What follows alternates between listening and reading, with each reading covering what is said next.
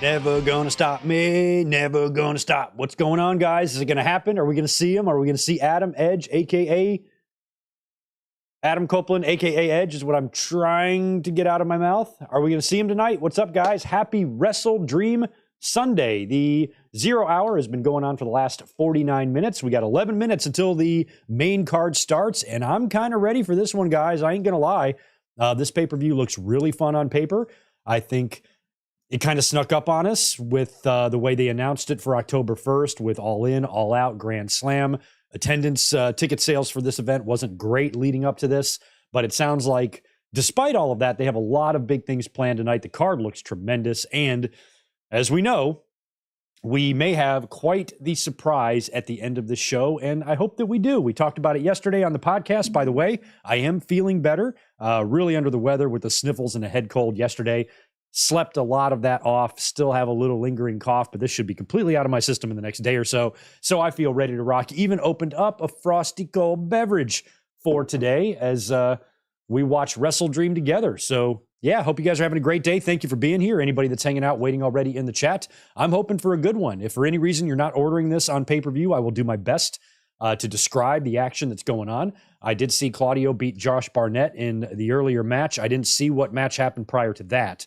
And now we've got the Acclaimed in six-man action with 10 minutes left in the 0 hour pre-show here. So that's what's going on. There's a kind of an overview, lay of the land, so to speak, and I hope you guys are having a great Sunday. We do have Chiefs and Jets as the Sunday night game tonight. I've got that on. We'll eyeball it, and we'll hang out for the evening. Good to see Michael Cuomo chiming in with $2. You mean Ledge or Cliff's debut? Cliff. I didn't think about Cliff. Cliff would be a good one. Cliff and Christian. I'm into it. I'm into it, Michael. I like it. Cliff is a good name. Never even thought about Cliff. I was thinking about like Ledge and Corner and shit like that. Never even thought about Cliff. That could work. How are you guys doing? Dessa and Rodrigo. We got channel members like Jay Lambo. We got William. We got Zane G. We got Tatanani. We got Zach Palgott. We've got Michael Cuomo, Titanium Titan is in the house as well. Nick Musser, good to see some early channel members here. We've got Big J, we got Mike Rouse, Gilbert, Dessa. I think I got you already. Good to see y'all. Hopefully you're having a great day. If you're watching WrestleDream and you've ordered the pay-per-view, enjoy it. If not, I'll do my best to describe what we are watching. Right now, it's just the Acclaimed kicking ass in there. They'll win this. And then it'll be time for the main card. Pretty stacked card. I think there is one match I thought we might have forgotten yesterday in the predictions. I didn't predict any of the 0 hour stuff, but help me out. Saraya and Shida. Is that on Dynamite or is that here? I kind of thought they had announced that match, but maybe it's not for WrestleDream. Maybe it's Dynamite on Wednesday, which if that's the case, that means, unless I'm wrong, that there's only one women's match on this entire, 9-match card? I don't know about that. I'd put at least 2 on there if I was Tony Khan, but I'm not sure about that one match. I've been out of the loop. I didn't even really look through a lot of wrestling news today, so I don't know if any information on Edge, if he's been spotted, if news of his debut has been leaked in any way. But the way I look at it, they wouldn't have gone through the trouble to make Christian and Darby the main event if Edge wasn't coming in, you know? They're just asking for fans to be pissed. So just the fact that that match is the main event alone is all the confirmation I need that Beth's husband is going to be showing up tonight at WrestleDream. Taylor Swift is in that game, or Jets or Chiefs game. Yeah, I'm sure she's there. Watching from the skybox, pissing off Fox News. You got to love that T Swift. I'm a Swiftie, by the way. Anybody else in the chat is a Swiftie? Greg is a Swiftie. Love that woman.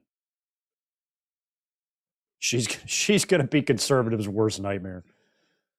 She's going to encourage and influence so many young people to vote. All those people who are 16 right now or 18 and 20 in the next election. Gen Z is going to fuck them up something good. So good for Taylor. Oh, a big spine buster. You don't want to be taking spine busters like that on the kickoff show. Come on now. JJ Leg, no, did not see No Mercy last night. I was under the weather. I podcasted all the way up until I had to leave. Then I went to work and worked a balls hard night. Like I worked hard last night and I was sick. So I did not feel great coming home. I had just enough energy to put tonight's link together, the overlay, that type of stuff. But I slept hard today. So I have not really seen any of WrestleDream. Saw that Dominic lost the title. Saw that he's got a little shiner.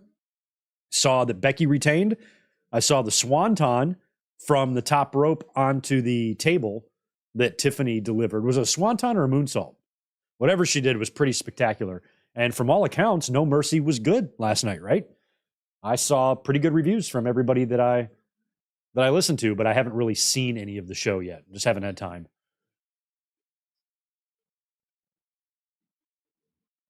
Billy Gunn's still in there, taking German suplexes and shit. My God.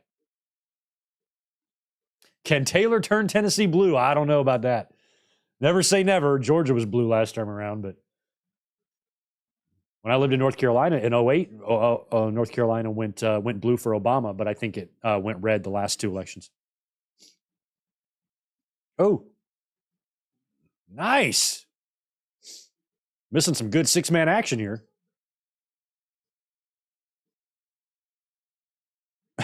I don't really know who these guys are that the Acclaimed are facing. Not that familiar with them.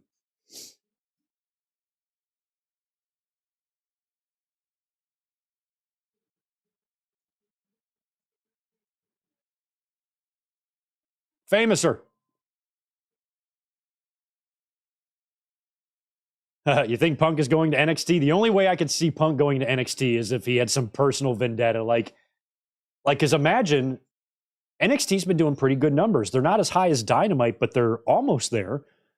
Imagine if CM Punk went to WWE to work exclusively with NXT and to work with a young talent, but also be a talent himself. And then you move NXT back to Wednesdays, head-to-head with Dynamite. And then if NXT starts winning in the ratings, Phil, that would please Phil very much.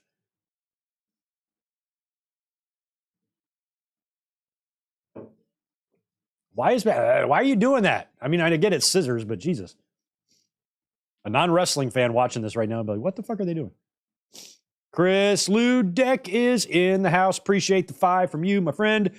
I'm on the edge of my seat to see who wins the TNT title match. It must be exhausting, always rooting for the anti-hero. There we go. We got Edge and T-Swift references in here. Clyde Wendell Slater in the house. Yeah, that Chris is a clever one, isn't he? I just watched a movie. I can't remember what it is now. I just watched a movie, me and Elizabeth, in the last couple of weeks, where in the movie there was this running gag where somebody kept quoting TLC lyrics, and I forgot what movie it was. He says, like, don't go chasing waterfalls, I ain't too proud to beg, all that shit. I forgot what movie that was. I want to say it was Michael Keaton or something was doing it. Anyway, I forgot. But gotta love TLC. Gotta love T-Swift.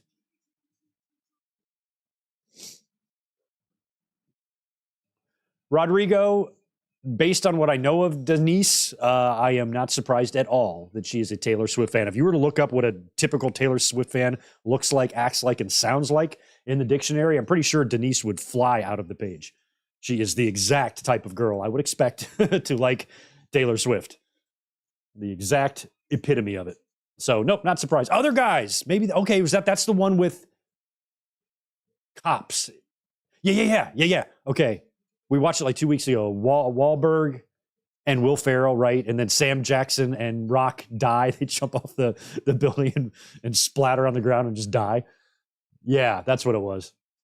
The other guy, yeah, just watched the other guys for the first time like 2 weeks ago. Also watched Game Night. Never saw Game Night either. That was pretty gnarly. Has fucking Todd from Breaking Bad in it. He's like one of the lead villains, but turns out to be a babyface. Bucks, see, this is such a crazy match. Bucks, Guns, Cassidy and Hook, and Lucha Bros. Tag title shot. It's got to be the Guns or Hook or Cassidy because I don't see the other two teams winning. Boy, I love me some Julia Hart. I don't think it's time. We did predict her to lose here tonight. We will see. But she is she's turning heads. Damn, Dallas whooped up on New England. By the way, I am no longer undefeated in fantasy. Took my first L today. I am 3-1. Probably still going to be tied for first place, but not fully in first place. Well, I'm still up by 18, but he's got Pat Mahomes going. He's got Pacheco for Kansas City, whoever that is. So he's got two people going tonight for Kansas City, and I'm up by 18. He's got a 96% win probability. I got -1 from my kicker, Matt Gay, after getting like 30 from him last week. 1 point from my defense. I had a shitty week, man. Shitty week. All right, let's get it. WrestleDream. I'm ready to dream about wrestling. I can't believe how many people are complaining about MJF like facing Vincent and Dutch. Like, they've never even been on pay-per-view before. Is this really the best use of your world champion? Fuck yeah, it is. Let him go out there and beat these guys in a handicap match. I see no reason to complain about that at all. The fact that some people think there's only one way to do things is weird. Just because WWE doesn't do stuff like this doesn't mean it's wrong. We should never measure what works and what doesn't solely off what WWE does, because we've seen plenty of times where what they've done has not worked. So let them make their own way. Let them make their own way. That's what I say.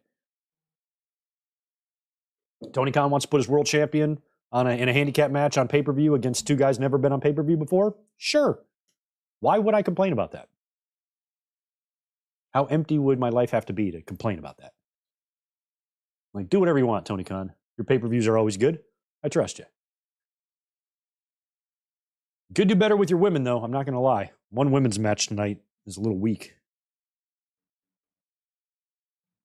Zane, no, I did not. As we get our WrestleDream opening, JR botched WrestleDream with WrestleMania.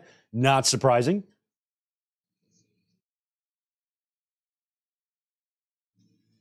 Oh, I like these. I like the music. All right, they got the flat ramp, it looks like, going all the way to the ring. I do like that. It's one of my favorite setups.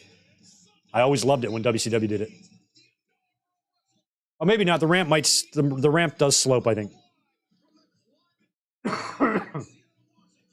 Climate Pledge Arena in Seattle. Is that where, well, I guess, does Seattle even have a sports team that plays there?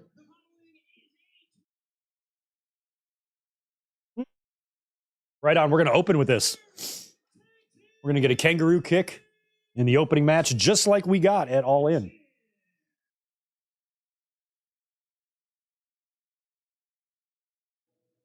That's cool that MJF's going to open the show.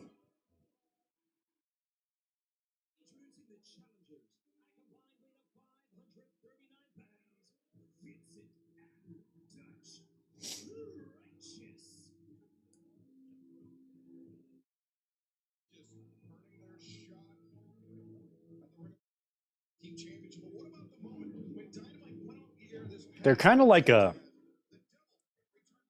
I mean, what's Vincent and Dutch's track record? Like, where did they come from? Where did they...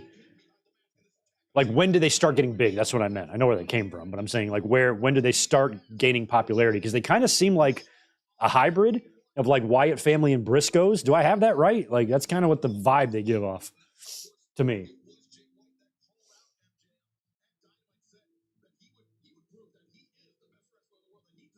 And Dutch kind of reminds me of, like, a Joe Gacy or something. Yo, We Are Pro Wrestling. Appreciate that $9.99. What's up, Greg and chat? 6-year podcast and 13-year channel anniversaries this month. Holy shit, I didn't realize I've been around that long. Also reviewing the October In Your Houses this month, starting with the Diesel and Davey one this week. Ooh, you picked a bad one to start with. That one sucks. Winnipeg, right? Oh my God, that's a brutal show. One of the worst pay-per-views I can ever remember.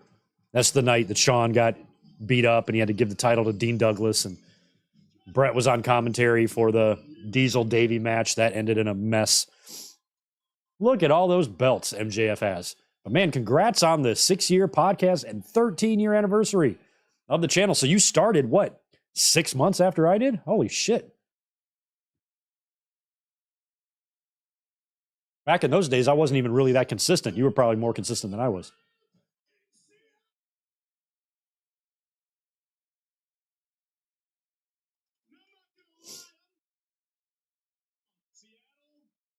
What you pissed off about? Oh. Boo.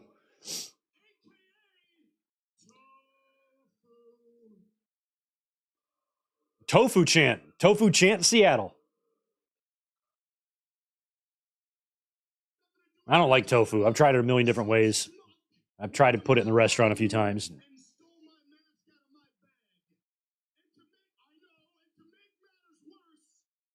Not for me. Damn, Adam Cole's not even here?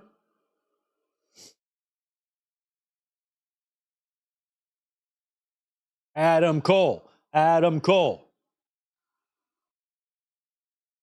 We talked about the Masked Man. They could actually do a thing if they wanted to stretch out the reveal. They could wait until Adam Cole is healthy, and then he can reveal himself as the Masked Man and then claim that his injury was fake and it was just a ruse to trick MJF and he was really running around unmasked the whole time.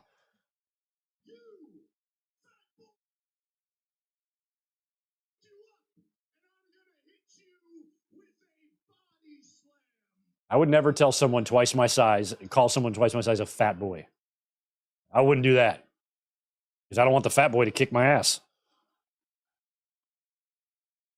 Spaz is here, chiming in with the $5. What you got for us today? NXT Rewind is officially back. You talked about that yesterday. Come join me for a look back at NXT TakeOver Unstoppable. What was the main event of that? Unstoppable 2015. NXT No Mercy review as well, both available now. Go check it out. I might have to because I haven't seen any reviews on No Mercy at all yet. I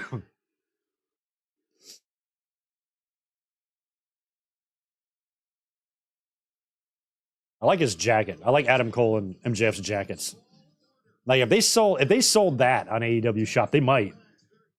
I would buy it and wear it to a wedding. One of MJF's pores. Well, girl, if you get a seat that close to the ring on pay-per-view, you can't be that poor. You might be poor, but you can afford to do shit. That's the way I look at me. I'm somebody who's poor but can afford to do shit. I don't have $1 million yet. Working on it.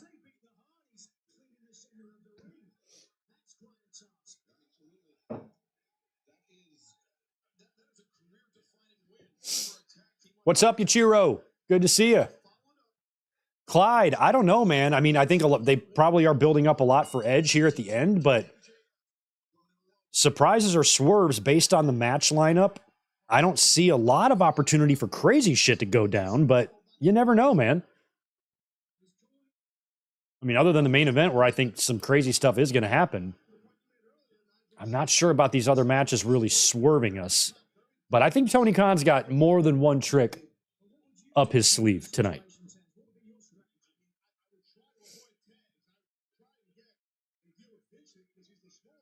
What's with the green on MJF? Is this like St. Patrick's Day? Oh, no, it's Seattle Sonics. He's just playing up to the home crowd. Oh, look, he gets massages from the audience. Help him out, man. Yeah, that young lady who was massaging him, if she's passing out massages, I'll take one. I'm a sucker for glasses. I love glasses on a girl. It's like my favorite.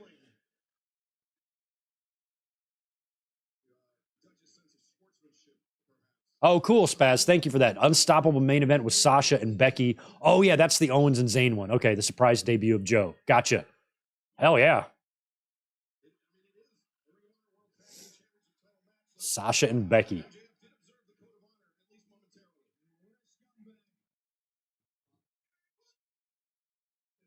Oh, yeah. Speaking of that, there's one, Clyde. One other potential surprise. Maybe we get Money. I like Sasha, but I am not a fan of this new name of hers. And I'm really not a fan of her music. And when you hear her voice during the music going, Money, I don't think there's anything I've found more annoying than that in the history of professional wrestling. It's right up there with Brie mode. Money. Oh.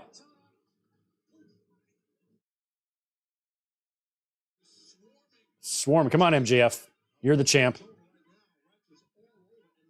I thought Vincent was wearing a fanny pack. Just his belt. Juliet, sorry I'm late. Was finishing a reaction video when I got the notification. Well, we don't really, tolerate tardiness here, Juliet. You know this. So I'm going to give you one more chance. You show up late to this stream one more time, I'm going to come looking for you. Don't make me tell you again. And by the way, you said you were finishing up watching a reaction video. I thought you said you were making one. I'm like, do you have a channel? I'll watch your channel. But I think you were watching one, not recording one. Gotcha. And let it slide this last time, Juliet. Oh, no.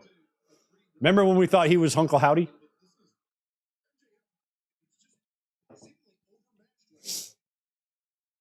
Her song is dead ass the worst in professional wrestling. And the funny thing is as a kid, I was a big Criss Cross fan. I was known to jump. The Mac Dad made me jump. The Daddy Mac made me jump. But that song, oh my God. It's so bad.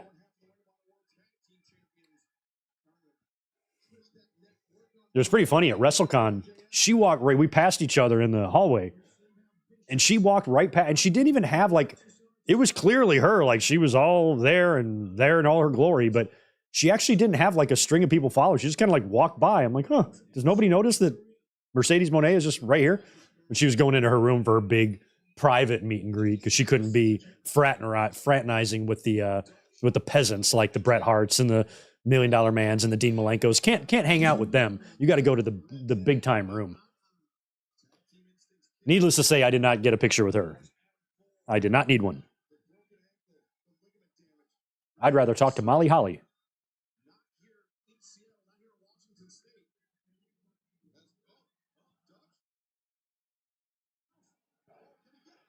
Oh, he went for the slam, missed. I love that. See, that sometimes the things you would do for the live audience in 1986 will still work today.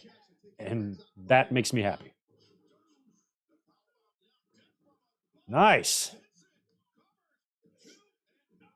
It's a pretty good looking swanton there from Vincent.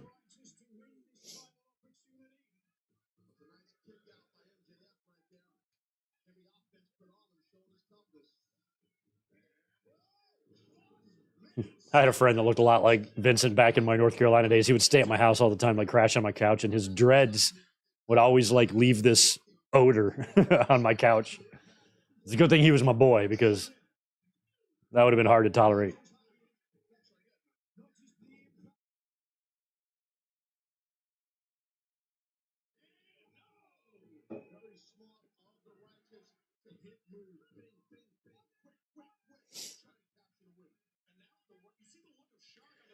Jay Boba 28. Appreciate that super chat from you, my friend. Hey, Greg, if Edge does show up tonight, can he use the same theme? Alter Bridge owns the song, not WWE. I don't know. I don't know how licensing works if, WWE. And is it Alter Bridge or is it Metalungus or whatever the fuck? I don't know any of these bands. But the I See Clearly song that we've known for him to come out to for the last decade or so. That one, it just depends. But I would like to see the Rob Zombie. Speaking of Rob Zombie, Dutch looks a lot like, or Vincent looks a lot like him. But if they did Never Gonna Stop, I would love that too. I think whatever Tony Khan can get, he will do. I think he's proven time and time again that he will pony up for music. Yeah, MJF's playing possum.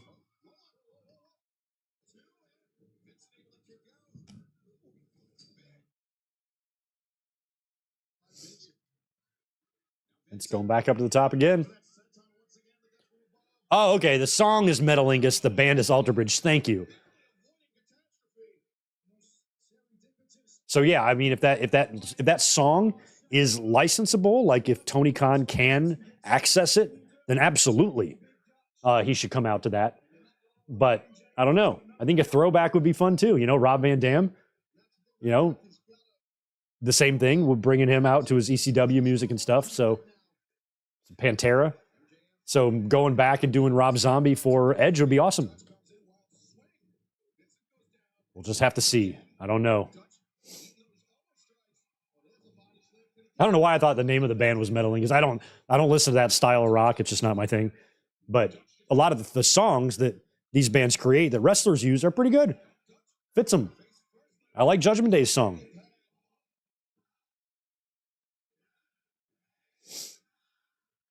Oh.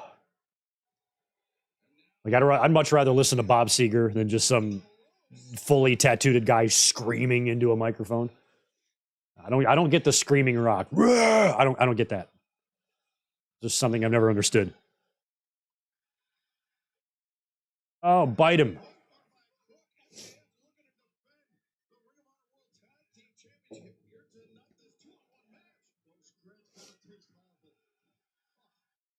Yeah. Is this kangaroo kick? Oh, he's doing this. Or no, he's slamming. Okay. Come on, you can do it. Hogan slam on the big fella. It's like when Hogan slammed the boss man for the first time. And he's got him. Way to go, MJF. Raw power. 16-inch pythons.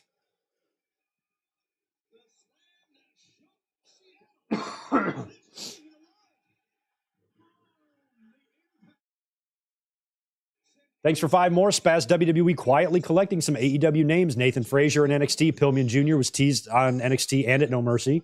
Cody, Jade, and I hope CM Punk. I think in the future, I would love to see Ricky Starks go to WWE. I would love to see Keith Lee go back because Mia Yim is there. And he's not doing shit in AEW. He was on the 0 Hour, but they've done dick with him. So I'd rather him go back to WWE. Ricky Starks, Keith Lee, I'd love to see both leave. Malachi Black. Oh, here it comes. I'm going to do it with him. Kangaroo kick. In case you're just tuning in, wondering why I have this stance.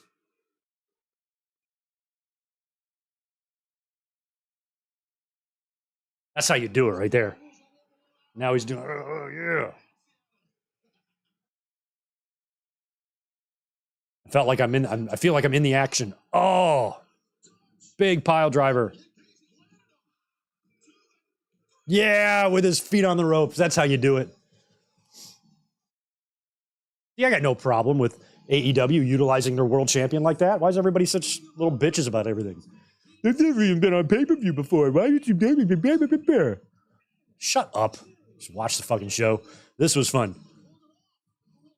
And there's a storyline reason for this. He's going in there alone to defend the titles for his friend, so he can keep these titles while his friend recuperates. That way they're there waiting for him.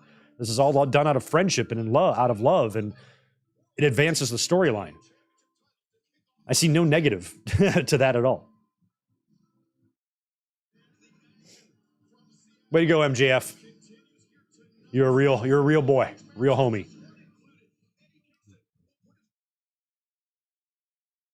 So Eddie is putting both of the belts on the line against Shibata. I think it would be easier, a little bit harder to predict this if only one belt was on the line, like just the strong title. But the fact that it's both,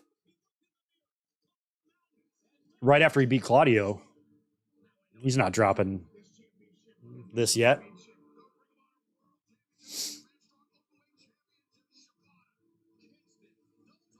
One night I would like to go out bar hopping with Eddie Kingston. That would be dope. Do kids still say dope? Is that still a thing? It would be dope. What's up, Ahmed? Going on, Andy Linnell? Anybody else? RJB40? Oh, hey, RJB40's got a good point. I think most fans do know that Edge doesn't know who his real father, or he never got to know him. I think he maybe knows who he is. I don't even know if he's passed away or not. But Edge, you only heard about Edge's mom. He didn't really have a relationship with his dad. That is something that Christian could say or bring up if they have a feud together. Great point. Never even thought about that.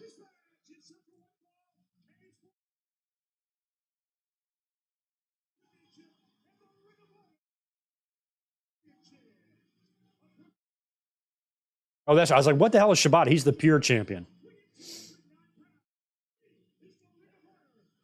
I mean, I think people complain and whine a little bit too much about the championship belts in AEW. There's so many, blah, blah, blah. Even though I find their whining and bitching and complaining to be extremely annoying, and very little of it is an actual good faith. They're probably just using it as ammunition to critique AEW.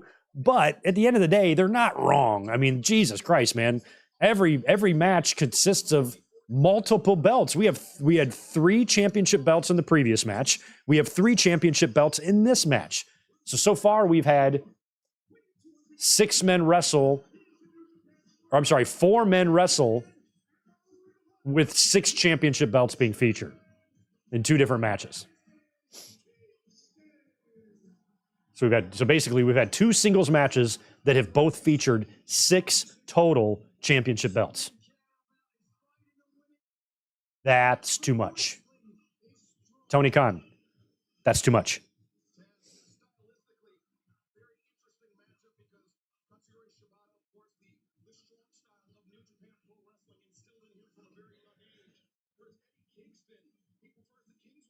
Is it just me, or does it feel like... I feel like the pay-per-view sets have kind of had this consistent look. A little more WWE of a look to them. Where I think Dynamite still does the barricades. This is almost like a Collision setup, I guess.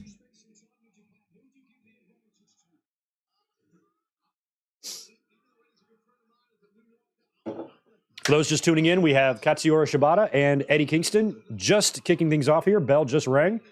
2 matches in, MJF defeated the Righteous in the opening match, handicap match, beat them both. As expected. Now Eddie and Shibata are going to bash each other.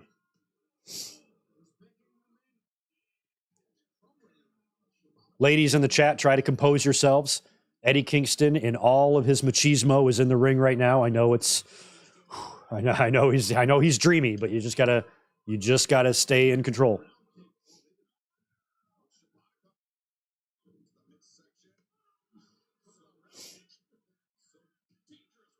Come on, hit me again, he said.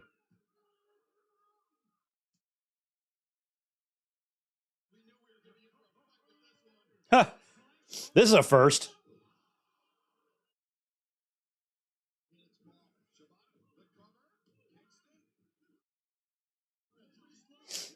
I don't know this referee's name. If anybody does, let me know. Looks like a New Japan referee. A Ring of Honor referee. New Japan referee, most likely.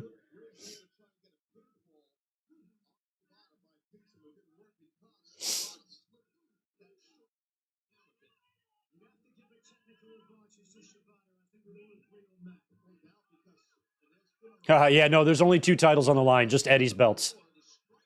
I don't think Eddie would really be the right candidate to compete for the pure championship. Those matches are for the Garcias, the Daniel Garcias and the Kyle O'Reillys of the world.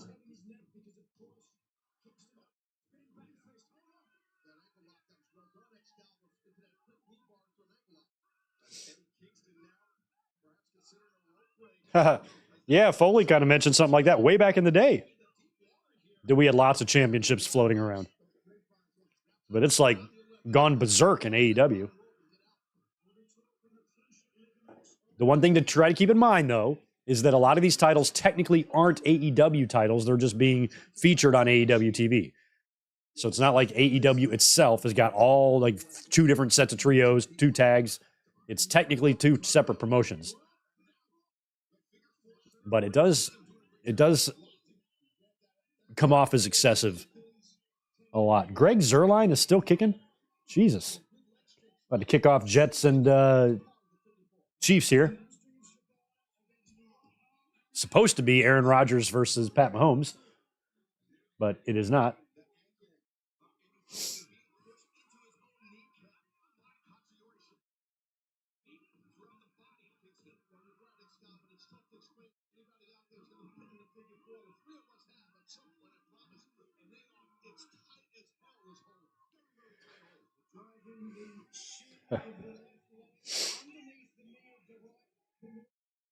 Cornette is having a heart attack with this chop exchange. Yeah, he probably is. And I have no sympathy for him. If you will allow a couple of wrestlers chopping each other to throw you into a fit of rage, then I feel very bad for your inner peace and the lack of it that you have.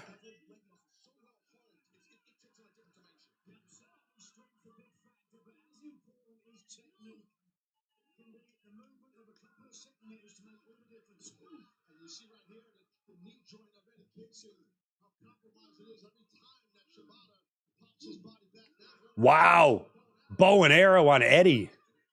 He's a hard guy to bow and arrow, I would imagine.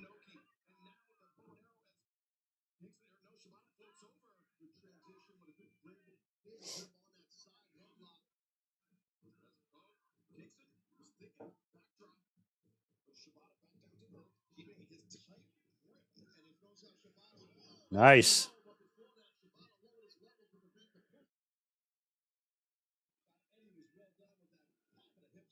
Kevin, what's up? Good to see Blue Lantern in here as well. They aren't covering the Chiefs game anymore. It's just Taylor Swift's new reality show. Good for her.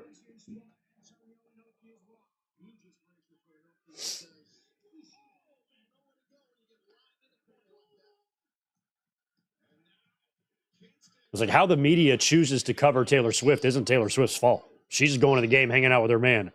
If they want to put her on every top story of every media outlet, then that's their business. But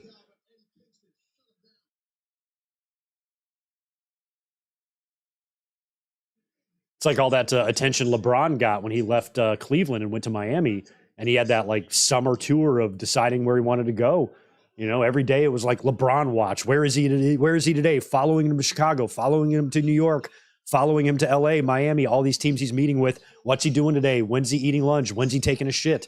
They wanted to know every single detail about every moment of his whereabouts. So when it came time for him to make the decision, he was like, since you guys are making such a big deal about this, why don't we broadcast my decision live? We'll take all the ad revenue from the advertising and we'll give it to the Boys and Girls Club of America. And he was considered to be a villain for that. And I'm like, he probably wouldn't have made such a big deal about himself if the media wasn't making a big deal about it. He was just going around exploring his options and he's going to choose the best suitable place for himself. But every story, it's kind of like CM Punk in the last year. Every time we started a podcast, we had to talk about Punk. So can't really blame him. Come on, Eddie. He's got that look on his face like, oh, those little short kicks, you know, when they have you bent down and they kind of, I hate those. And if I was a wrestler, I would not want to take them. All right, Kingston looks like he's mounting a comeback here, but they're just screaming at each other.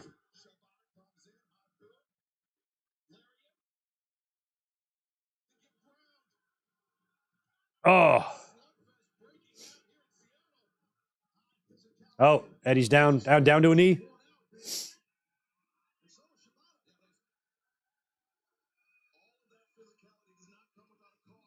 Whenever I think it's Shibata, I think of ciabatta bread. Oh, he's up. He's up quick.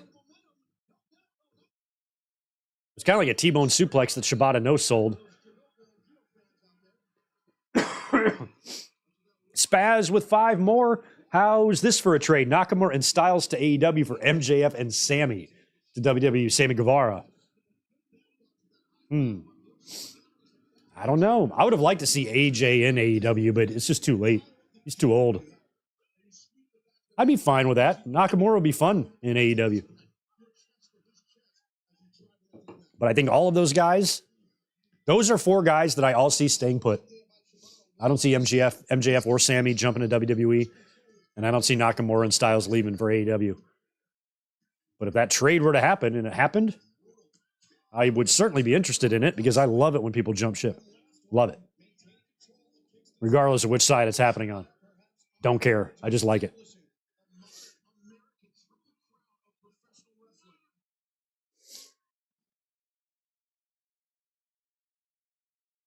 Jesus. I mean, even Shibata's chest is super red.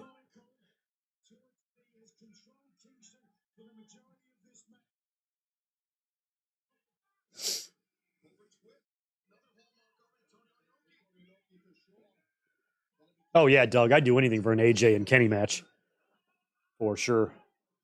AJ and Adam Cole. I wish AJ had another 10 years in the tank, you know? I mean, this January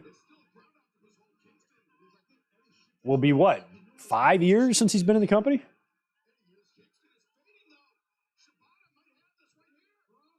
Or no, was it 2016? Was it 8 years? What year did he show up in the Rumble? 2016 or 17? I thought it was 17. I think it was 17. Yeah, it definitely was. So 5, it'll be... No, I'm sorry, it'll be... I can't add. It'll be 7 years this January that he's been in the company, right?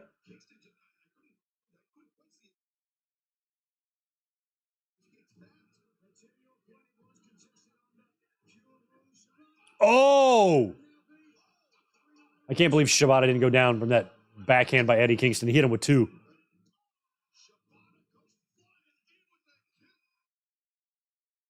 Ooh.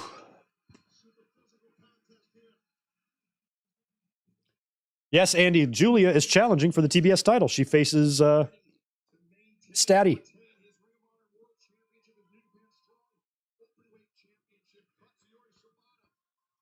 So it is 16. Holy shit. So it's been 8 years. So it was WrestleMania 30. So he did work that WrestleMania 32.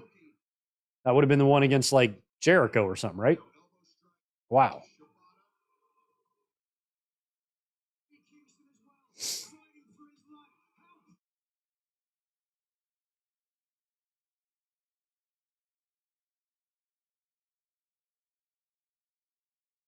God, these chops are crazy.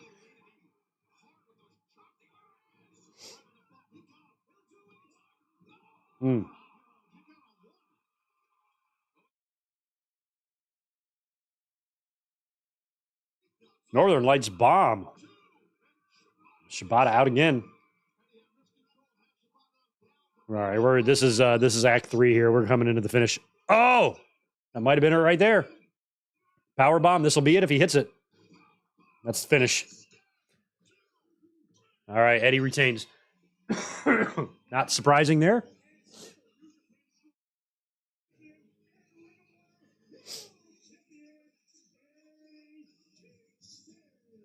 Cool. That's right. Yeah, so it was 26. That's what I thought, but then I started questioning my math. I'm like, wait a minute. Is it 5 years, 7 years, 8 years? How long has he been there? 8 years. 8 years, 8 years this January. That's crazy. Tribal Chief, I have not seen any of No Mercy, but I have seen the results. I think that's great about Dragunov. Much deserved. Tiffany and Becky looked like they tore it up. Dominic coughed up his title.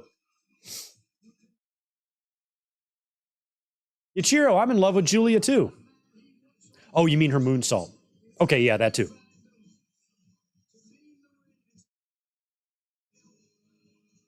Love that.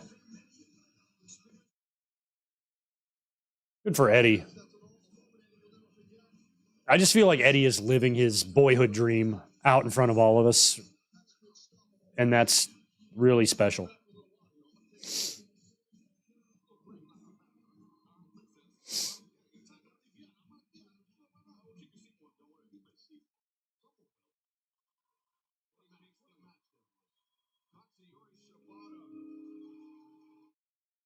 He gets a little music too. That's nice. Mad respect. Love it.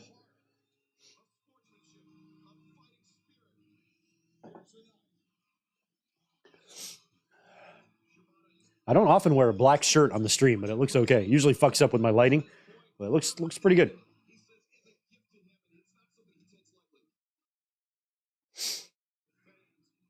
Yeah, we've speculated all week about what Tony Khan means about the new era, but we really don't know.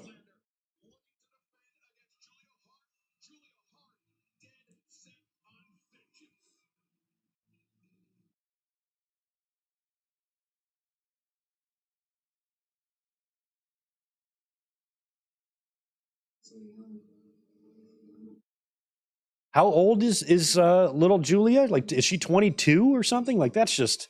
I think Tiffany Stratton's 24, but just 22 is just nuts to me. Girl was 9 when I started doing YouTube. Now she's on pay-per-view.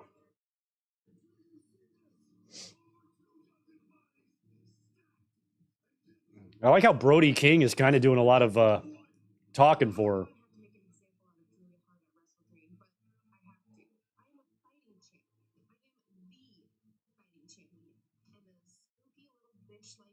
Spooky little bitch like you.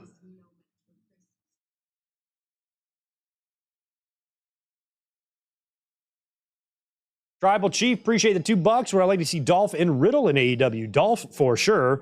Dolph I expect to see there. He's definitely going to come in and work with his brother, no doubt.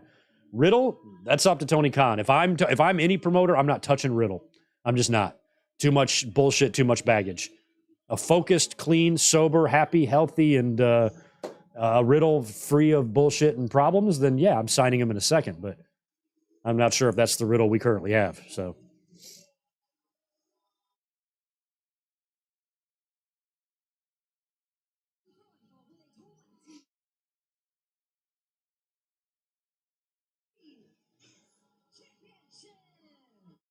What a turnaround for this. She's got a 28 match winning streak. I thought it was 21. 28 match winning streak. That's insane. How did that even happen? She's just come such a long way from being the cheerleader of the Varsity Blondes. Just happy, bubbly, cute little blonde cheerleader to now this dark, gothic type of character. I love it.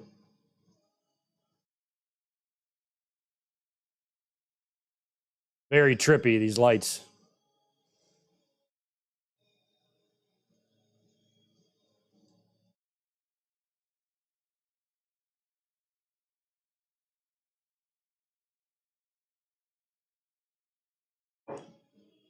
All right, Statlander, bring it. I think Julia falls short here, but you never know.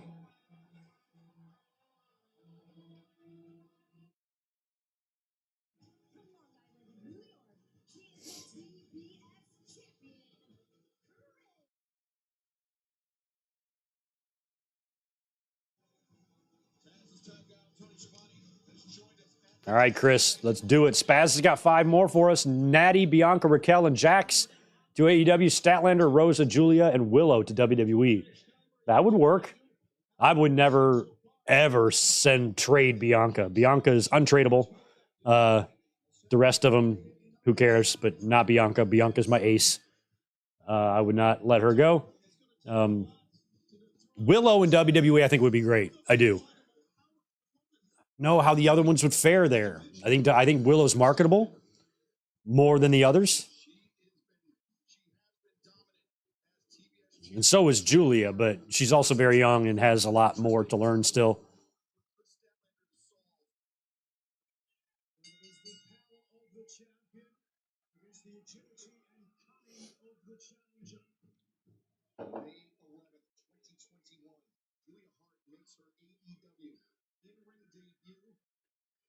No, Riddle's not going back to the UFC, Rodrigo. Dana White hates him. They hate each other.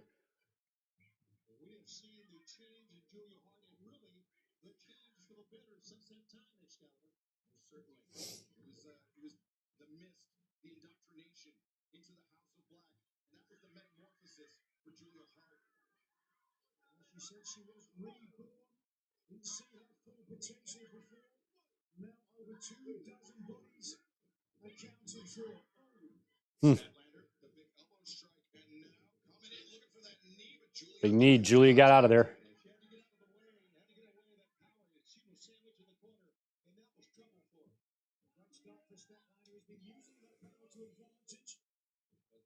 Three nothing KC, by the way.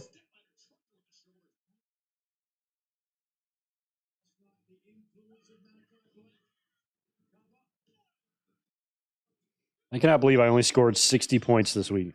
I scored 160 last week. What a mess. What a mess. Statlander and Julia battling for the TBS title right now for those just tuning in. Match just started. Stats in control early.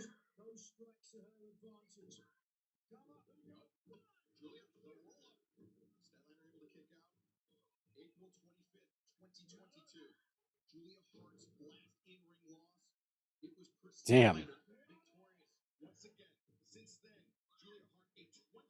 Wow, I didn't realize that the last person to beat her was Statlander in 2022.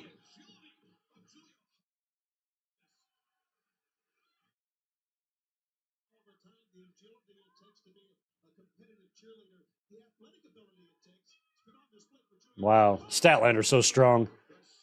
Yo, thank you for the 5, Tribal Chief. If Edge showed up, would you like to see him as a babyface or a heel? We talked a lot about this yesterday. Do you like him better as heel and JD or as babyface? I don't know. It depends on what they want to do with him. I don't know if he'd work better. I think his initial appearance and debut will get a babyface reaction. So if they do plan to make him a heel, I think they need to be careful how they execute that.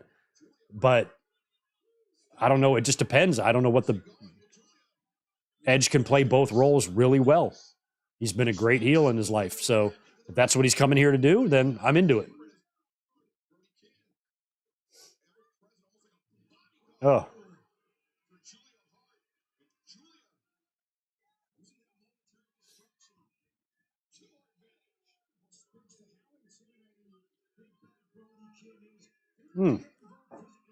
I'll be back in 2 seconds.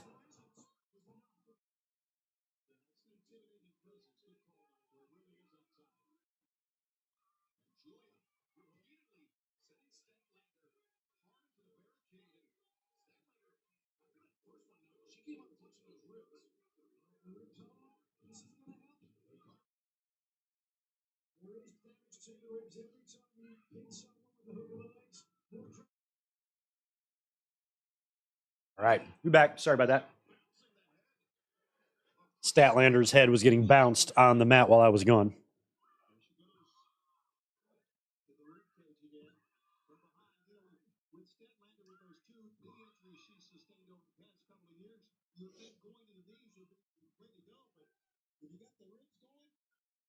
Oh, ooh.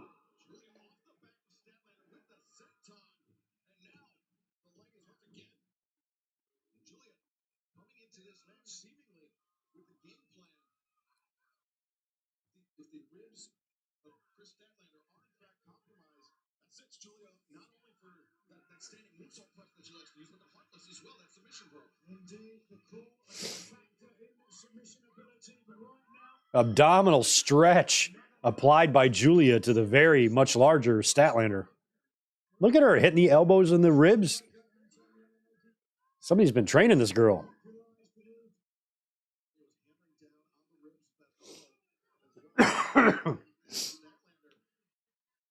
Oh, touchdown. Great. Then that's double points for. Oh, no, it's not. He's a running back. Good. I've still lost. It doesn't matter.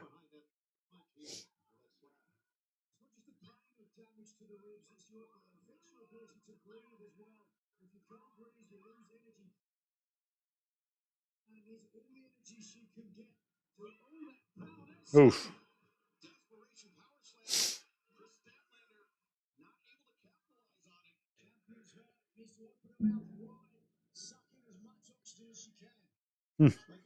Open her mouth wide and suck in as much oxygen as you can. That's the way to do it, Nigel. There, she hit the knee that time. Missed it the first time.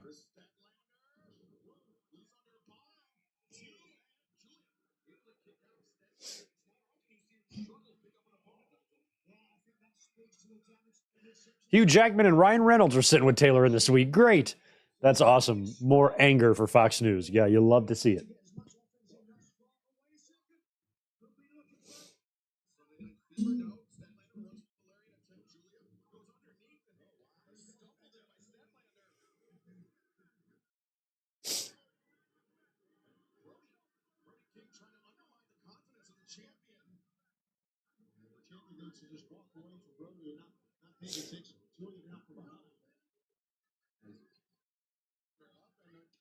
Oh my God.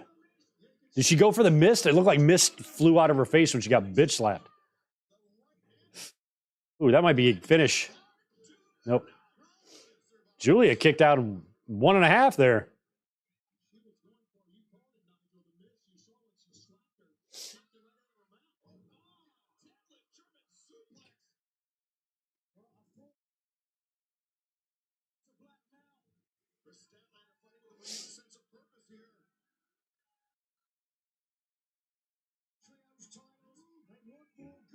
Oh, I read that as Tribal Chief. I read that as EO. I thought you were talking about EO Sky. EO has better storylines. I think you meant in your opinion. I don't know. I'm fine with the storylines in both companies right now. I don't harp too much on that. WWE was way ahead most of the year because of the bloodline, but now when you take away the bloodline, I think that might even them up a little bit with AEW in terms of the strength of the storylines they have.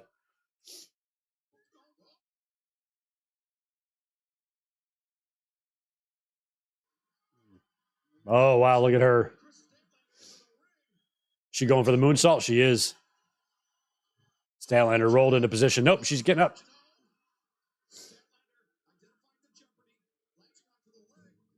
She's still going for it. Statlander's getting in position. There it goes. Beautiful moonsault. Perfect. No, fuck. Leg on the rope. You almost had it, Julia.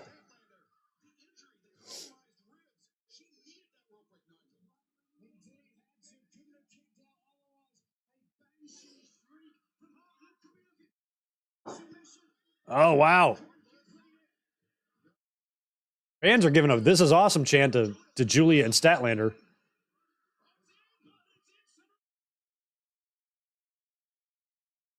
Wow. Oh, she's going to pin her right there. Oh, I thought that would be the finish. Oh, no, she's going to pick up Julia. Oh, that's got to be hard to do. So much on the quads.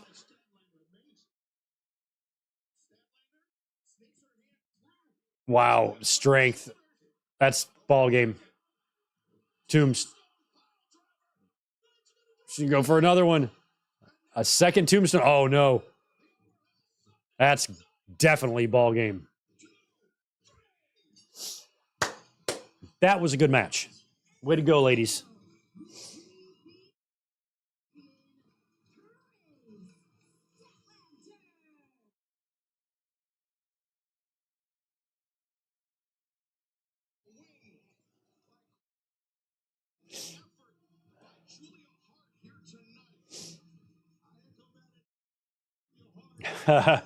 Greg Morgan versus Greg Gutfield.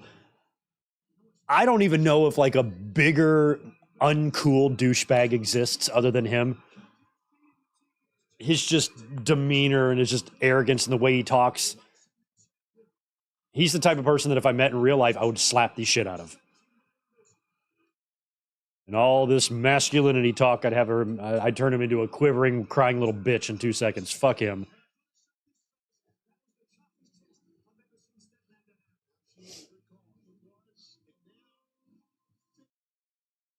I love Brody carrying poor Julie. Her arms are swinging.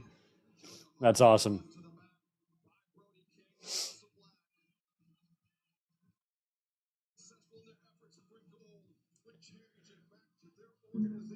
Kevin, day's been going great, dude. Got the day off. A little bit under the weather still, lingering from yesterday's podcast.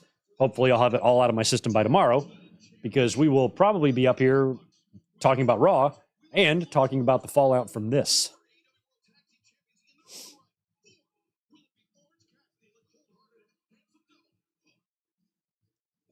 All right, so we're getting this crazy four-way tag match now. Ooh, what's Hook got? What's he eating? Doritos Locos or something? Let's do a tag match or something. That's how they came together. Cassidy went up to him and was like, we should do a tag match or something. And Hook goes, okay.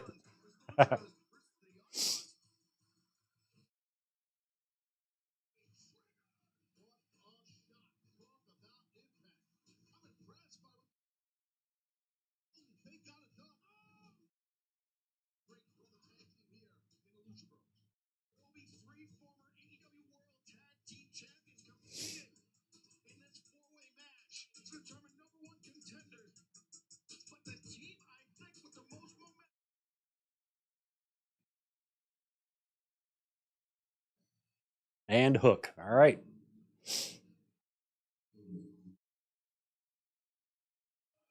Man, we got a lot of entrances in this one.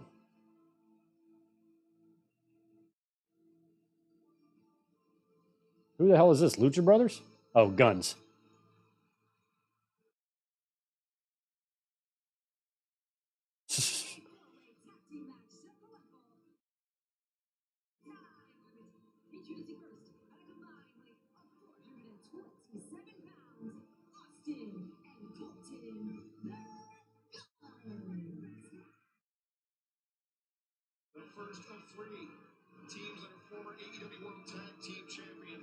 I mean, the Ass Boys are pretty good. They're a lot like Bernard and Parker. They're just maybe even a little bit better than those guys.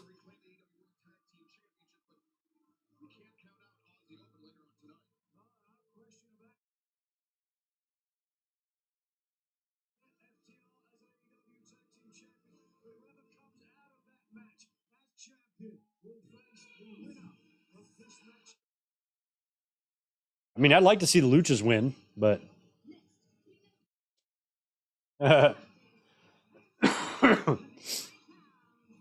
Greg Gutfeld fan channel.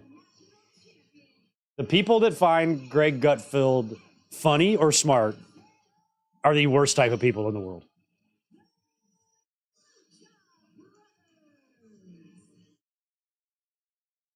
They're the type of people who will say they're not racist because they had a black friend in high school, or they'll say global warming doesn't exist because it snowed at their house yesterday.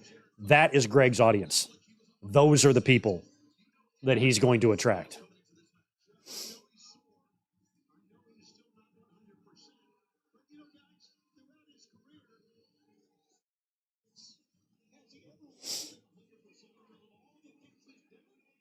We got a 10-0 game here in New York. Kansas City whooping up. How's the cat? Yachiro, that's a good question. Tito, where you at, bro?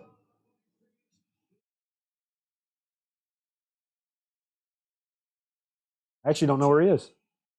He might be under the blanket back there. Or he could be lost. I don't know. Tito might have ran away from home. He's on the side of the road with a little stick and the thing in it, you know, when you're running away from home.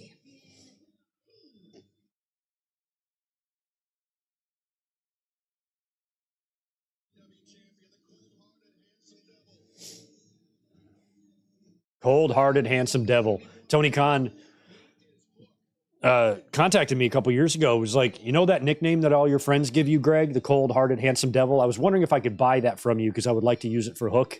And after some negotiating, I agreed to let the nickname go. It's Hook's now.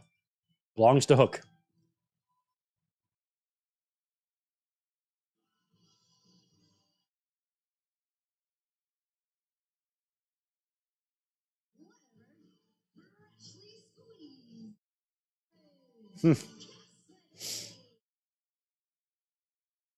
One firework.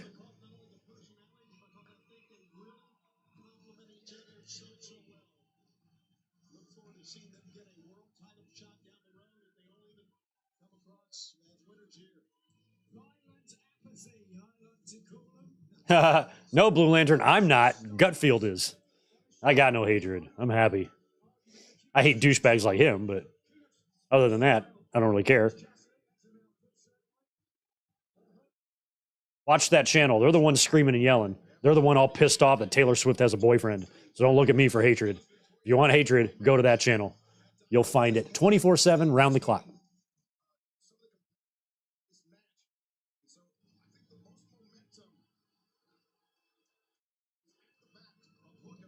Young Bucks, you cannot win this match. You guys just had a tag title shot in London, man. And you guys are trios champions. So now we got 2/3 of a trios. Are they wearing their belts too? They are.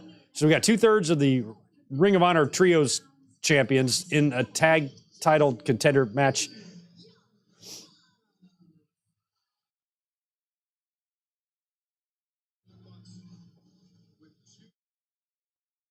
Hangman and Swerve coming up later. I'm really looking forward to that one.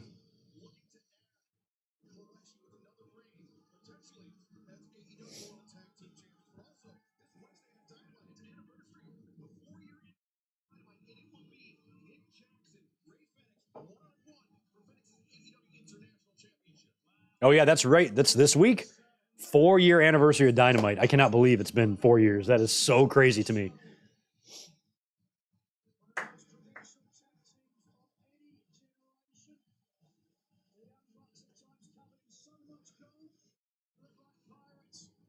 They look like pirates. They do kind of.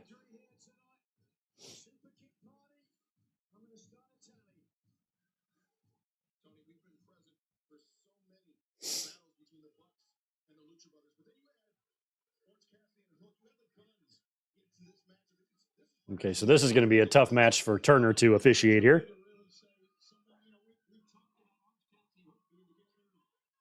Ring the bell. Here we go.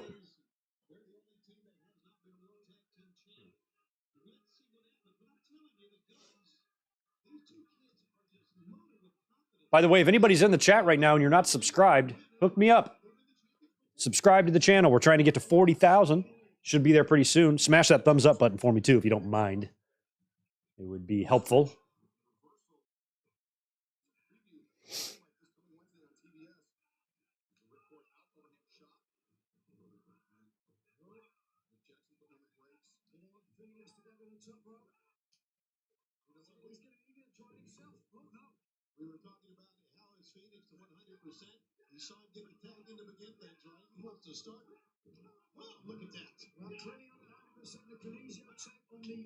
Oh, double super kick to the legs. And a double nip up. Love it. Phoenix and Nick. It's going to be Phoenix and... Is it Phoenix and Nick or Phoenix and Matt next week?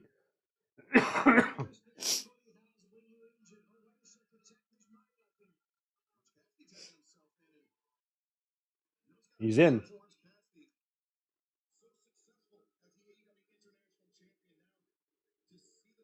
Nick, I agree. I agree with you.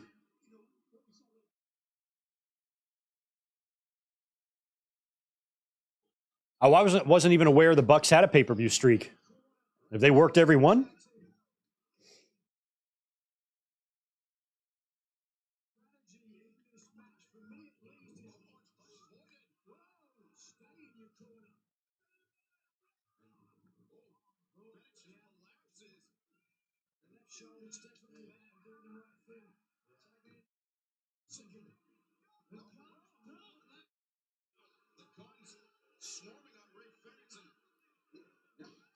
Oh, the gun's taking out Phoenix. Jesus.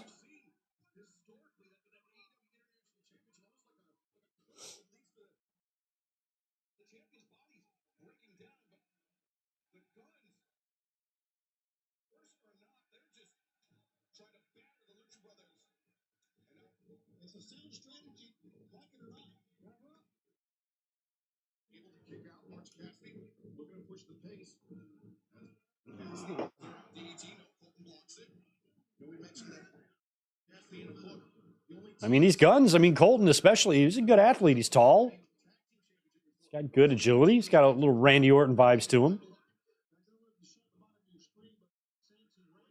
What? You can't do that. They're trying to pin each other. Paul Turner giving the old Ralphus finger wag.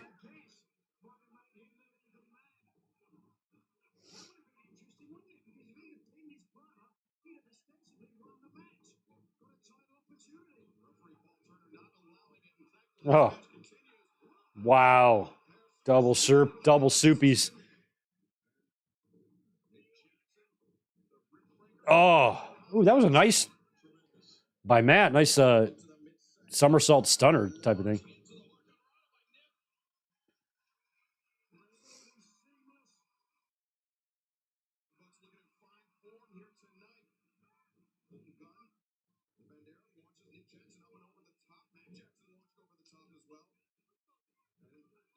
No.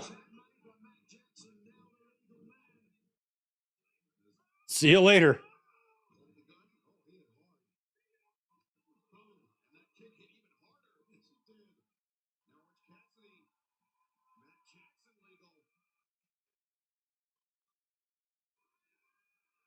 Hmm.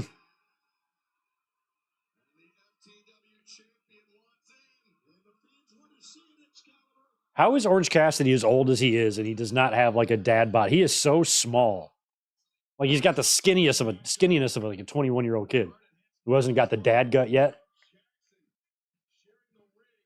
Dude must have an exquisite diet.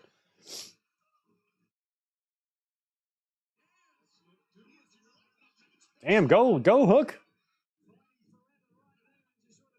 Spaz has got 10 more for us. What do you think of the Triangle Championship? And a title only fought under triple threat rules, always consisting of the current champ, the former champ, and the new contender. Yeah, I guess. I like the idea of a division like that. I wouldn't recommend it for either WWE or AEW because they just got enough shit going on. But in a vacuum, I like it for sure.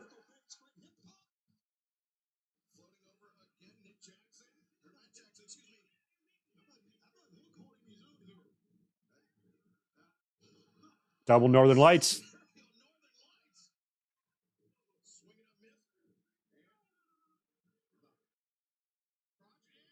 High crotch. Come on, Hook. Don't make me feel guilty and feel bad about giving you my nickname.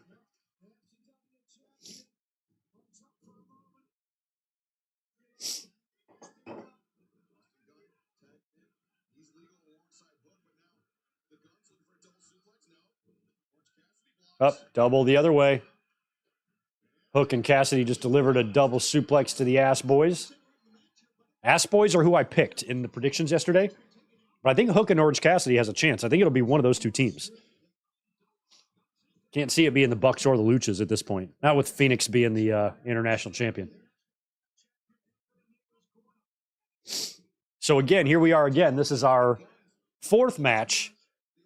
First two matches had 3 championship belts featured in it, right? The next one was just Julian Statlander, so that's just one belt. But then here, it's a number 1 tag team contenders match, but we had the Bucks and Hook come out with, and Phoenix come out with championships. So we had 3 belts in the first match, 3 belts in the second match. That's 6. 1 in Julia, and then 4 more here. So we are 4 matches in, right? And we've had 10 championship belts on the show so far. That's crazy. That's crazy.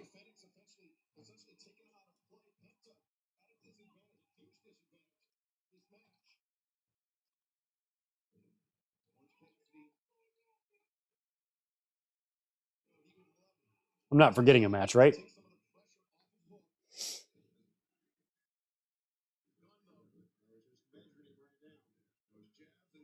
Oh, he's doing Road Dogg.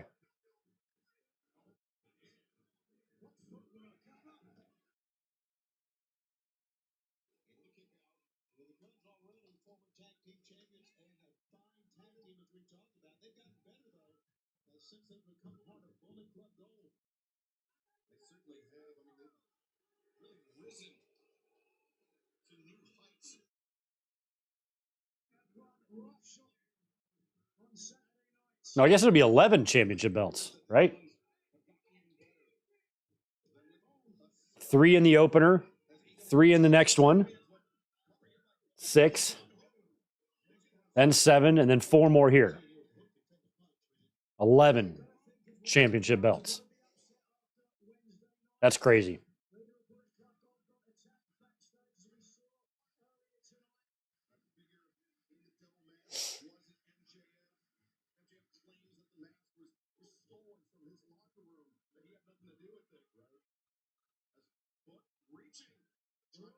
Oh, and we had the trio titles on the pre-show. Good point.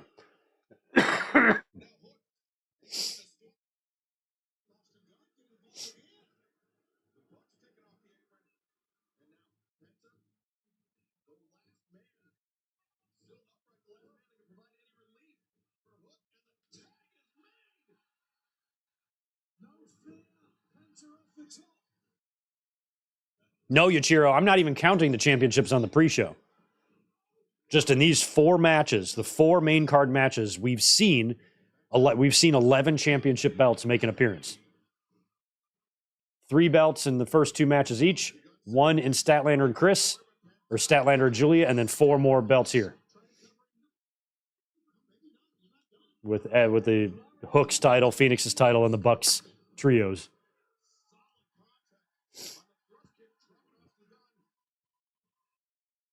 I love Penta. Ooh.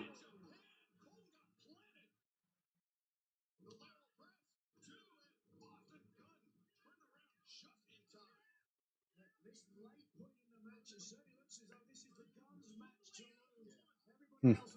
Yeah, everybody is out. It's just the Guns and Penta in here right now. Ooh.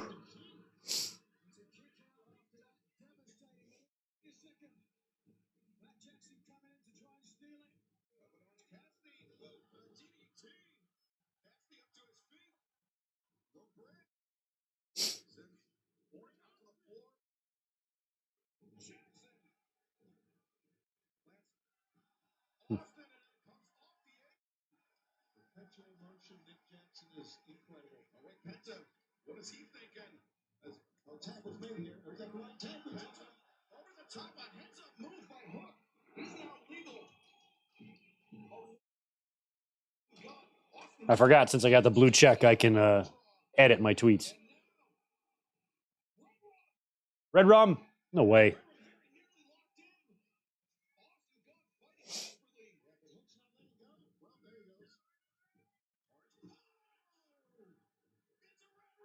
It's a red rum.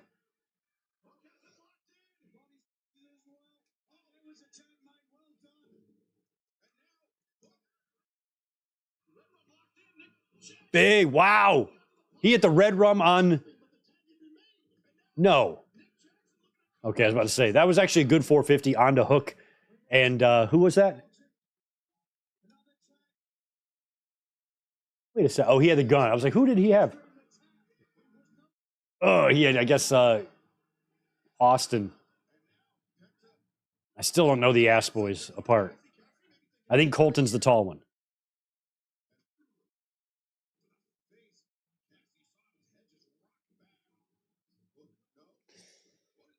What's happening?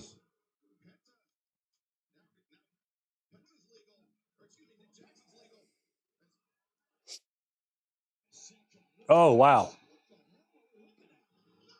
Oh, wow.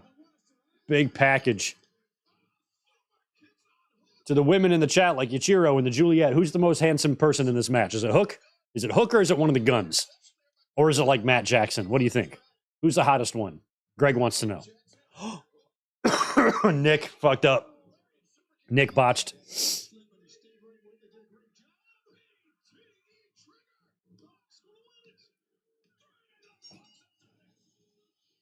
Okay, I don't like that at all.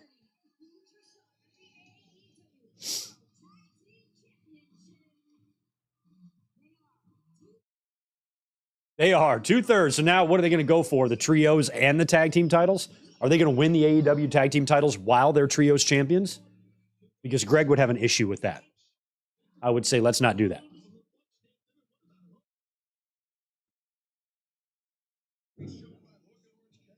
Yeah, I'm not a fan of that outcome. I don't dislike the Bucks, but I don't always need to see them winning. All right, I was wrong about that. So I think that's the first match I've gotten wrong so far. We predicted the first 3 matches correctly, and we finally got a match wrong. I do kind of like the Bucks. I like all of the Elite's themes. I like this theme by the Bucks. It's fun. I like Kenny's theme, Battle Cry, and I like Hangman's theme. I like all the Elite's themes.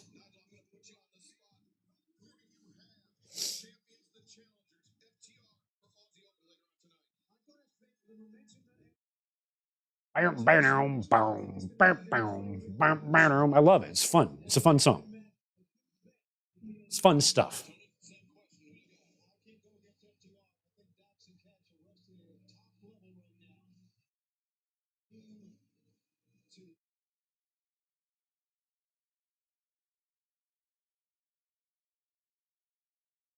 It's always been my WrestleDream to work with you guys.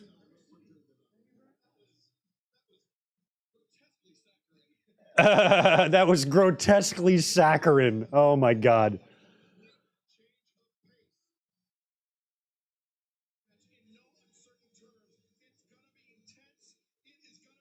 It's like in Back to the Future when Doc calls the enchantment under the sea dance like a social rhythmic ritual or something like that. Some crazy word.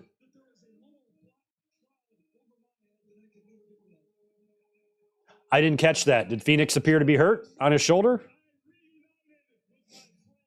Well, this is where I'm hoping that my predictions get back on track with Hangman and Swerve, because Swerve, these guys are going to have multiple matches against each other, but I really do think it's crucial for Swerve to win the first.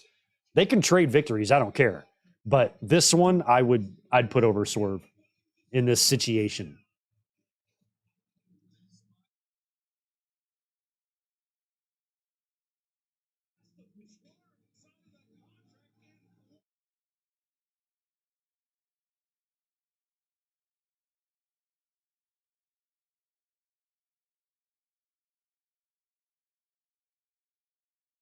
I didn't even see that. I was wondering where Phoenix was, but I guess he got kind of helped out. So, geez, could you imagine if he comes up injured now and they got to relinquish the title after Orange Cassidy had that long run, and then they've had 2 goof ups? All right, here is championship belt number 12.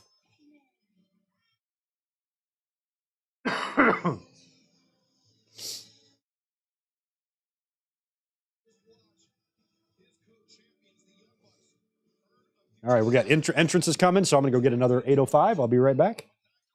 I'm not going far. My fridge is right here.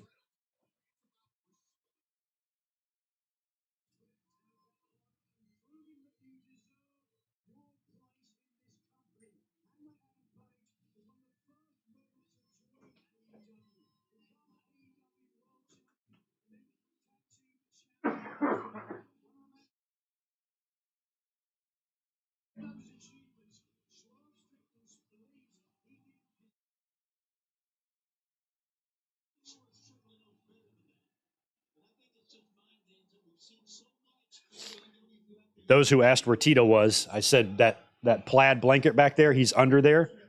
Just got a picture of him. He's under there doing that. That's what he does when I'm streaming. All right. Is he going to let Prince Nana do the dance? Because I didn't appreciate Swerve stopping him. There we go. I can't do it. You guys don't want me to try. You would all unsubscribe if you saw me dance. I'd wake up tomorrow with 0 subscribers. All y'all. You'd probably block me too. You'd say, you know what? I'm done with that good mic work. Dude's an idiot. That's why I don't dance. Because I like you guys and I want to keep you. The only person who sees me dance is Elizabeth. Because I'll shake my booty in front of her. She doesn't care. But y'all, you might not like what you see.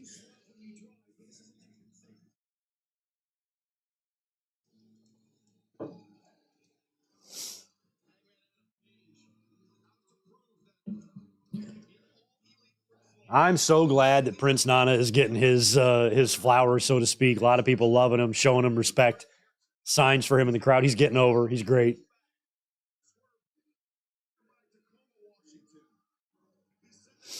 Tacoma, Washington. That's not where I would think Swerve was from. He seems like somebody from more like from Georgia or somewhere where I'm from. Let's see, that Tacoma.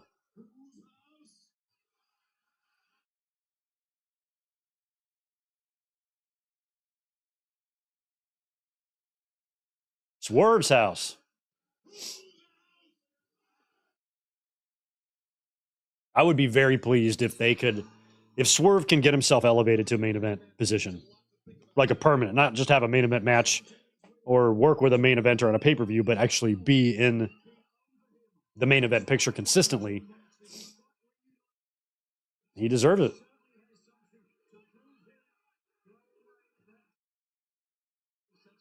I like Swerve's gear.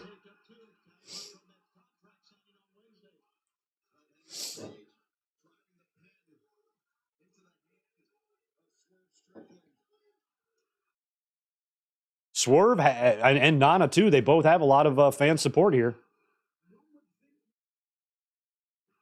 and I do like this match. Like I like both wrestlers. I like Hangman Page a lot. Always have.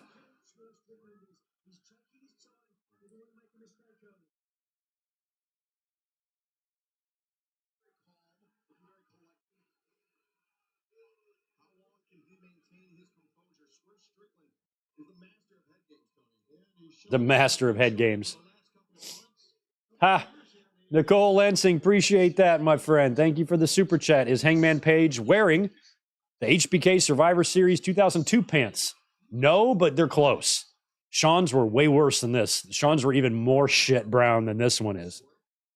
And he had very little decoration on the side. Hangman is reminiscent, but his still have more going on than Sean's shit pants.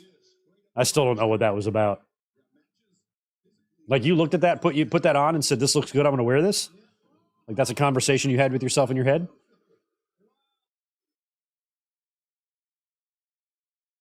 He had that stable boy haircut, short little Dutch boy haircut, or whatever you call it. He just looked a mess.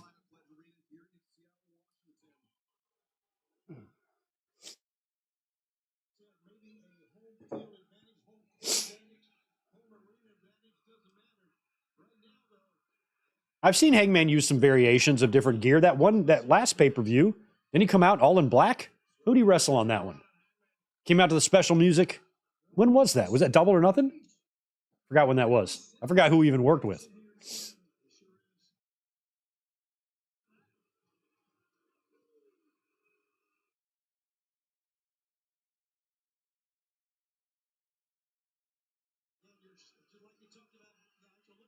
Hmm.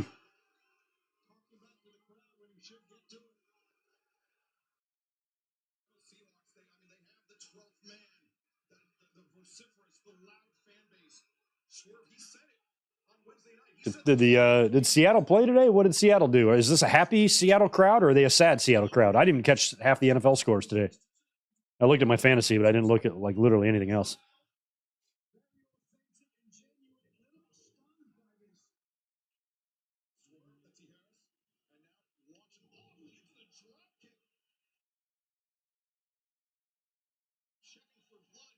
Hmm.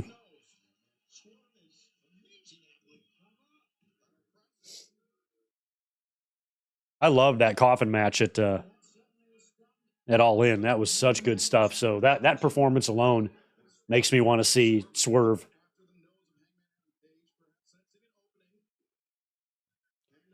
Has Swerve? He looks like he has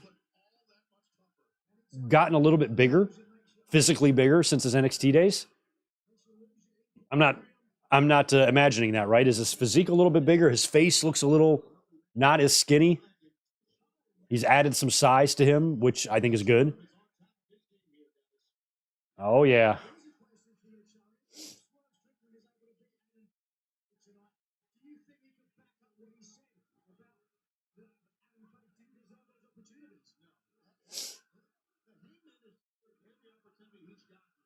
Oh, Seattle plays tomorrow. Okay, they got the Monday Nighter against the Giants. What a flight to take. Jesus. Can you get any further away from Seattle? Maybe Miami.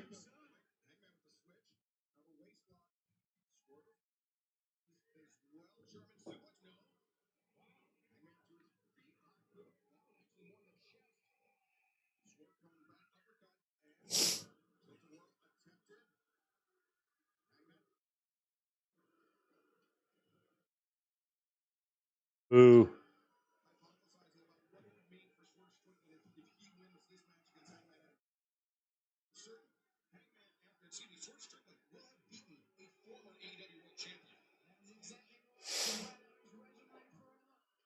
Brooklyn Baker, I can assure you that Christian is thrilled that his friend is coming in. I don't think they're looking at it like that. I don't think Edge is going to come in and Christian's going to play second fiddle. I think these two are going to be involved together. I'm not too concerned with any of that you are concerned about. I get what you're saying about 2011, but this is not the same thing. This is completely different. Edge and Christian, I would assume, at this stage of their life, anything that happens to them professionally in wrestling is just extra. You know, they've already had the careers that they're satisfied with. I don't think they're looking to hold anybody back or take a spot away from the other one or somebody else. Oh my God. What a moonsault, top rope moonsault to Swerve. So I would not be too concerned about the effect Edge is going to have on Christian. I don't think Christian gives a shit, to be honest. I think he's going to be thrilled to have Edge there.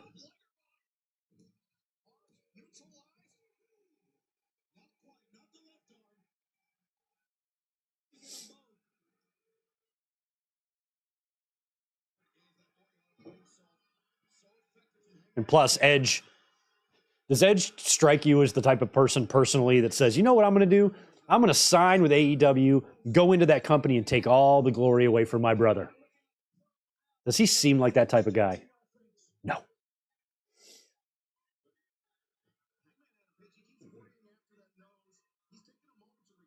Go. He's going to dive. Yep. Nana and Swerve are in position.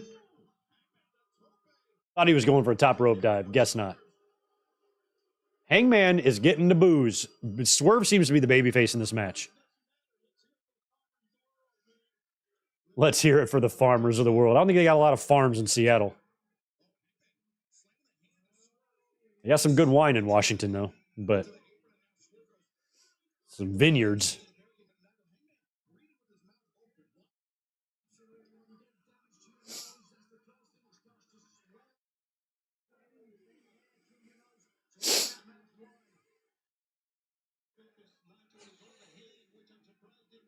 They're talking about Hangman not being able to breathe through his nose. That's been my deal the last 2 days. And I really hate, I have like claustrophobic issues and I don't really have panic attacks, but I really don't like the feeling of not being able to breathe. It starts making me really kind of panicky feeling. And so I really don't like being able to breathe through my nose because it makes me feel like I'm not getting enough air. Even though I am. I don't like the feeling of suffocating. It's like the worst.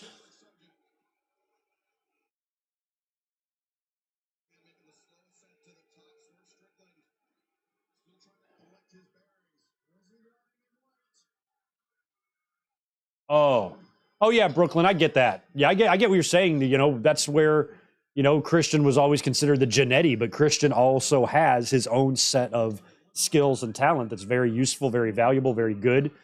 And I think a lot of the fans that watch wrestling and are like diehard, lifelong wrestling fans, we know and appreciate what Christian can do. Maybe the casual fan, Edge looks like the bigger star, but Christian has proven himself to all of us. We know what he's capable of, what he can do. And I think fans like us appreciate him. I don't think there's a lack of appreciation for Christian. But Edge was the bigger star between the two because he was bigger, better looking, and more marketable. I'd say their in-ring skills are equal. Christian might be a little bit ahead, but in overall just star power, that's Edge. Just the way it is. And I think even Christian would admit that to you.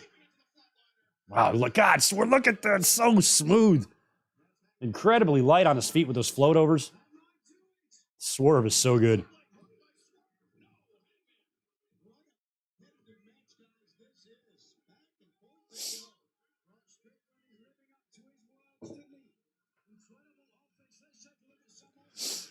I love watching fans in the crowd drink beer because the 12-pack of this that I bought was less than the one beer that dude on camera was drinking right there.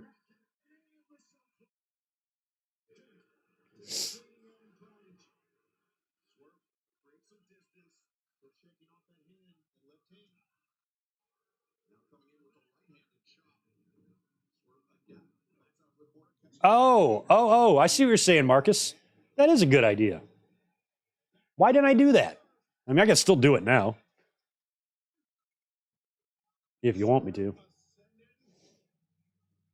That way you guys know. But the problem with that, though, I'll forget. Like, I'll have that match up there, but then we'll switch matches and I'll still have the old graphic up.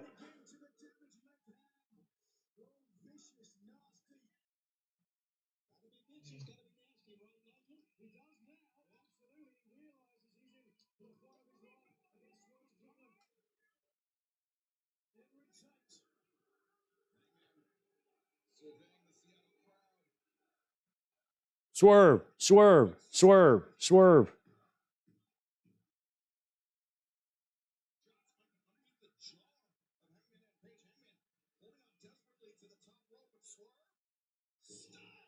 God.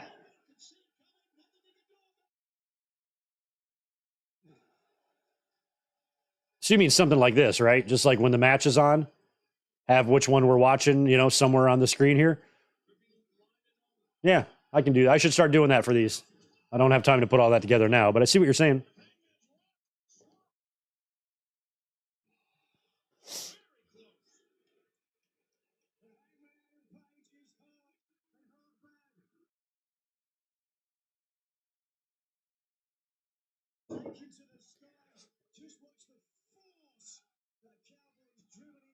Looks really good when they do that. Andrade does it too, where they jump off the top rope and stomp you down. But you have to be in position and for that for so long, like holding yourself up. It's not like my favorite move. But if it's done quickly, it looks really good. It's when you wait and telegraph it that it hurts it, I think.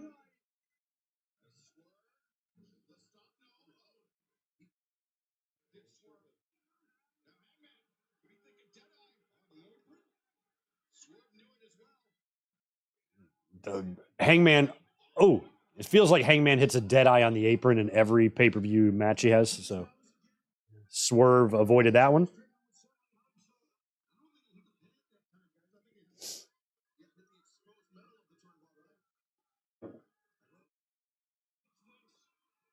Pile driver to Hangman from Swerve on the stairs.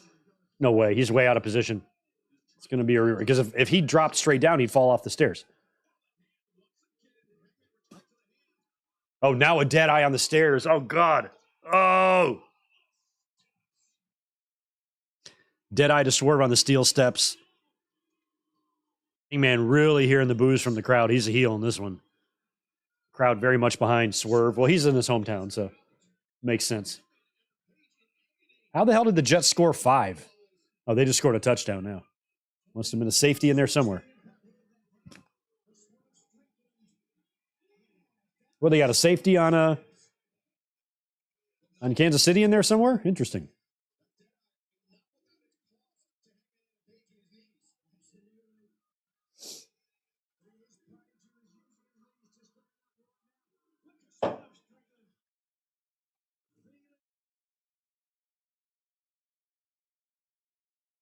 Fans want him.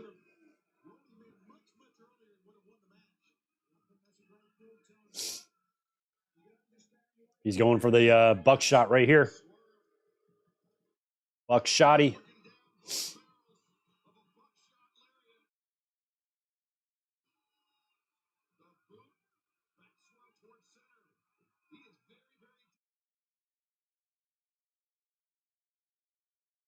Oh, nope.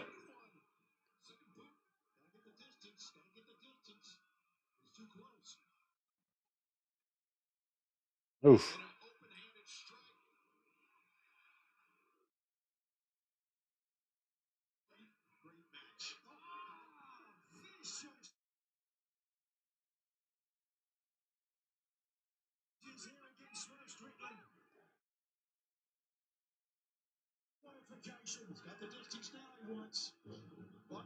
Oh.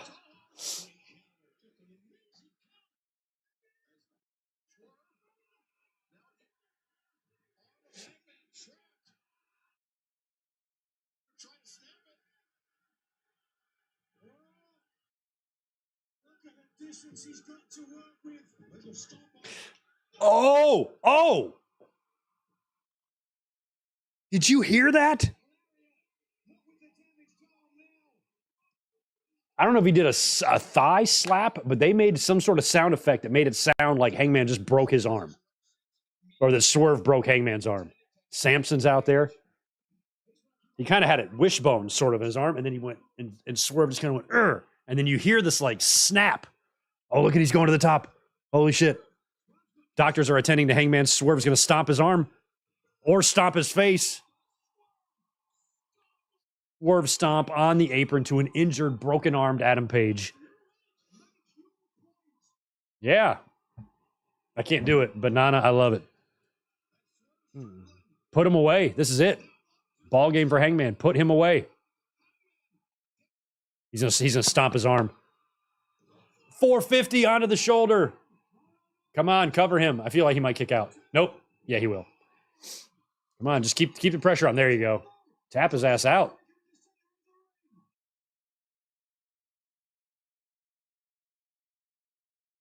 Makes my shoulder hurt. Holy shit.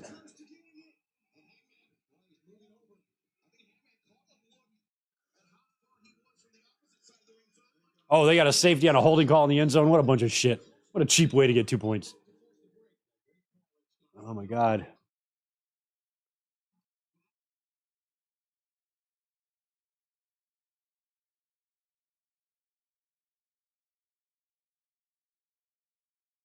God, that was so good the way he came down and stomped him like that. My, what a replay.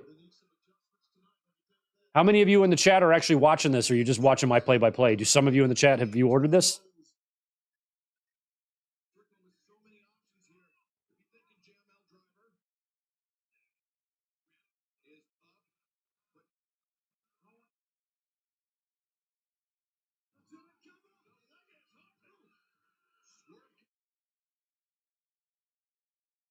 Oh, what a lariat.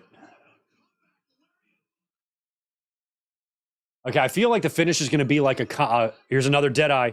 I feel like the finish will be Swerve countering a buckshot. But nope, he's got another submission here on Hangman.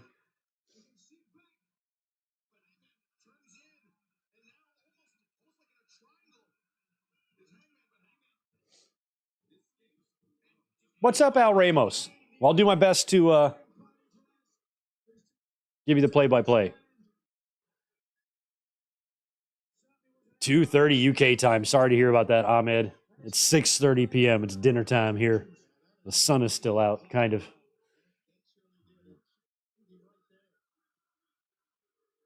Right on. Order the pay-per-view on your DirecTV box. I use BR Live for everything. I've ordered every pay-per-view from AEW on this app. It works. I like it.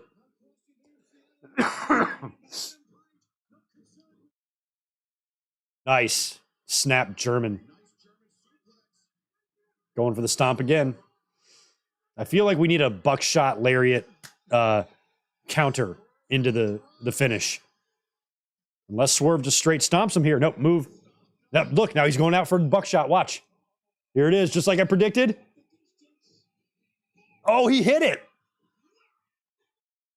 He can't cover him because he's got the bad arm. He used the damage arm to hit the lariat.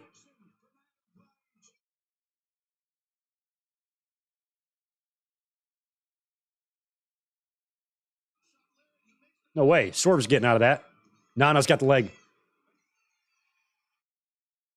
Nana was just tying his shoelaces. That's all. He wasn't really he wasn't trying to put his foot on the rope. He noticed that Swerve's laces were undone, and he was just trying to be safe. He was just trying to protect the wrestler.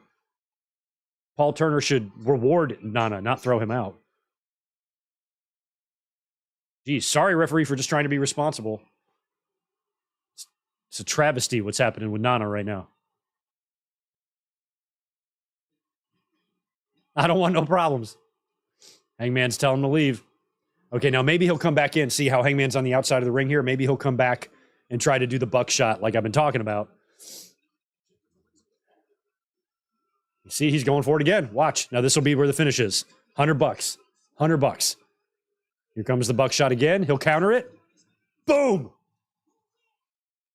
Just like Greg said. He had Nana's crown. Hangman came in with a buckshot and he got blasted in the face.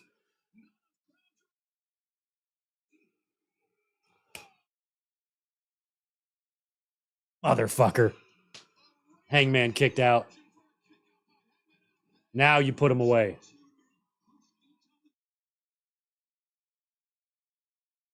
House call is going to do one more. He's got him. You got him dead to rights here. Just perform one more move. Is he going to go for a top rope or what?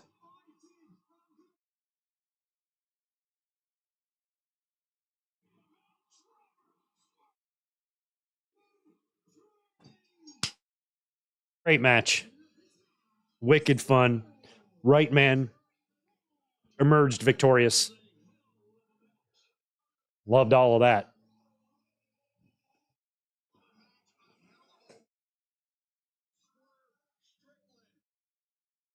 These guys will meet again, because you notice the finish there. There was a foreign object.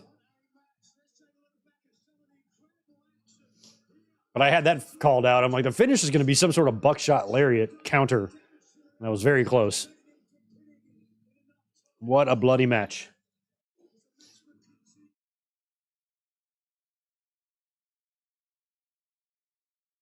Boy, we got the Prince Nana dance. We got the Daniel Garcia dance. What other dances do we have in the company? So far, easily the best match on the show for me. I'd say I like this one and Statlander and Julia so far the best of the entire card. Big win for the Embassy and their leader, Swerve. Man, they better not bring Top Dollar in. They probably will.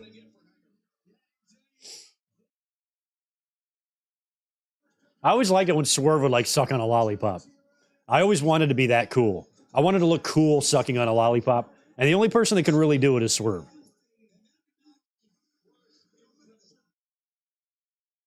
I doubt there's many white guys that can make sucking on a lollipop look cool. I'm definitely not one of them. Who's that?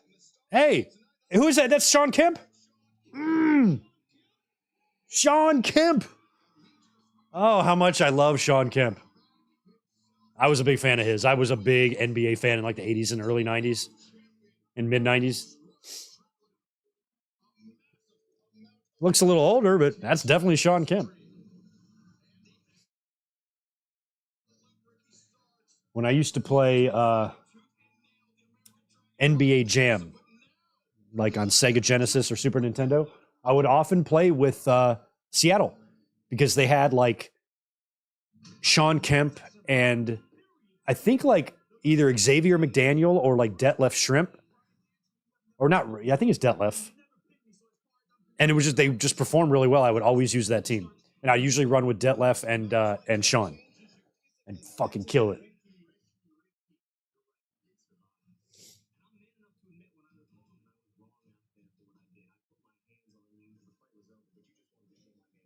Yeah, Nicole, thank you for the super chat. The world needs a dance-off between Prince Nana and Daniel Garcia. That we do. I'd buy a ticket to that. Oh, yeah, and the Tony Khan dance. That's true. Don't forget.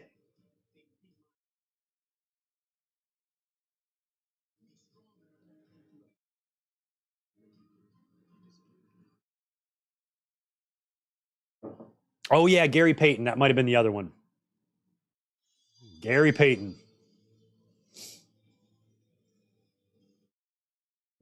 Not Ray Lewis. Who am I thinking of? Not Ray Lewis. No, three-point shooter. Reggie Lewis? No, not Reggie Lewis. A little three-point shooter from Seattle. Went to Miami. Played with the big three. Ray Allen. Ray Allen. That's what I'm thinking of. I liked him too. All right, Wheeler. Wheeler Yuta, I have some news for you. The news is that you're going to lose this match. BCC is going to get their ASS kicked in this one. Yuta, you are not going to beat Ricky Starks after Ricky had two grueling encounters with Danielson in the losing effort. He's back to his winning ways here. He will beat Wheeler Yuta. I will not accept any other outcome other than that.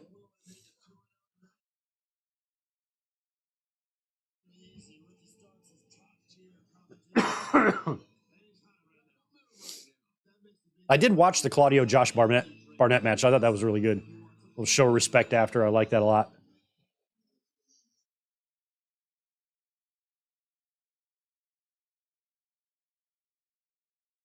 Oh, yeah, Rashard Lewis. I was thinking of Ray Lewis, like Baltimore Ravens Ray Lewis.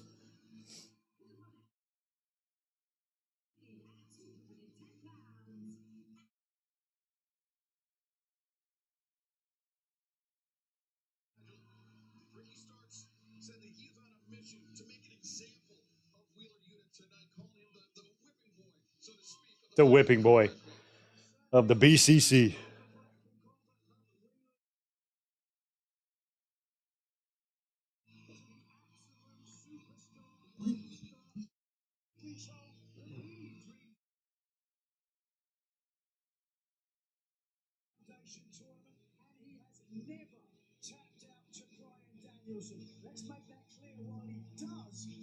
Was Seattle the team that Denver beat that year when Dikembe Mutombo was like on the team and they were the 8th seed? They beat the 1 seed. I think it was Denver beating Seattle that year.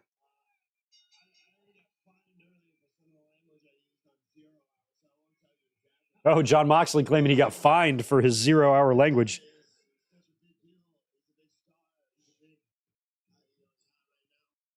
Nick Musser, I don't recall.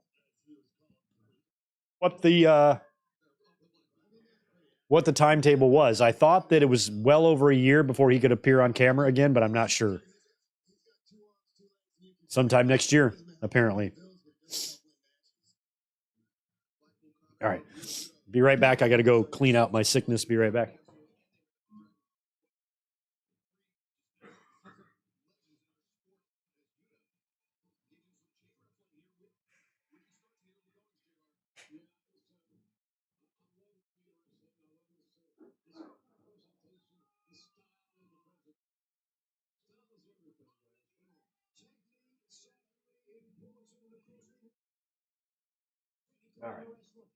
All right. Sorry about that.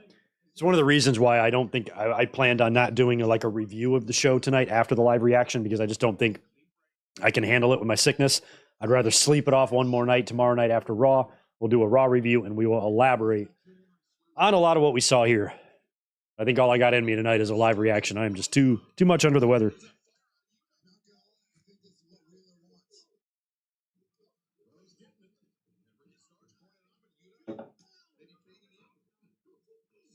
I barely even remember when Yuta was a best friend.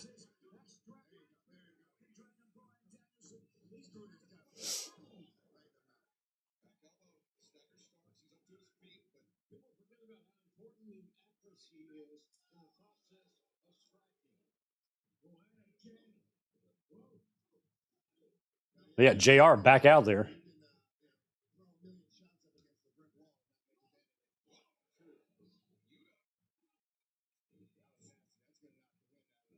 That is.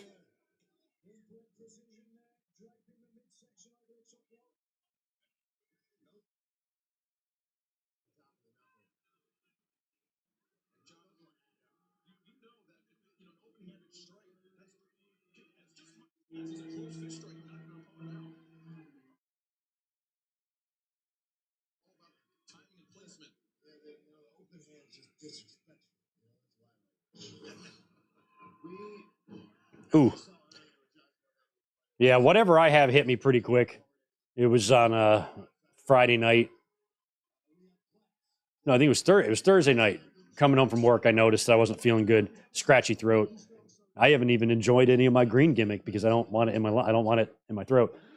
It hasn't felt good. And then felt even worse the next day. Felt a little bit better yesterday, but really struggled getting through the podcast. And then today, I slept great last night. Feel like it's on its way out, but I need one more night. I think overnight tonight when I sleep, I'll cough the rest of it out, sweat the rest of it out, and I'll be ready to rock and roll for tomorrow. I feel like one more day is what my body needs. I'm just glad I don't have COVID. Taking COVID tests is miserable. I couldn't imagine being a WWE wrestler or an AEW wrestler or a professional athlete that has to get this shit done to themselves every day that they show up for work. Sticking that thing up my nose and got like it's like a waterfall coming out of my eyes because my eyes water. It's the most unpleasant experience in the world to stick that swab up your fucking nose. I'm like, can't I just piss in a cup or something? God damn.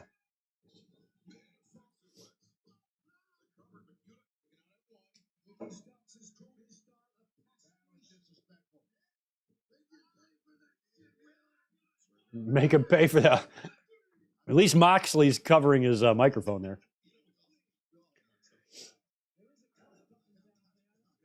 I missed the kid who fell in front of Mox and Claudio. No, I missed it. If anybody has, if there's like a GIF or a video of that floating around the socials, tag me in it on Twitter.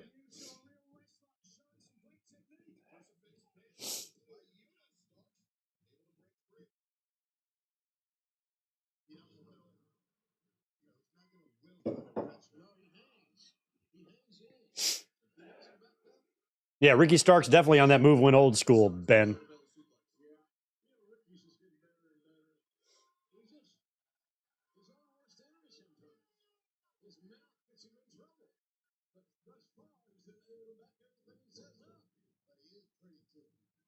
He is pretty too.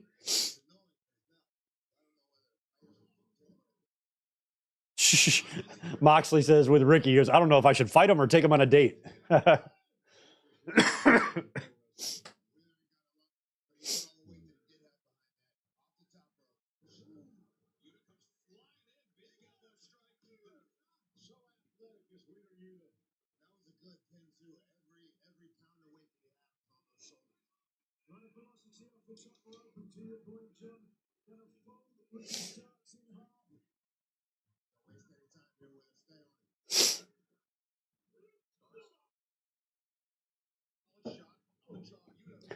Yeah, sinus infections suck. It's the worst thing for a YouTuber or a podcaster to have is something going on with the head because it really affects your voice.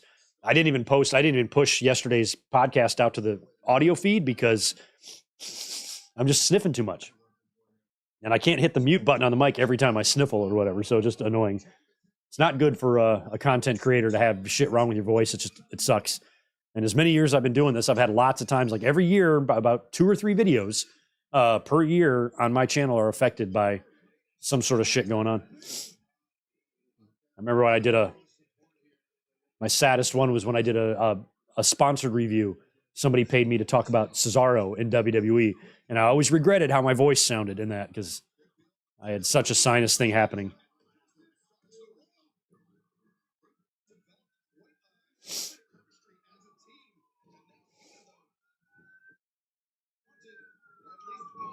Oh, good. Thank you, Ahmed. You've tagged me in this? Let's take a look. Oh, the fan himself tweeted this. I accidentally fell on Moxley, but him and the BCC helped me get back up.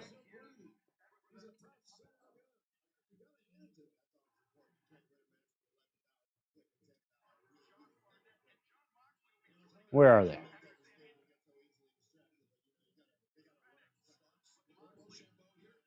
Nope, missed the Rochambeau.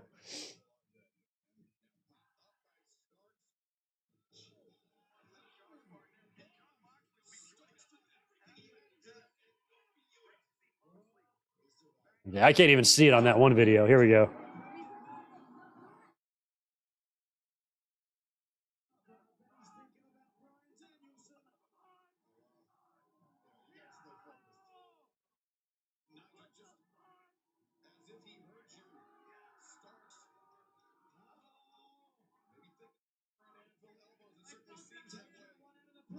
I can barely tell what happened there, but that's pretty funny.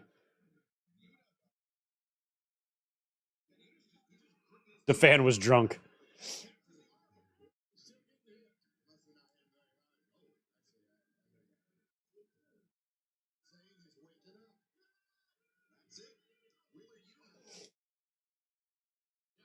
Well, I retweet that. I don't want it on my timeline. I don't want to retweet that. It wasn't very good, but I will like it. That way, go to my likes and you'll see it. And thank you for that, Ahmed. Just go to my Twitter page and look at my likes. You'll see it there. Come on, Ricky. You got to win this. Big Bill is out there, by the way. We didn't talk about him coming down to the ring a minute ago. And he's going to be pushed right into Bill. Yeah, at least he broke Ricky's fall.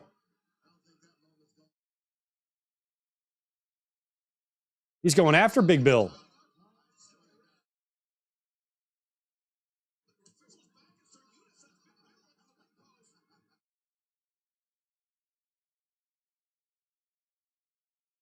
Thank God I didn't have to get up. It's my day off, Moxley says.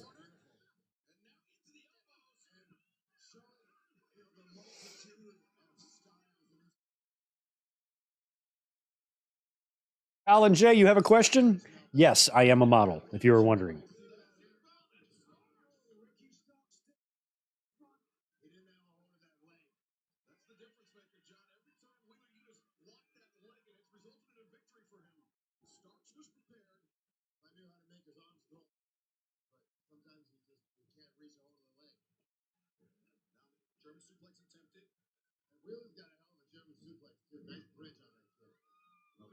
Oh, look at that little miniature skinning the cat on the bottom rope. I loved it from Wheeler.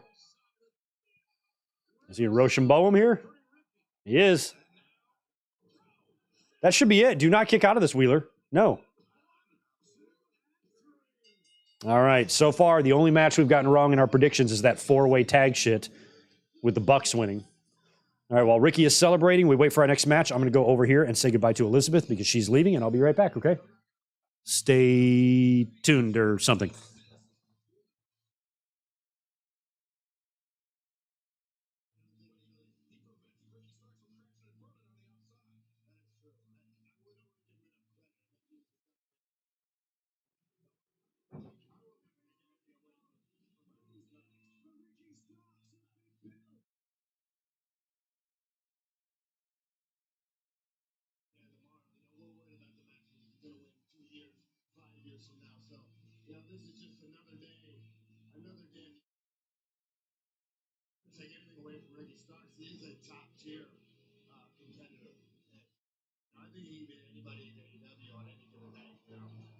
Well, John, JR will be sticking around for this next one.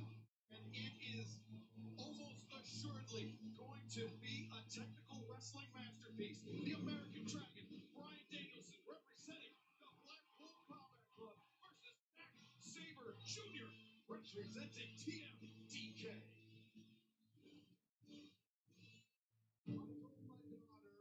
Once she turns 7, I would start finishing up on my career. All right. That was easy. All right, did my civic duty.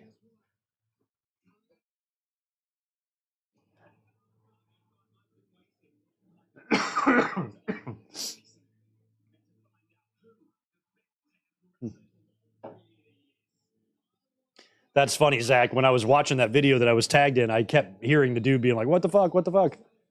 I'm like, is that all you can say? Blackpool Combat Club walked right past me at Dynamite a couple months ago here in San Diego. I wasn't freaking out. I didn't fall all down all over myself. Kept my shit together.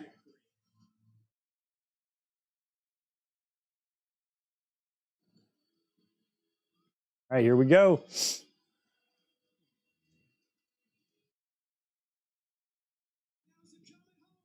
The cows are coming home. Oh, yeah, I forgot Zach's part of this group with Robbie Eagles and all them.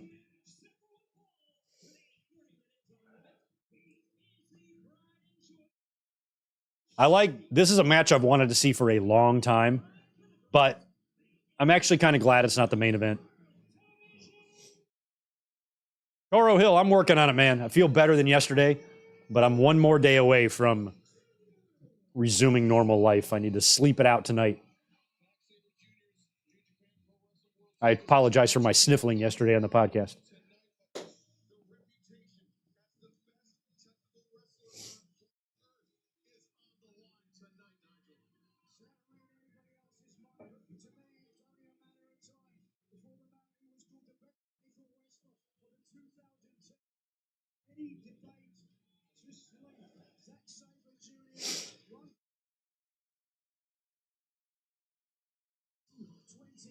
Serious and an insult, the man who took it in 2021, his opponent tonight.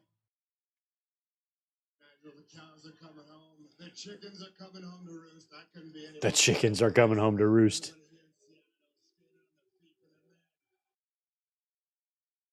Oh, hey, it's pay-per-view, and we're not hearing Final Countdown. That's kind of a bummer. Did they forget?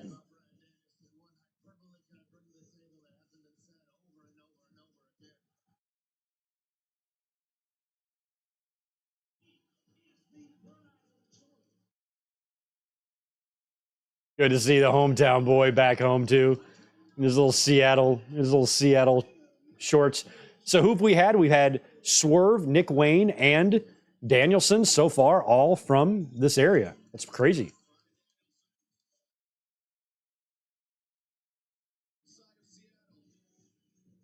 Well, Yuta losing that last one. I don't think Danielson's going to. I picked Danielson to win here. We are nearly perfect in our predictions. One blemish so far in that tag team four-way thing. That's our only blemish so far. And I picked Danielson here. I'm pretty confident about that.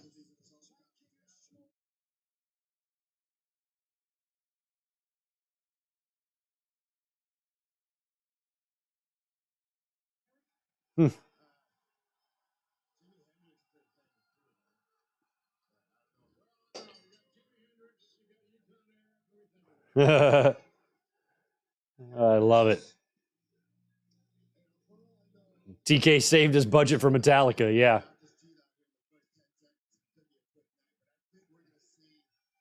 Metallica. Wait, what's he going to use for Metallica for?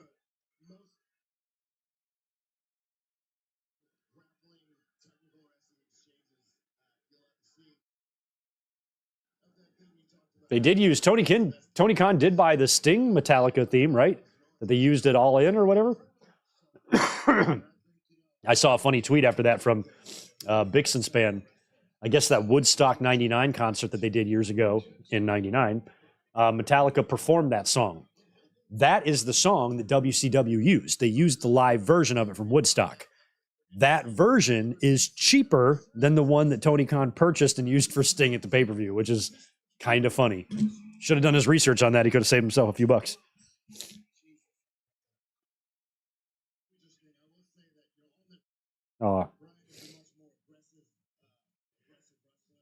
I just asked Elizabeth if we had any more Dayquil, and she just shoved it underneath the door of the studio. Here, I'm gonna go get it. Be right back.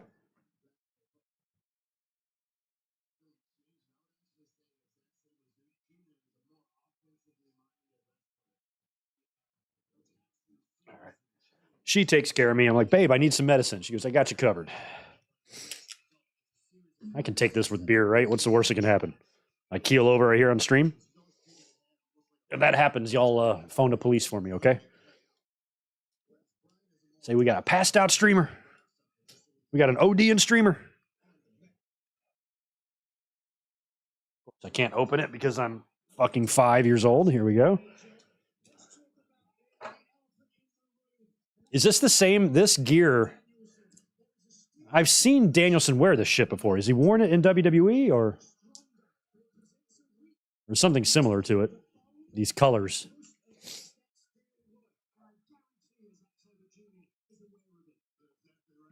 Washing down cold medicine with a beer. That's responsible.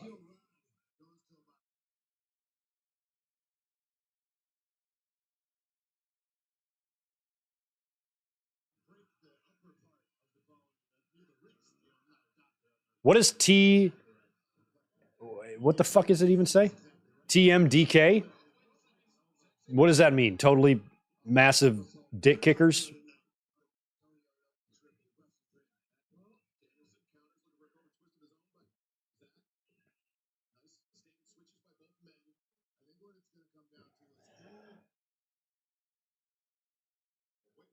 What if Brie Bella is here at WrestleDream? I'm sure she's been with Danielson for a bunch of the pay-per-views. They don't live there, though. I'm pretty sure they live in Arizona, or they did live here in San Diego.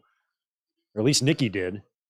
Brie, I thought, did too. I thought they both did. I thought everybody lived here in San Diego, but I think they're now in Arizona. But I don't think they live up there in Washington.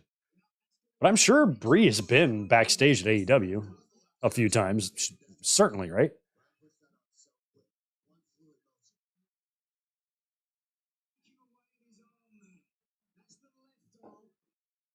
Thank you. The mighty don't kneel. So I was wrong about that, Spaz. It's not totally massive dick kickers. That sucks. That sounds better, actually. They should change it to what I suggested. I'll call New Japan, set the whole thing up.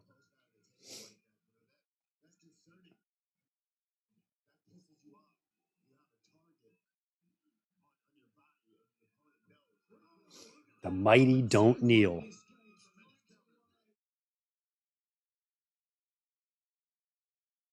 I'm mighty, and I do kneel, especially during the anthem. Oh. What the fuck is this? Double crab. Double wrist lock, double animal style.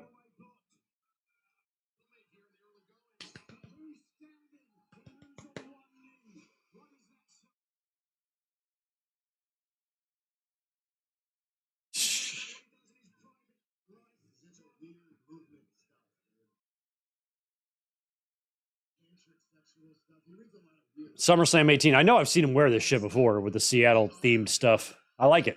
I like the green. We've seen it on MJF tonight. We've seen it on Swerve, on Danielson.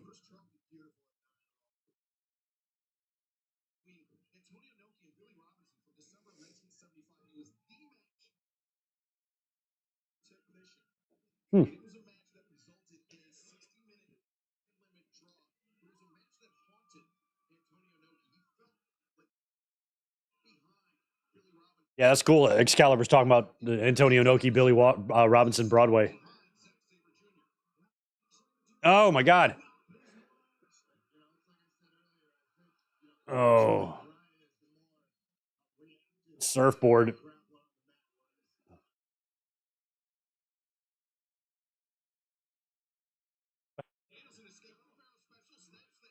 Now he's going to try to do it too. God, that's got to hurt so bad on your, not your quads, the one on the other side, hamstring. Ouch.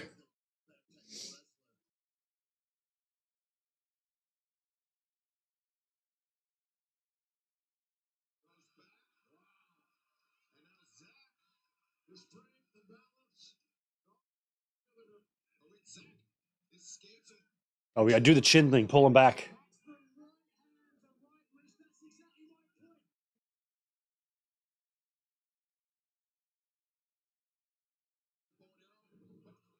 I can appreciate these mat matches, these technical matches a lot when they happen in AEW, because what everything else AEW does is pretty exciting, over the top. A lot of blood, a lot of dives, a lot of excitement, a lot of crazy stuff. You know, give us a little change of pace and put a little technical battle in the ring. I'm all for it, man, especially with these guys. And if they're trying to tribute here, their own little personal tribute to Antonio Inoki and Billy Robinson, these are two pretty good guys to tribute a match like that. Billy Robinson was one of my favorites from the 70s to watch. I still like watching him. All of his shit holds up. All of it. Ray Stevens is like that too. If you're young and you want to watch some oldies, I recommend those two, Billy Robinson and Ray Stevens.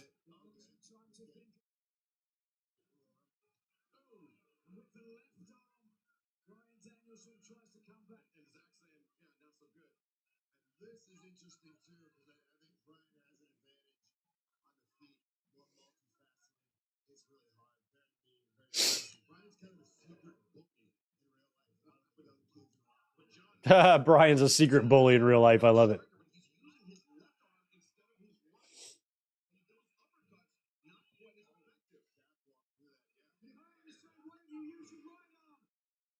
Meltzer's rock hard right now. He'll give this match 9.5 stars tomorrow.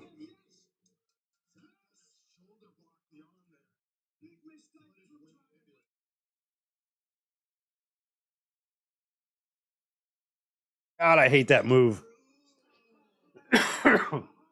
The stomp on that backwards wrist thing.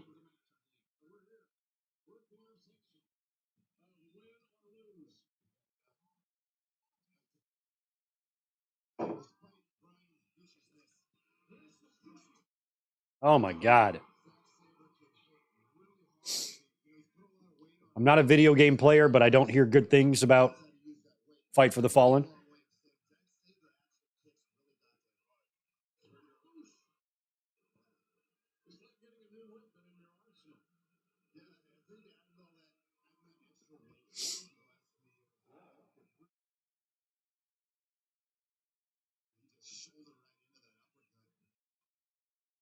Ago, Sabre Jr., he wouldn't have that type of physicality to walk through a strike like that from Danielson. Oh God, the fingers. Oh my God, I could not do that. Jesus, it hurts just looking at it. God, don't break his fingers. You guys ever seen the Equalizer movies? Like in the second one, early in the movie, he goes to like the frat house or something. All these like rich douchebag businessmen who beat up some girl, and he kicks all their asses. And then he goes to the last guy and he takes his 2 fingers, and he's like, "Oh my God, I couldn't even imagine how that would mangle your hand and the amount of surgeries to put it all back together." Like, oh my God, and the pain.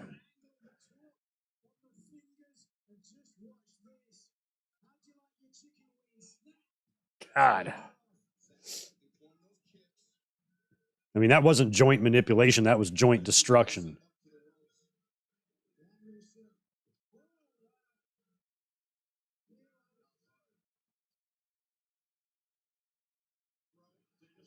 Nice. God, that's so smooth. Transition to that single leg.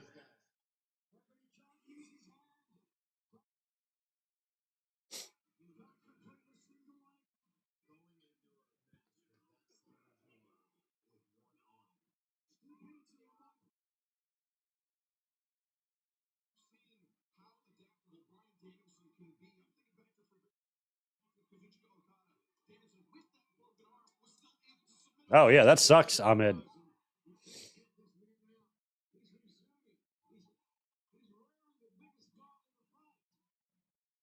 Knotting up them hammies.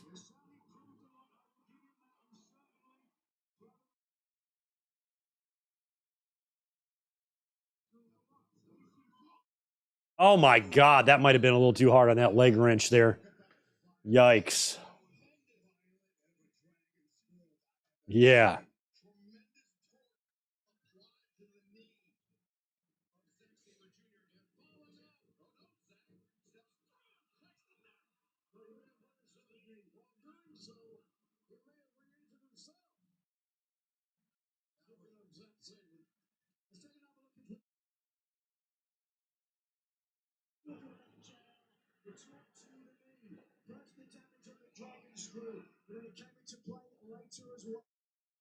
Yeah, I guess I've heard that stuff about the game needing more modes and characters. That sucks that it lacks that.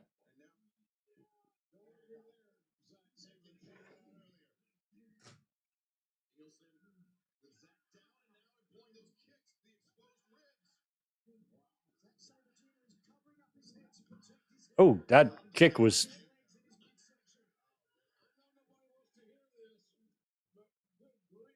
I guess if you're upside down and you get kicked in the dick, you're getting kicked above the belt.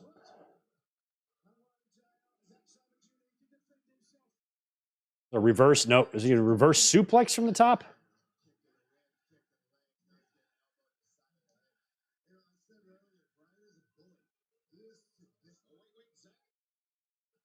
Oh, no.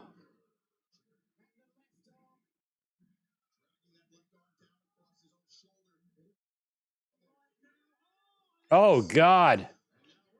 They are both tangled on the top rope there. Oh, God.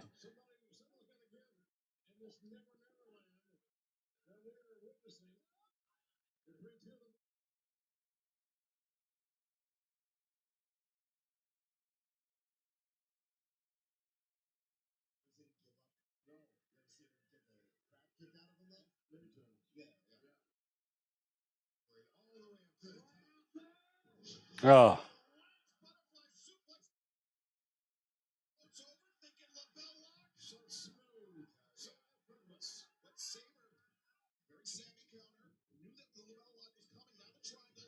Oh. Nope.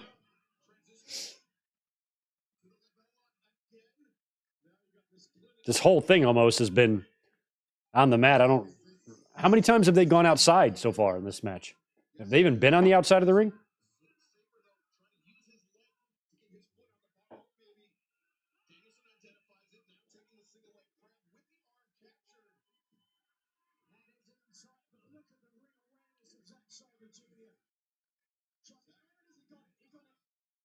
He's in the ropes. Aubrey saw it.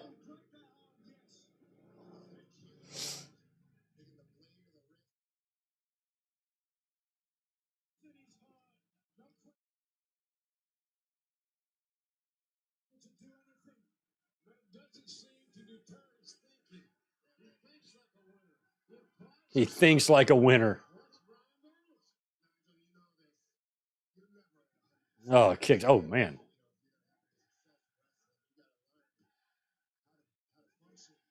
Stack's just taking him. It's like you got to block these. Best block, no be there. There you go. Or duck. Oh.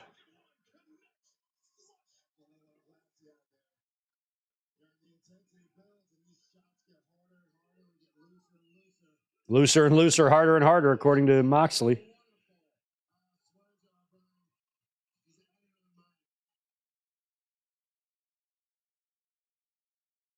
Oof.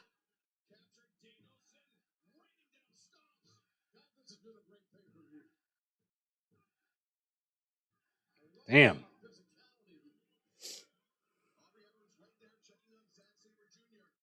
What do we have left, guys? We have the tag team title match coming up.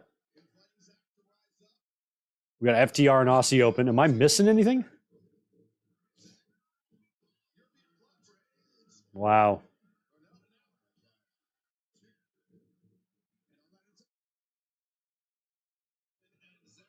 We might only have the tag title match in the main event. Unless I'm forgetting one.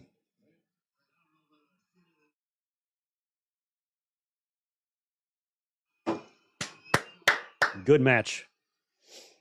A lot of fun. It's not over yet. For those just tuning in, we are nearing the climax probably of Danielson and Sabre Jr. Been a really, really fun mat-based contest. Very little other stuff. It's a nice change.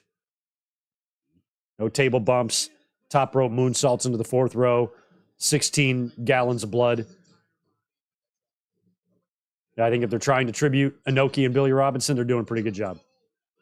Oh, missed. Cattle mutilate. He's going to roll over. Yep. We're in the bridge. Oh, wow.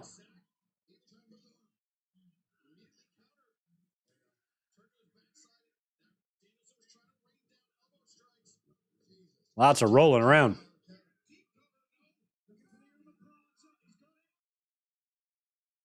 Oh, yeah, that's right. Callis family. Forgot. Thank you. That's right. So 3 more matches I think we got.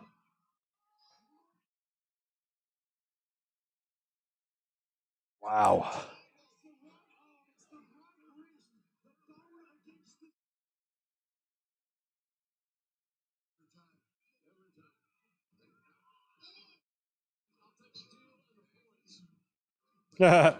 I'll take Steel in the points.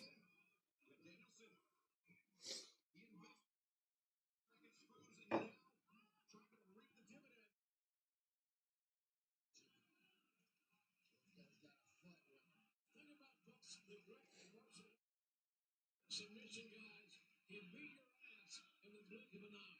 This match could be over at any heartbeat. These guys have put more wrestling in out here. 10, 12 minutes. In the 10, 12 minutes. No, I'm not counting. They're both so good. What are they saying to each other? Johnson's winning contest. No.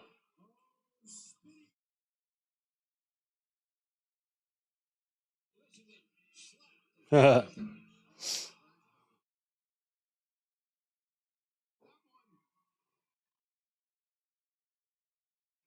always like when The Rock said, I'll slap the yellow off your teeth. Thanks, Rock. Work like that could cost thousands. Rock's willing to do it for free with the back of his hand. What a nice guy that Dwayne Johnson is. He's just always thinking about other people and not himself, and that's what makes him special. I think Zach did catch a heel right in the face there, right in the chin.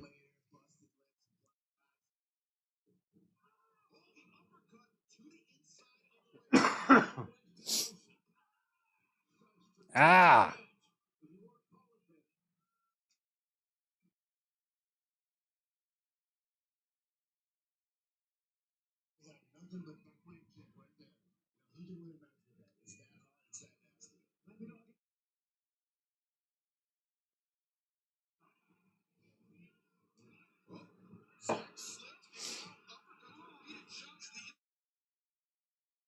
Oh.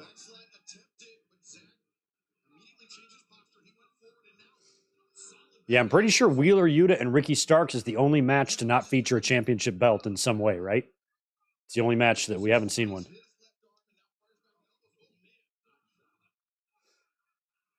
Oh, my God.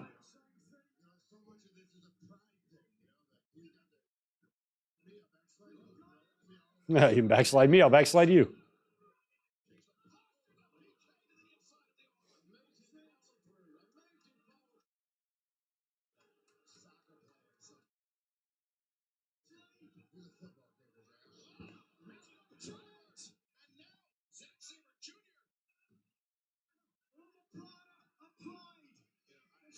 I really don't want Zach to win this, but he might. Shit, he's got that in the middle of the ring.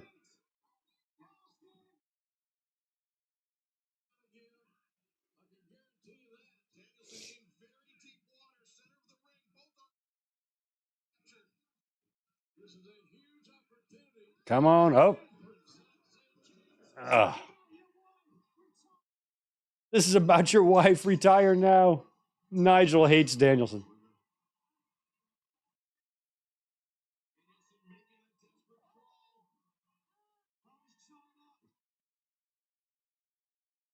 Put on the ropes.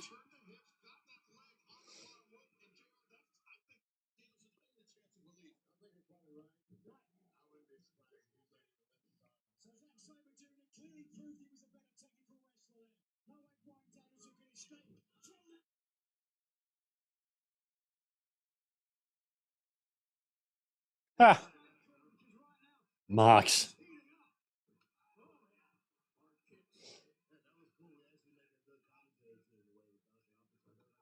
Did Ed show up yet? Yeah, he showed up during the beginning of the show and the kickoff show, and he did commentary for a dark match between two Ring of Honor women.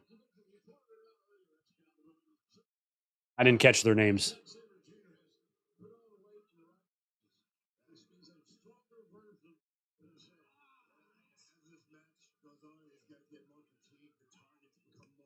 Jesus. Danielson beat Okada at Forbidden Door, right? He won that, right? Just feel like he's going to win. Ooh, NFL game tied. Right on. Third quarter.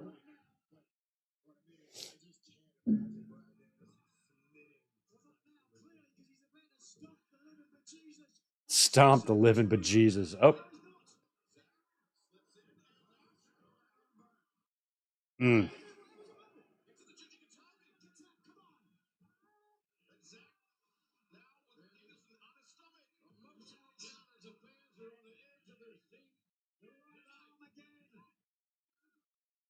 Once again returns to the Jujikatami. Danielson rolls inward.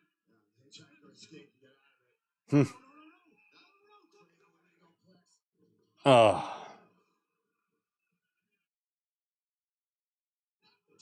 Wow, there's a knee. Sabre was really light, really on rubber legs there. He almost buckled, and he ate the knees. He kicked out of that, though. Holy shit. Really wobbly legs.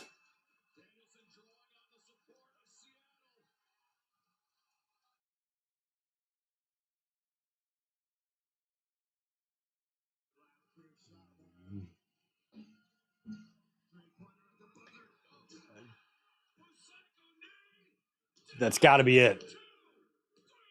Danielson wins. Danielson over Zack Sabre Jr. Holy shit is right, Moxley. Ooh. Glad JR called that.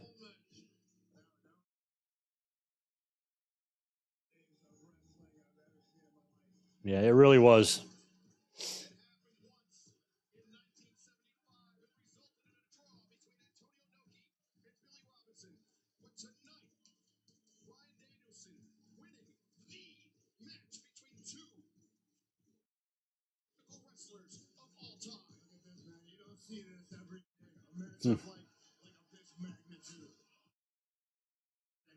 What's up, Victor Colon? We are doing great. Pay-per-view's been fantastic, terrific. I knew this one would be good. The card was too good not to be solid.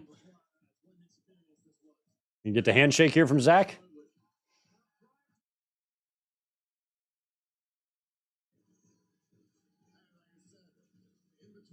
Nope.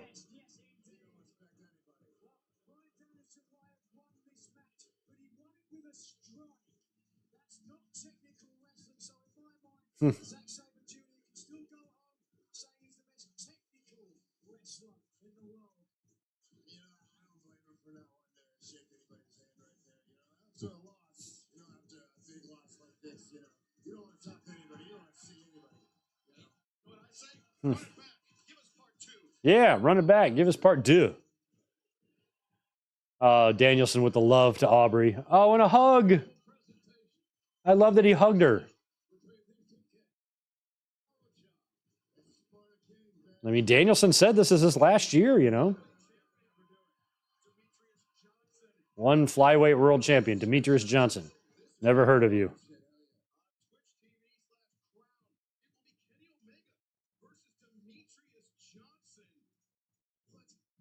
Oh, I thought he was. Oh, video. Okay, I was about to say, this guy's a wrestler too. How come I never. It's video games. I see.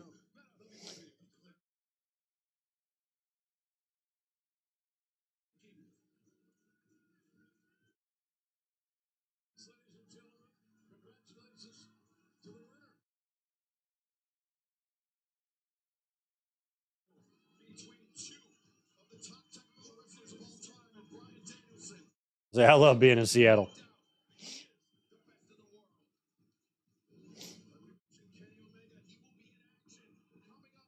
All right, big match. I picked the baby faces in this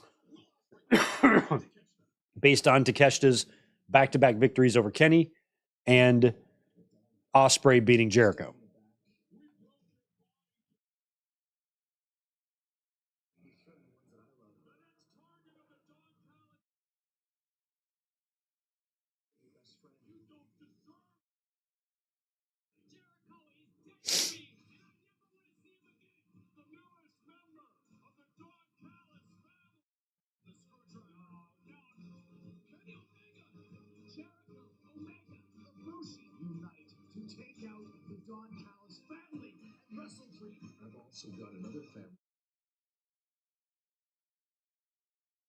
I love Will Ospreay. I'm big Will Ospreay fan right now.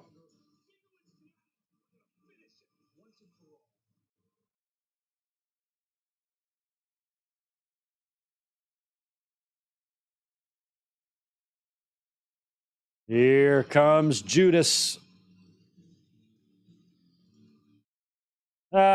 Angie, jumping in to say hello. My Chiefs are playing and it's not looking good, unfortunately. Y'all be all right. It's fine. You're playing the Jets.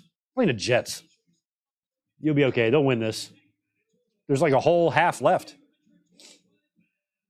You'd get along with my family, or at least my sister and my brother-in-law, because my brother-in-law is from Kansas City.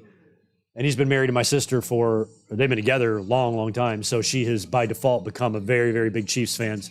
So they live right up the road from me, and it's a big ordeal at their house whenever there's a Chiefs game. So if you're ever in the San Diego area during a Chiefs game, we'll invite you over. Come watch the game with us. You can cheer with them.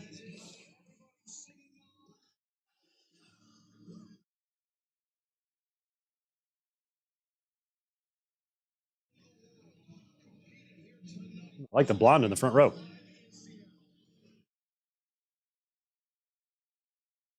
Getting separate entrances here for all three of these guys, or all six.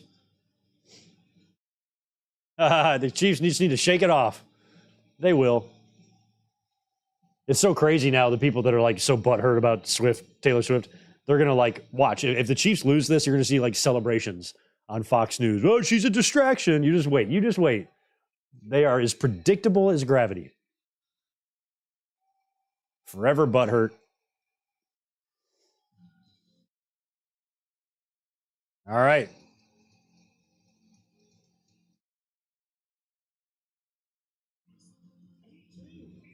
Cleaner, I got this.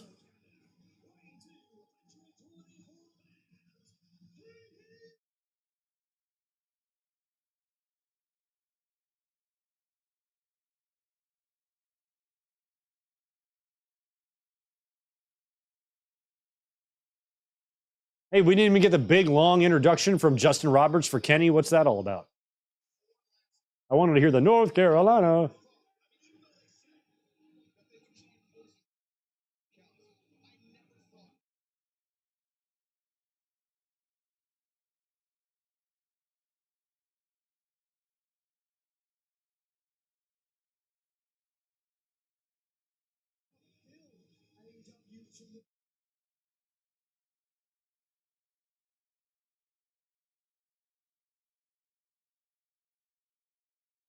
Jade was in the crowd last night at No Mercy. I didn't even know that. That would have been cool to bring that old throwback from the old takeovers when they would show the new signee. Why didn't they do that?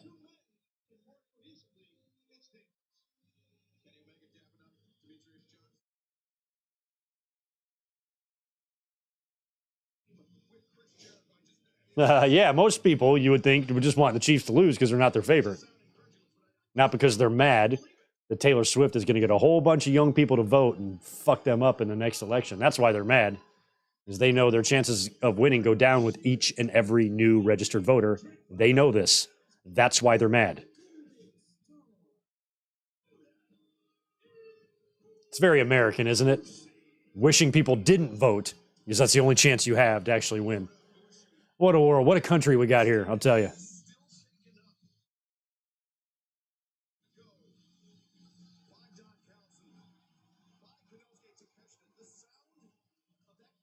Kota Ibushi does not seem to me like the same Kota Ibushi.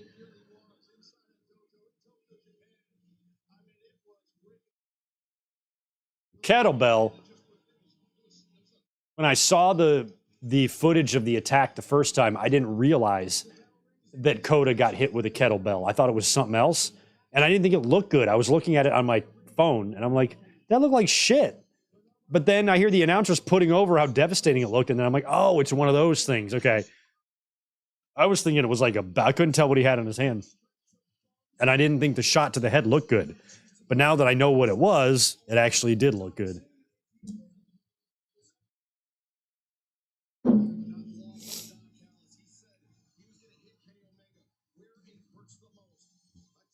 Quite the babyface team here. Jericho's like, hey, shake my hand, buddy.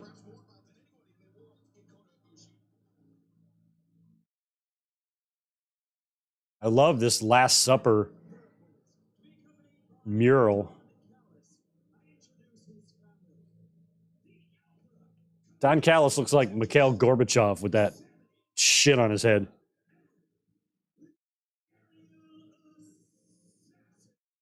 Oh, man, I wanted to hear Elevated. I wanted to hear Ospreay's theme song. I love it.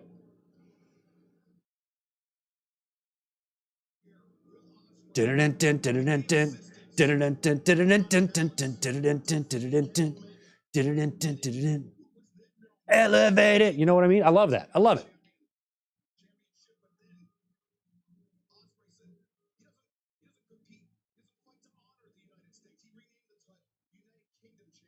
The United Kingdom Championship. It's not the U.S. title anymore. It's United Kingdom Championship. Thanks for that.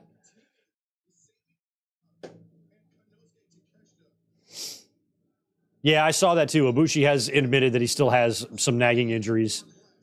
Physically, he doesn't look at his prime right here. But none of that is his fault. The dude wrestles an insane style.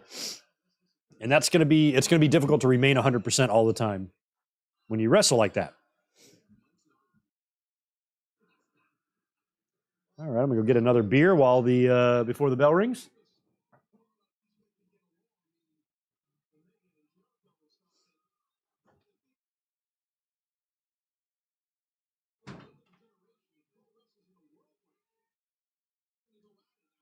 All right.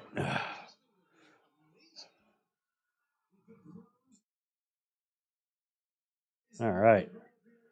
This is the last one I'm going to drink tonight. Just 3 little easy to drink. What's the alcohol on these suckers? 5%.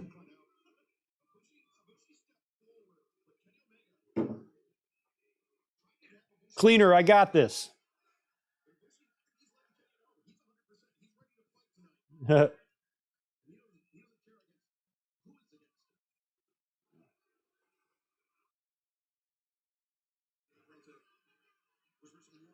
Callis, I'm infuriated with his shoes. I complain about that all the time. I don't get the style of the super tight short dress pants with no socks and like nice shoes. I don't understand why men are doing that. It's the dumbest looking fucking thing I've ever seen. And they all do it. When you get dressed up now to go to some stupid event, that's what you do. I'm wearing socks. Sorry. I don't want cold ankles. That's stupid. It's so painfully dumb. It drives me crazy.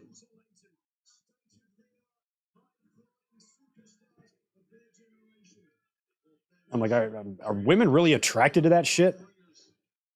Like, God damn. I guess they are. They like it.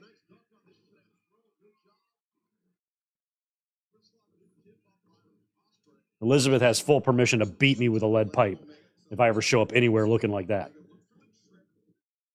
Oh, nice. God, I love Will Ospreay so much.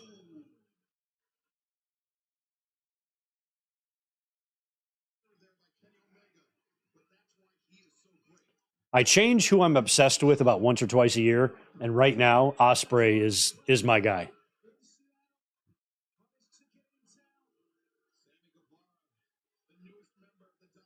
Blame Italy for that look. Yeah, knock it off, Italy. What the fuck?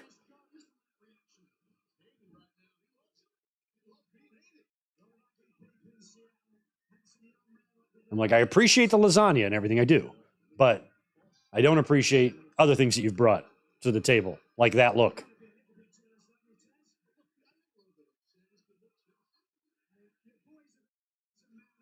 Fuck you, Sammy. Jericho's loving it.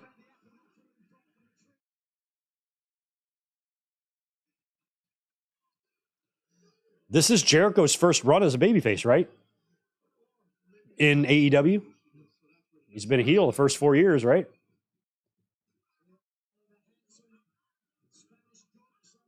Yeah, Corey Graves wears that shit a lot too. Does that thing. They all do it. Seth Rollins, when he comes to the ring, he wears that now. I just don't understand how that became how that style became fashionable. It looks uncomfortable. It looks stupid. And I don't get it. Some things I just don't get, and that's one of the big ones. And I have like irrational rage towards it, if you've noticed. Like the look doesn't annoy me. It pisses me off. It's the stupidest looking shit. I'm like, why can't men just be normal? Why is that so hard?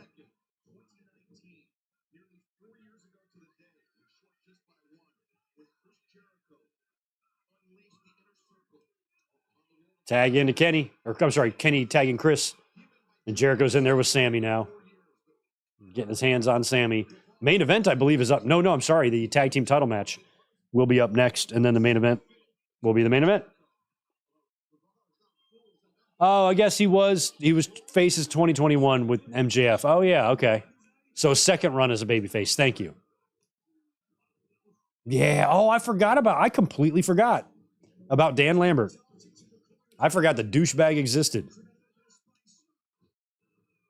Dude could cut a promo, but he was a douche. The exact type of man I hate is Dan Lambert. Look at Sammy hiding behind Taz. I'll put you over. I remember this like smaller YouTuber once kept messaging me, telling me to will you please put me over? Will you please put me over? Will you please put me over? I'm like, what the fuck does that even mean? I'm a YouTuber. I'm not a wrestler. I don't put you over. I guess, speak highly of you is what you're asking, but I don't even know you. Like, why you got to send me 5 messages in a 2-hour span asking me to put your channel over?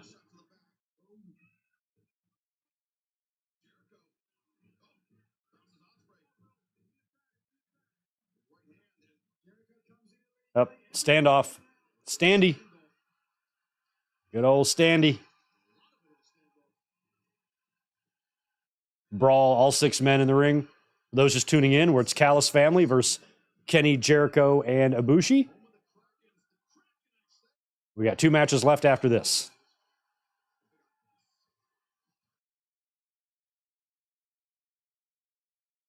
What do they say? Okay. Inoki tribute. Got it.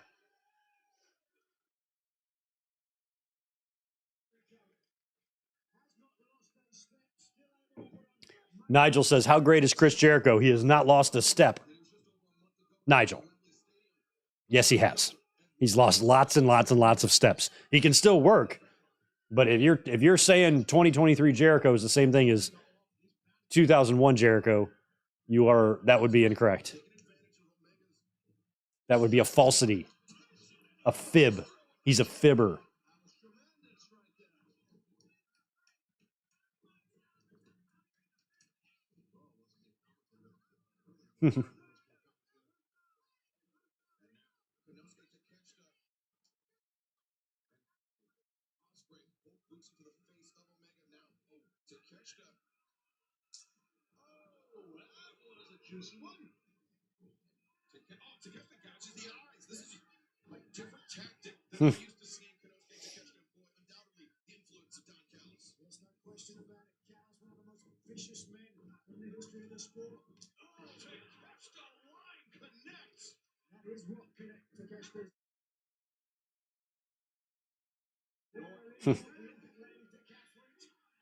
Yeah, he probably has messaged a bunch of people about the put me over stuff. That's fine.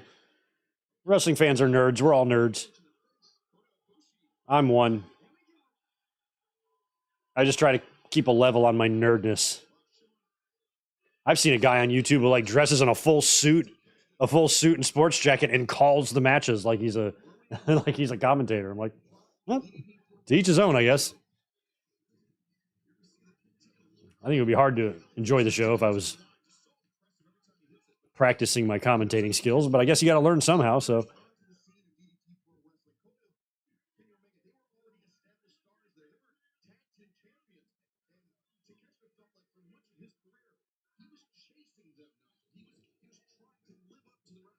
All that cupping shit that Ospreay has. One of my servers, she does that. She's kind of like a fitness guru model type of person. And she's got that shit all over her back. She comes to work with those cups all over the place. I'm like, what are you doing, girl? But she's strong. She'll probably whip my ass.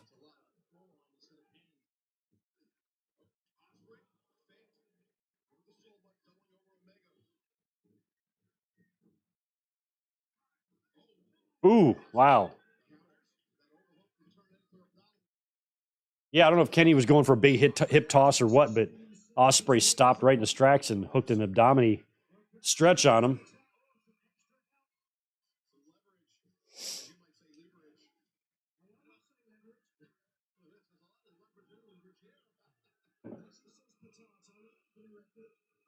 I listen to Conrad sometimes. Not so much these days, but whenever I go on a trip, I throw on something to wrestle or something. Went to a live show years ago, met Conrad.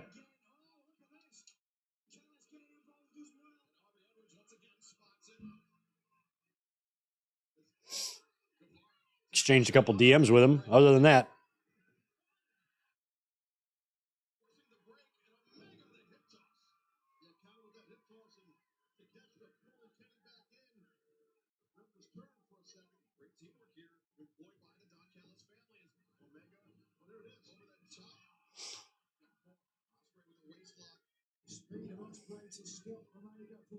I feel like Ospreay is the new Kenny.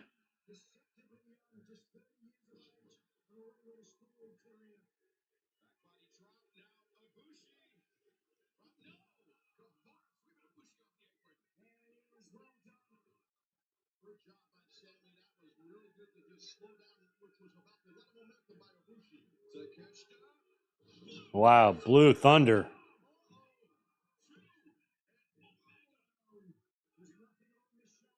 Who do you guys got eating the pin here? Sammy, is that who we're all agreeing on? I mean, if the babyfaces win like I predict they will, Sammy's got to take the pin.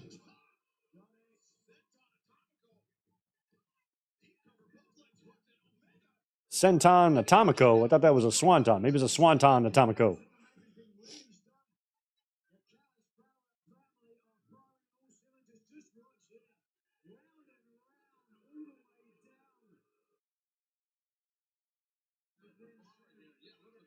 Wow.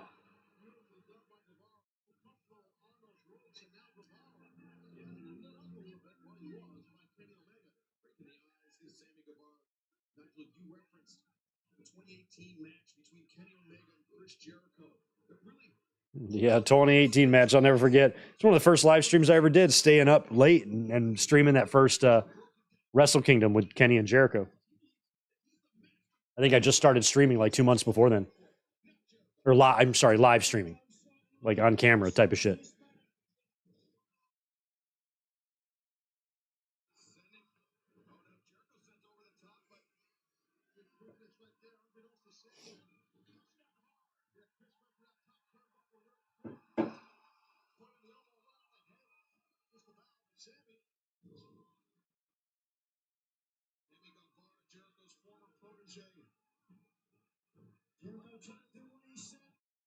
Grab his arm. Come on. Extra leverage. Look at even more. Is he going to hold too?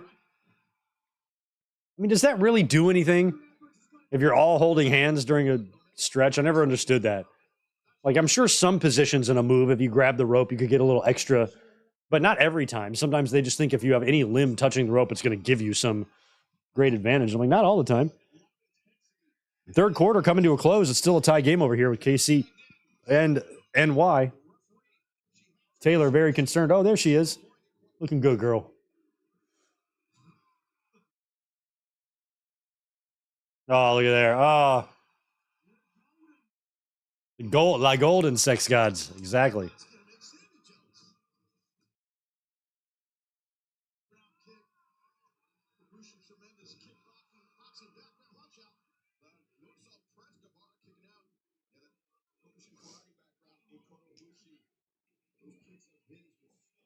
Mike, what's the main event? It's going to be Darby Allin and Christian is going to be the main event.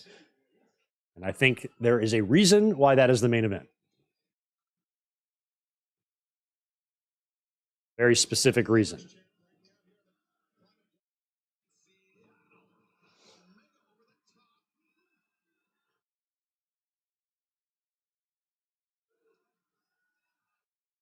I did predict Christian, I think, to retain, so we'll see if that's how it goes.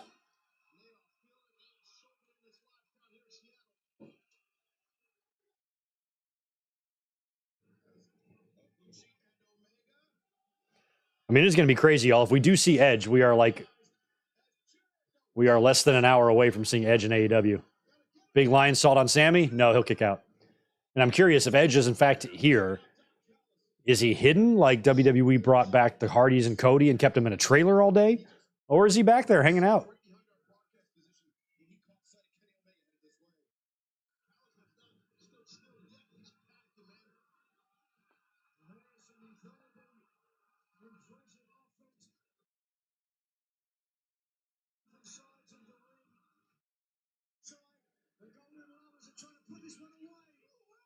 Oh.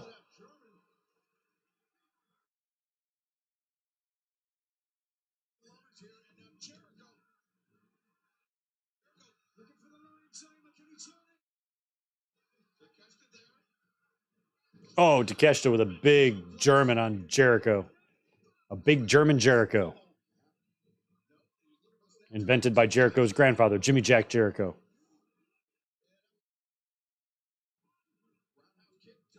Oh.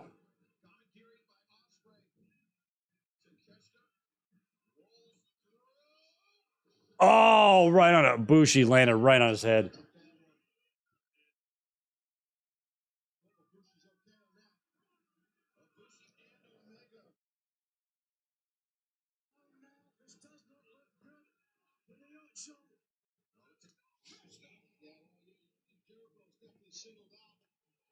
Yeah, Darby's got to go practice for his Mount Everest climb that he's likely not going to survive.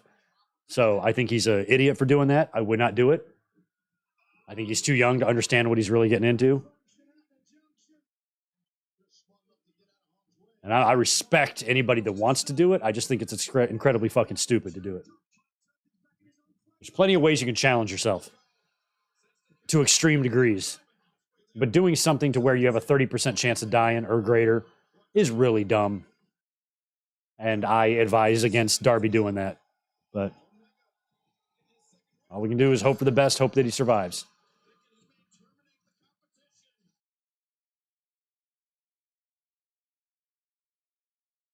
And he's going for the big dive. Here he comes. Nice. Taking out Takeshita and Ospreay.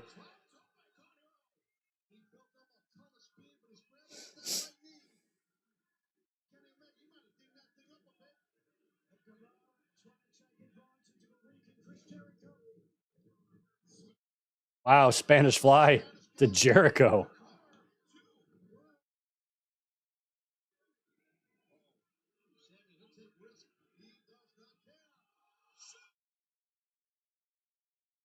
If he's going with a guy named Nims, he'll be okay. Okay, so I guess Nims is the guru.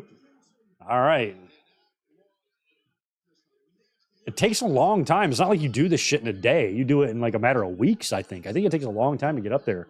A lot of camping. A lot of stepping over dead bodies. Oh, code breaker in the pitcher. I don't think that's going to be the finish. Yeah, Ospreay slid in for the save.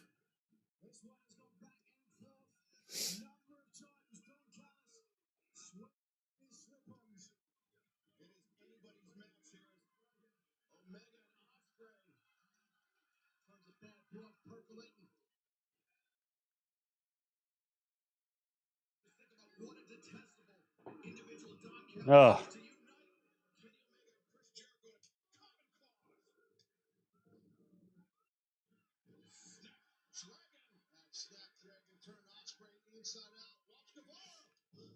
Oh, Guevara went for a long Sammy cutter off the top onto Kenny. He did not hit it well. Hope they're both all right. That was an ugly, ugly, ugly landing, especially for Sammy.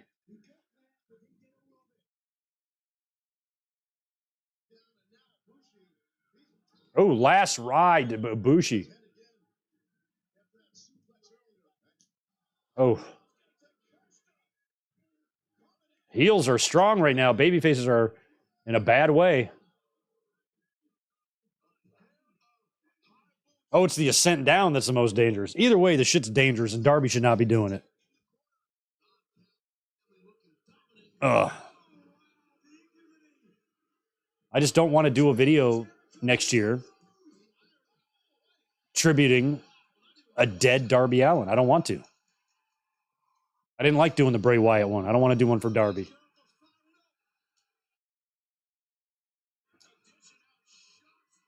I'd rather have my wrestlers alive. I mean, if I have a say in things. Would you prefer Darby Allin be dead or alive? I'm like, alive. Alive sounds good. I like that.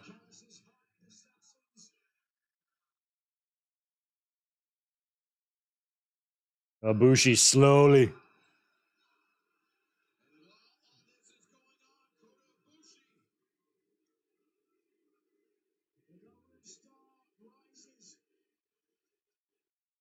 Not seem too concerned. Knocked Ospreay out with one punch. I doubt Sammy's going to cause him much trouble. One punch.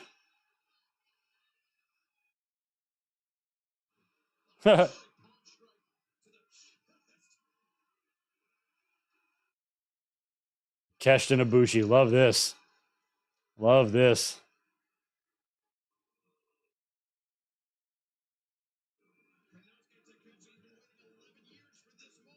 11 years.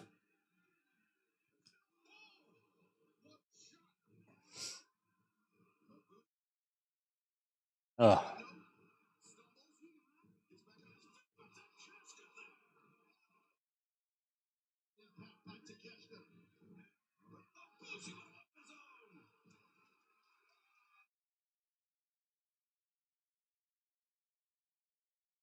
I think JBL did Matt Everest too, didn't he? He never shut up about Everest.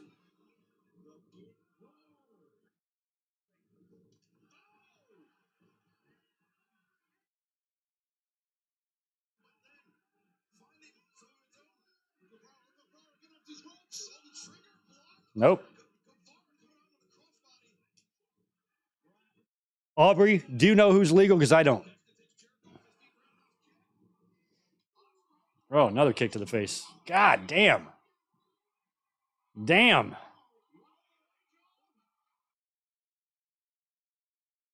Ospreay takes Jericho or takes Kenny over.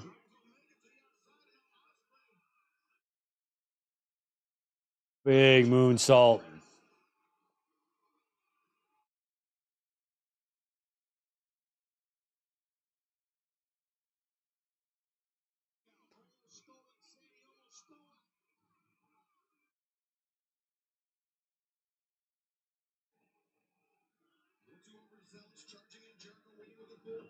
Oh.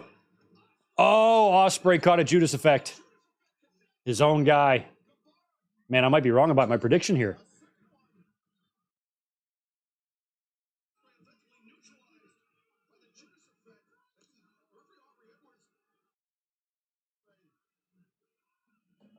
Come on, come on.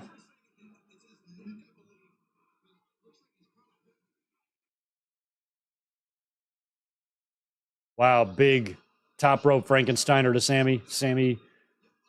Sammy is pinned, but no Aubrey. She's being up. One kick out. Ugh.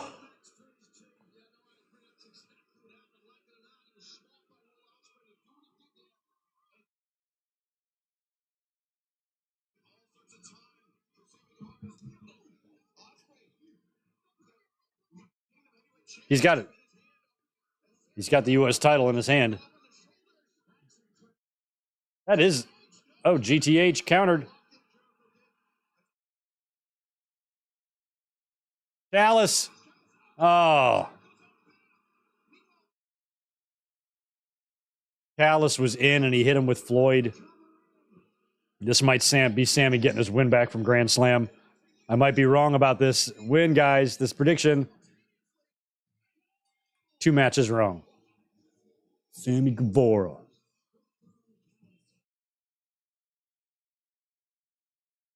And he losing again? Is that 3 straight pay-per-views he's lost? I'd even go back further than that.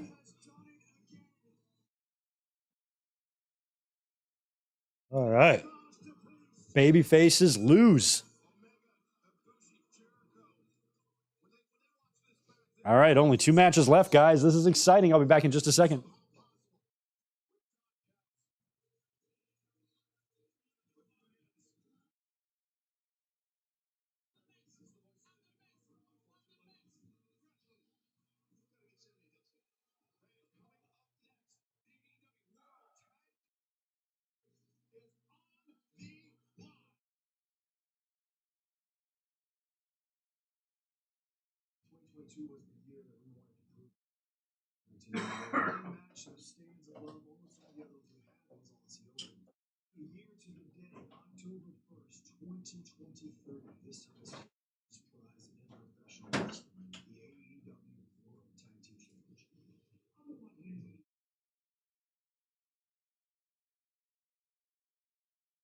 All right, thank you, guys. We are back. All right, we got 2 matches left. This is the tag team title match now, and then we have the main event. Kansas City now up 23-20. Hey, Tito. Tito has emerged from the couch. Let's see if we can see him over there. There he is. Hey, buddy. Hey. You came out of your fort? Good job. There we go. I like it right about there. That's good. All right, here we go.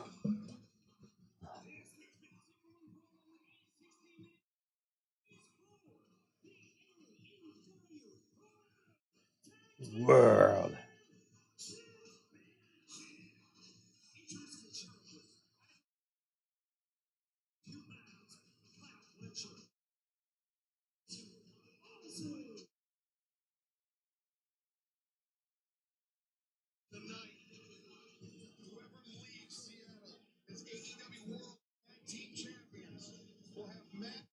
Can't see Aussie Open winning. But then if they don't, we're going to get another FTR and Bucks match. Which I think was coming because they teamed up.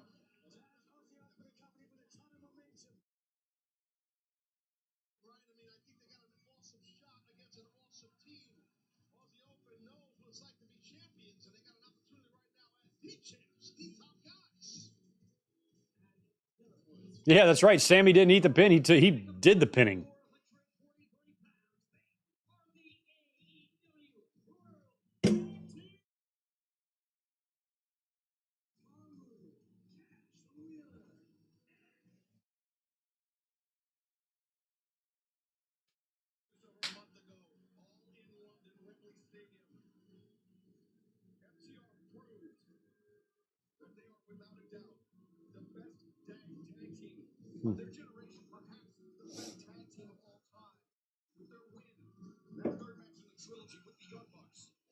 Tonight, a completely different type of challenge. Aussie Open out for revenge 1 year to the day to their loss. FTR also in London. New Japan World Quest event. FTR though, they're on a mission to prove that there is no slowing down. They are the team that defines tag team wrestling. They love being challenged. Feel part of that style, but that's what FTR is all about. I mean, Aussie Open are great and everything. I just don't, I mean, they just lost their Ring of Honor tags to MJF and Cole. So winning these would seem weird.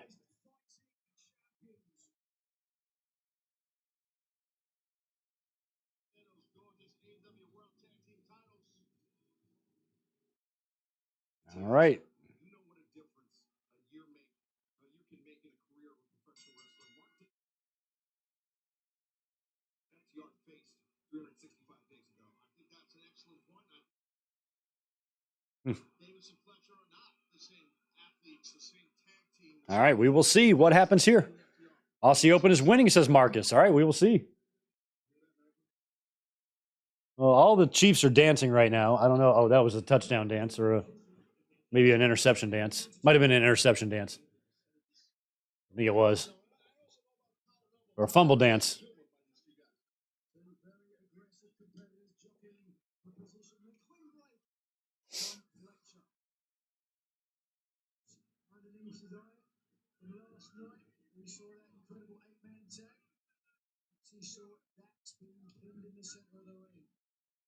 Switch on that Hammerlock right now, and after that, that's going to lower your level. Get yourself a little ankle pick, and that'll work. Okay.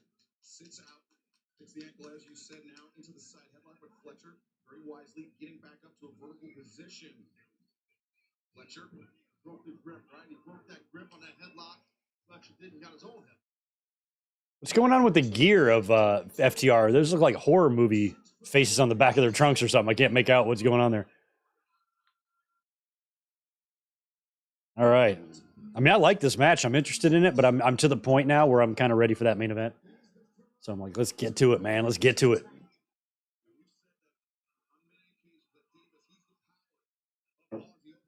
Could you imagine we sit here, put Edge on the thumbnail, Edge in the overlay, and then we don't even have him come out? Don't make me look stupid, AEW. Oh, Tito's back. Hey, buddy. He's taking a bath. He can't be bothered. Do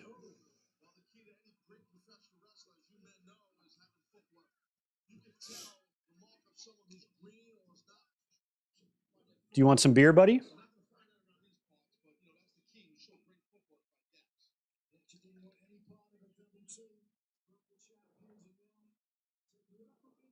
Give him some beer. Knock it back. No? Okay. You don't have to have it.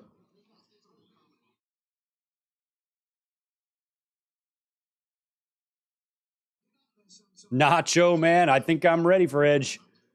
He better be here.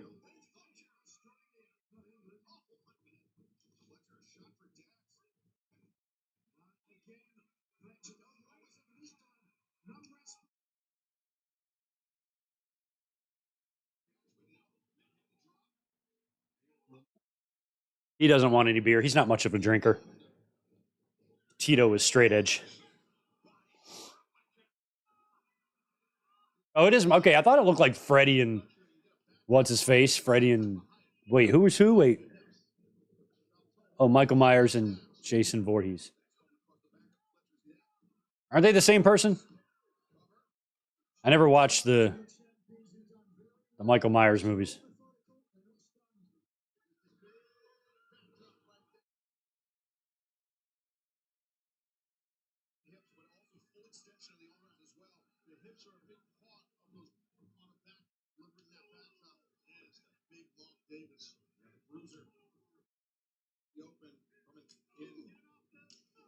Why can't I think? I'm forgetting the two movies that they're in. I suck at movies.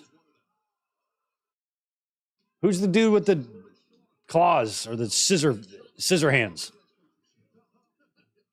That's Friday the 13th, or that might be Nightmare on Elm Street. Halloween, that's what I'm forgetting. I forgot about Halloween. I'm thinking Michael Myers was Friday the 13th, but Jason is Friday the 13th.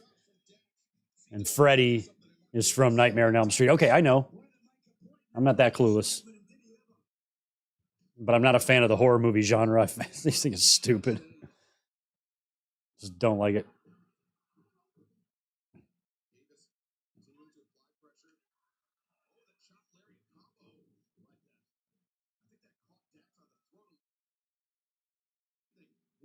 Kyle Fletcher's got some singles potential. I think he does too. He can talk a little bit as well.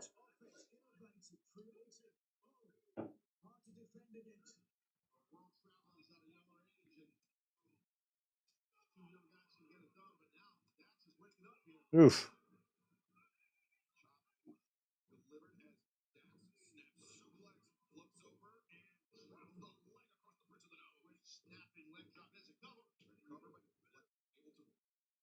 himself. That big brace on there too. Snap the leg drop now. Here comes Cash. Oh.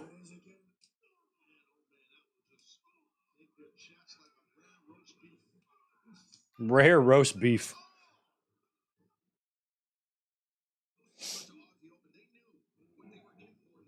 Yeah, I'm remembering all that now, Yachiro. Freddy Krueger. Now I know. Freddy Krueger. I think when I was like younger, we rented those movies just to be fun, but I don't remember anything about them. All you knew is that there was a girl like outside by herself. She was dead. Girl, you dead.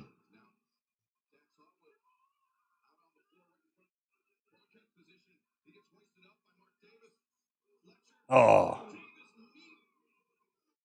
That's a gnarly move. Like, if you were to really get hit with that, like ramming your small of the back into somebody else's small of the back, hurt.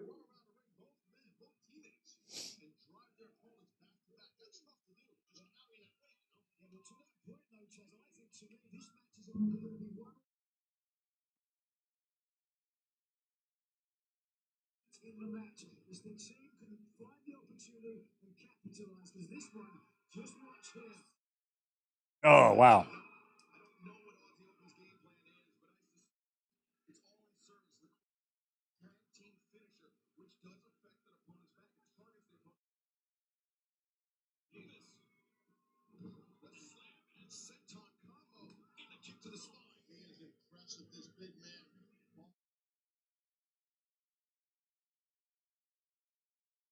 Empire members, as Cash Wheeler tries to fight back up to his feet. And another thought that comes to mind by targeting the All right, Aussie Open's got Cash isolated here. Going to work on him.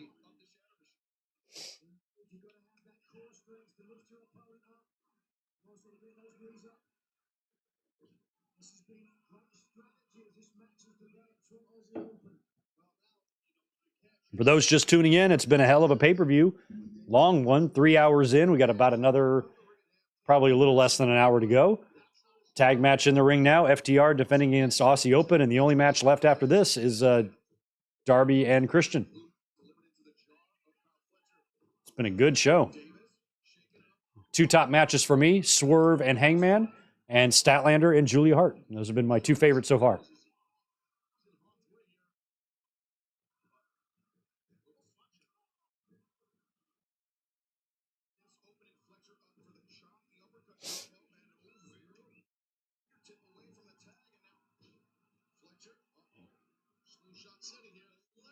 Ooh, oh, wow, what a bump by Fletcher.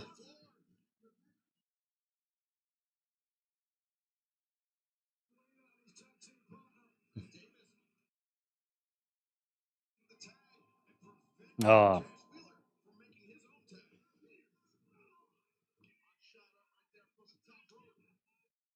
Oh.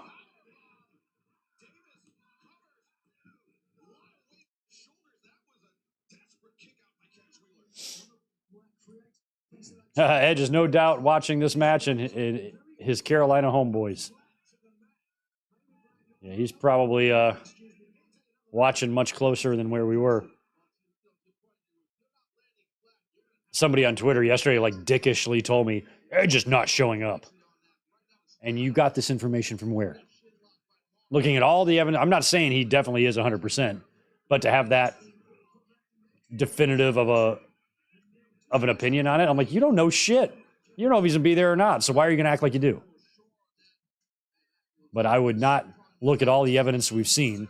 Edge being taken out of SmackDown, removed from the internal roster. Today's the 1st of October. Contract is supposedly up. They moved Christian and Darby to the main event. To sit there and say he's not going to be there would be something I wouldn't want to say, because I think the odds of me being wrong are very, very, very strong. Some people are more interested in being right than having fun. I think that's weird.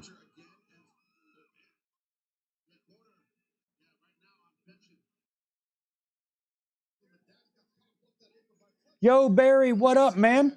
Good to see you. Appreciate the $5. Has Tony Storm done anything on the show? Love her new character? No, Tony has not done shit. They only had one match for the women tonight, and it was a good one. Statlander defending and beating Julia Hart. But no other matches other than that. But Storm's great. I'd build a whole damn division around her. She's more valuable to me than even Britt Baker. And I love Britt, but Tony's a cut above, man. I'm hoping that Tony will be the one to take the belt from Saraya eventually, but might be a while till we get to that.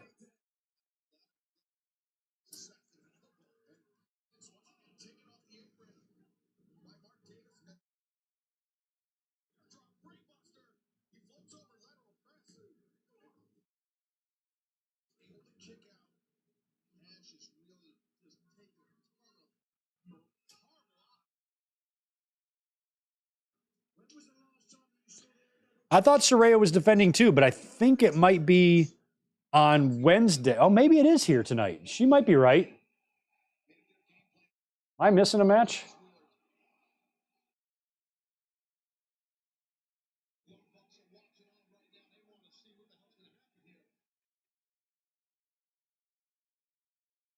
Yeah, I don't see her on the lineup here.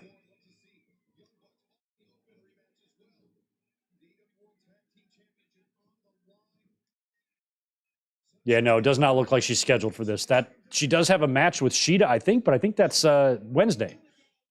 I think. It's been hard for me to pay attention this weekend. I've been under the weather, but to the best of my knowledge, that's what we're looking at here. There it is. In comes Dax.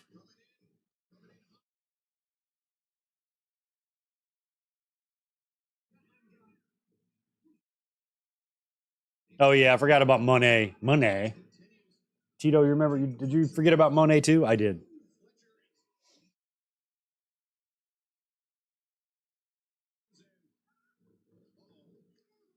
Oh, there's an AEW special coming up in 2 weeks? I didn't know about that either.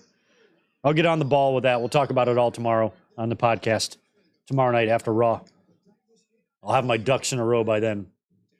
Right now, I'm just watching wrestling. My ducks are all out of line. I got a duck way over there. I got to move over and put him in line with the rest.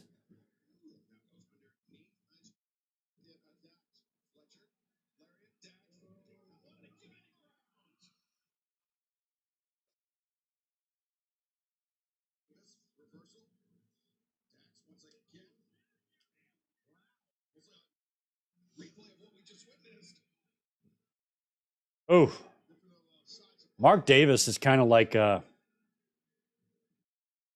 of butchery. You know what I mean? Like reminds me a little bit of the Butcher.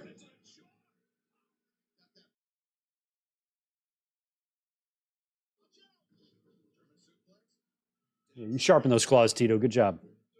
Good job, buddy.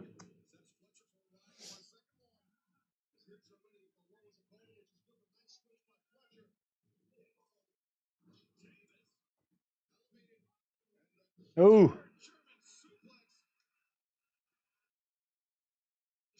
Come on, FTR. Put him away. Aussie Open wins the titles here. I think it's going to be confusing.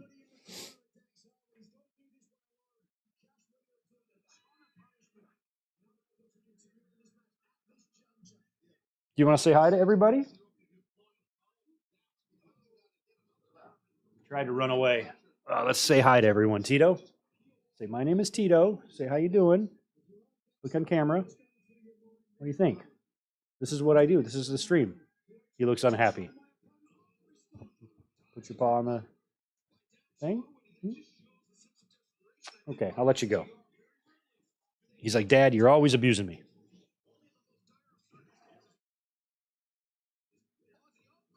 Oh, no way. That's not going to be the finish. It almost was. Holy shit. Almost was.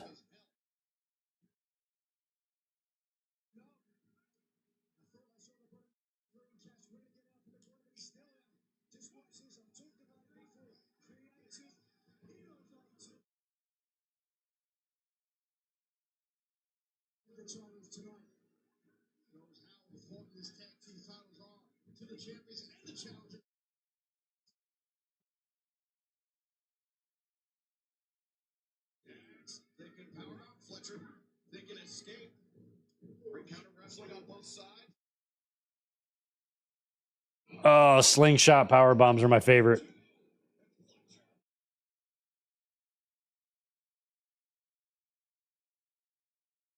Thanks. Tito is cute. He's the best. What's up, Hassan? I have not seen No Mercy yet, but I did read the results, saw a couple of clips and some highlights, but had a long day yesterday. I didn't even get a chance to look at it. We'll talk a little bit about it tomorrow when we do the podcast after Raw.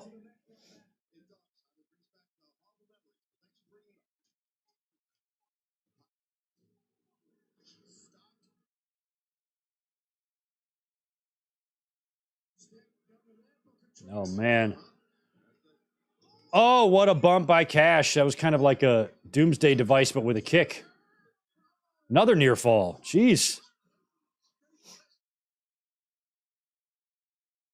Yeah, it was like a doomsday device crescent kick.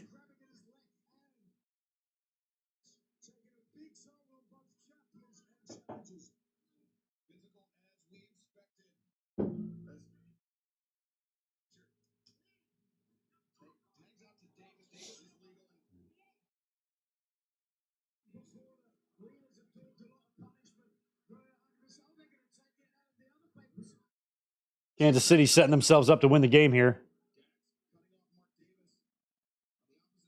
2nd and 10 on the 10-yard line. Or no, I'm sorry, third. It's about 3rd and 5 on the New York 10. So they're going to at least chip a field goal in here, at the very least. I heard that. Oh, wow. Ilya and Carmelo tore it up. Good for them. Oh, wow. Look at all this.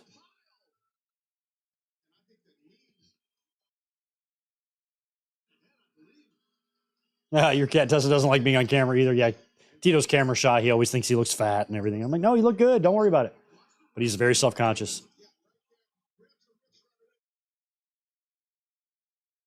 He's like, God, Dad, I don't even have my makeup on. Don't put me on camera.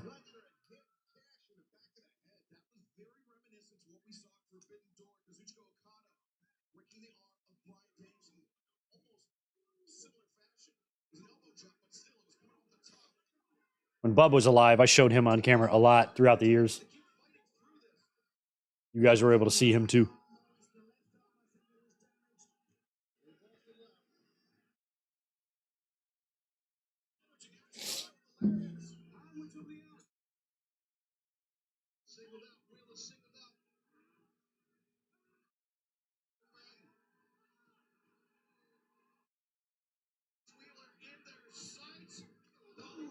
I don't know where. Oh, there's Dax. I was about to say, I don't know where Dax is, but Cash is by himself. Here comes Dax.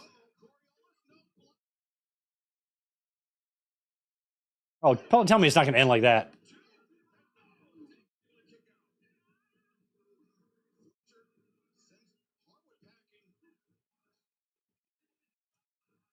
Oh, no. Shatter Machine from Aussie Open to Cash. Didn't execute it perfectly, but Dax, you better get back in there, bro.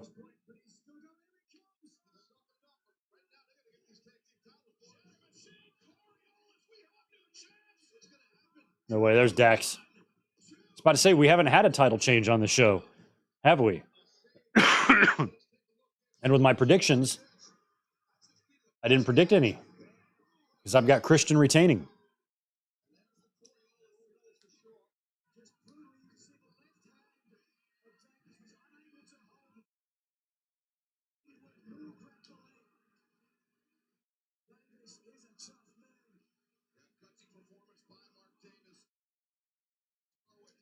Oh, Dax taken out.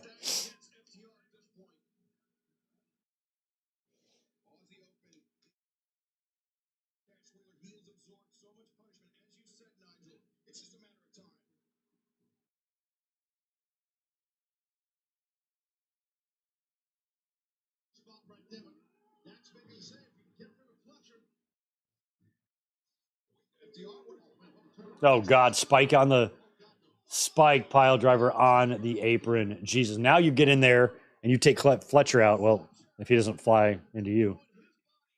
All right. Now, what you guys need to do is counter this Fletcher move here and then get him isolated and hit him with the shatter.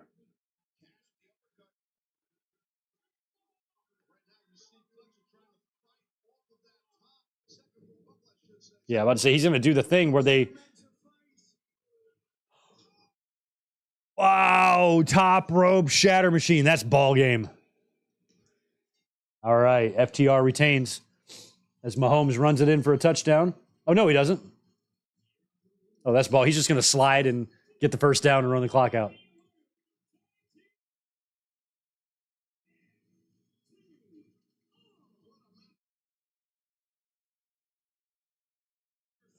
All right, they're just going to kneel it and run it out. Kansas City wins by 3.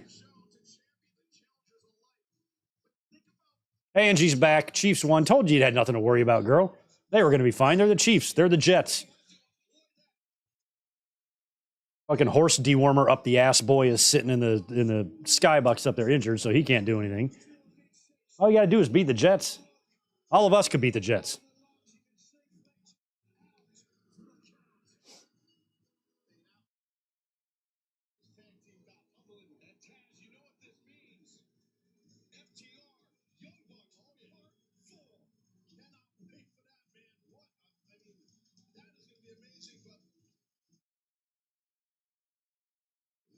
Tremendous.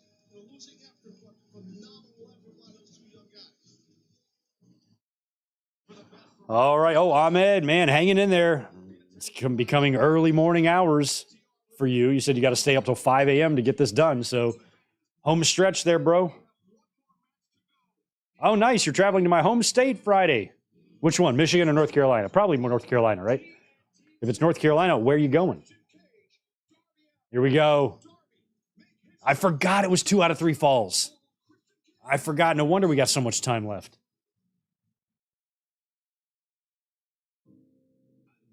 You want to know something that Tony Khan can do better than Eric Bischoff ever could? Time a pay-per-view. Look at this. Look at all the shit we had. We had 9 matches on the show. Lots of stuff happening. They are right on schedule here to finish this match up right at the top of the hour. We don't have Ming and Barbarian farting around and then we're going to lose the pay-per-view feed because of it. Tony Khan can write things down and add. He can add time and, hey, you add 15 minutes to 30 minutes. Oh, that's 45 minutes. He can actually do that. Bischoff cannot.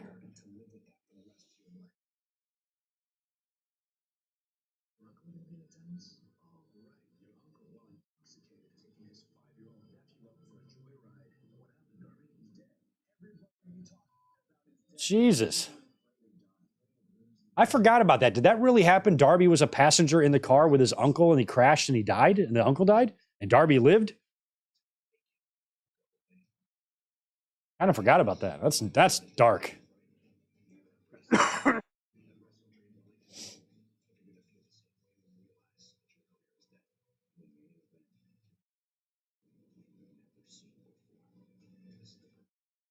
Well, maybe Darby is going to win the title here. I don't know.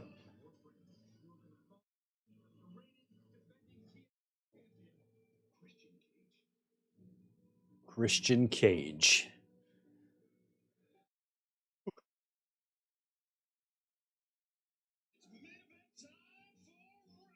Yeah, I thought I remembered. I kind of forgot about that story. That's why he paints his face. Oh, Michigan. Okay. Husband is working at Freeland Airport. Going to stay the weekend. Nice. Nice. Probably not too chilly up there yet, but it's getting cold. I was up there the first week of October a few years ago. And I remember I got up one morning. It was like 30 degrees outside. I'm like, what the fuck is going on? I'm like, I got to get it back to California. So it might be a bit chilly, but say hi to Michigan. I miss Michigan. It's a beautiful state, minus the snow.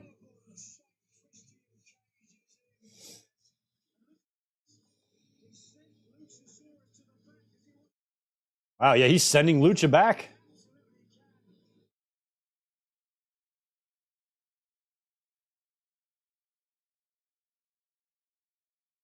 Ah, that's a very interesting analogy. What did he say Christian has done for turtlenecks what Britney Spears did for thongs? Is that what Nigel said? I wasn't aware that Britney Spears did a lot to help the thong business. Remember when she was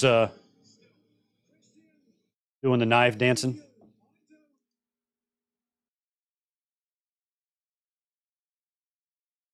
Al Snow is in Michigan. He might be. I actually met Al Snow in Michigan before, so he might be. Met him backstage at the Joe in '96. He was Leaf Cassidy then, but still counts. Spaz, thanks for the 2. Did miss the new era announcement. Was there an announcement supposed to happen? All that shit Tony Khan was saying, was he supposed to come out and announce something to us? I don't think we've seen that yet.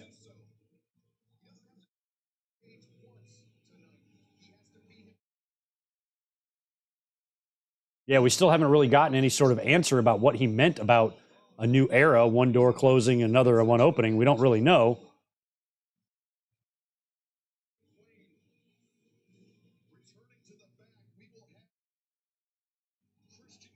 Nice fur coat, Darby Allin. My Aunt Janet has one just like it.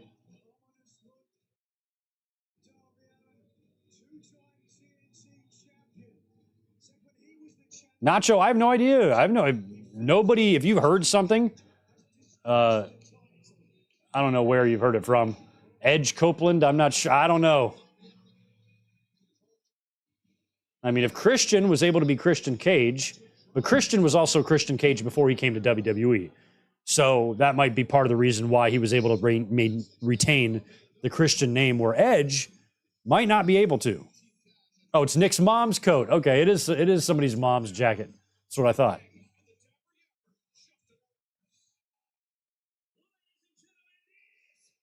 I'm pretty sure that I'm probably older than Nick Wayne's mom, and that scares me.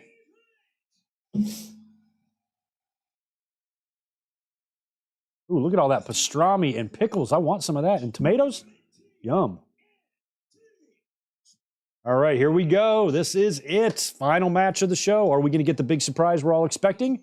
Is Edge going to be showing up? I don't know why Darby's bleeding. What did he do to himself? He bashed the skateboard. Darby's in his hometown too? Jesus.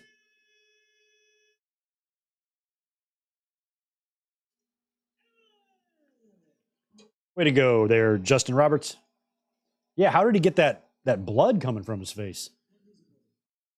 He was smashing the skateboard on the steps. Do you think a piece flew off and struck him in the face?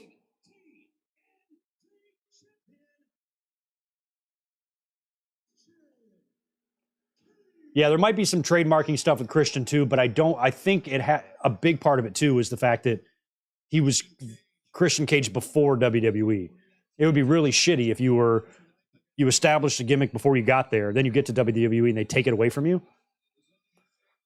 And they just called him Christian. They didn't call him Christian Cage. It was just Christian. So part of it might have to do with the copyright. The other part of it might have to do with it was Christian's name anyway. I kind of like that his real name is it's not Jay Uso, it's Jay something else, Jay Rizzo or Russo or something like that.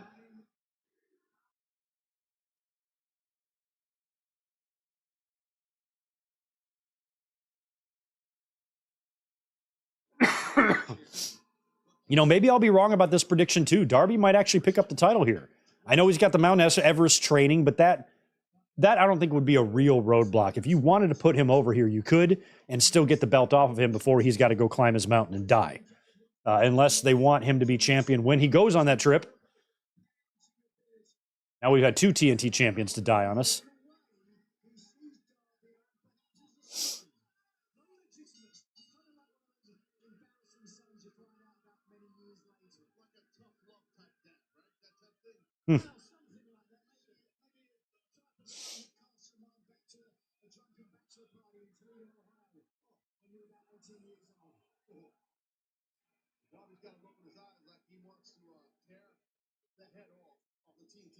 Good point, Shell Shock. Exactly. International title, main evented All Out, and the TNT is main eventing WrestleDream. I got no issue with that. You don't have to do everything WWE's way. I would prefer another company not do it their way, and I would prefer WWE to not do it their way. I want them to be different. I want them to approach pay-per-views differently. I want them to build and execute pay-per-views differently. I like the fact that there's no rules, no right and wrong way to do something. I don't care that the world champion opened the show in a handicap match and beat two guys. None of that bothers me at all. All these fucking critics, man.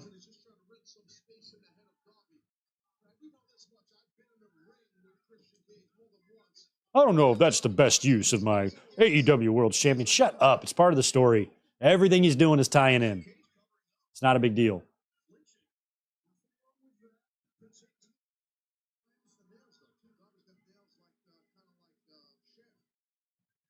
Cher? Taz goes, Darby Allin's kind of got nails, like fingernails like Cher. And they're like, Cher? And he goes, well, I couldn't think of anybody else. What made you think of Cher? That's what I want to know, Taz. You got a Cher fetish that we're not aware of? He probably does.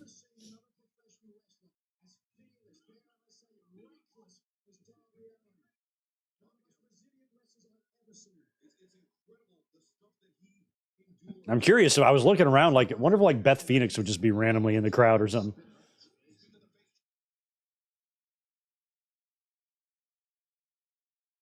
Like that woman standing up in the white. I was like, is that Beth Phoenix? It's not, but I'm like, that would be kind of cool. Oh, that paint is on purpose. Okay. So it's just red paint. I thought maybe he hurt himself on the way out.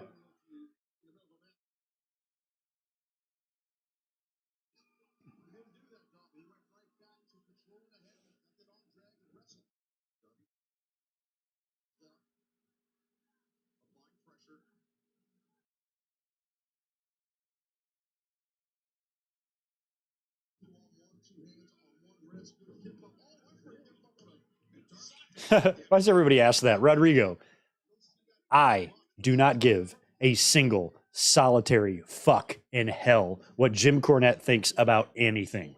So I don't care what he thinks. I'm sure whatever he's thinking is shitty and douchey and assholish.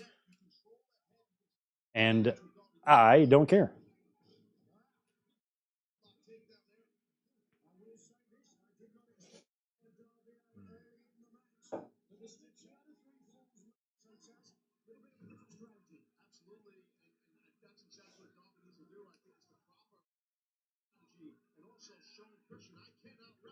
Oh.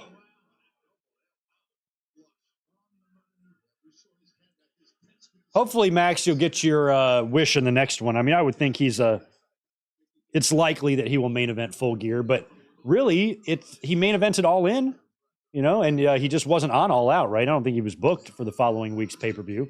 So he just main evented an 80,000 seat show a month ago. So all this is he wasn't booked for All Out, and he didn't main event Grand Slam in this. I don't think that's super abnormal. At least he's on the shows. Where the hell's Roman?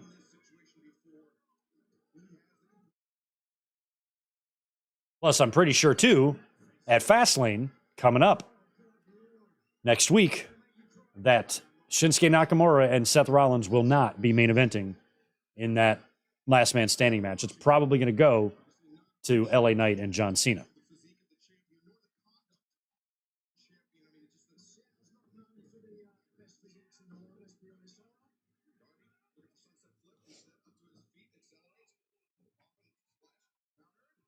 Keep forgetting this is 2 out of 3 falls, so we got a ways to go. Oh, we got the turtleneck over his face. That's awesome. Just like that, Darby takes the first fall. Pulled the turtleneck over his face. That's so funny. Christian still got it over his face. He's so mad.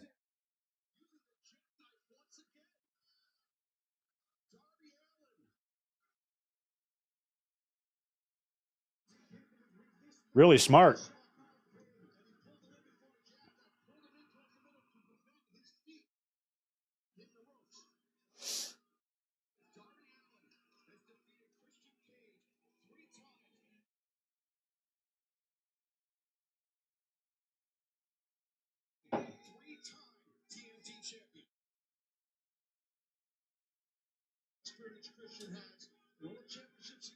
Yeah, who's that? Oh, that's his mom. Okay, I thought that was Beth Phoenix earlier. That's Nick Wayne's mom. She's going to slap him. I have no doubt. I laughed. I'm like, Nick Wayne's mom is probably younger than me, and she probably is.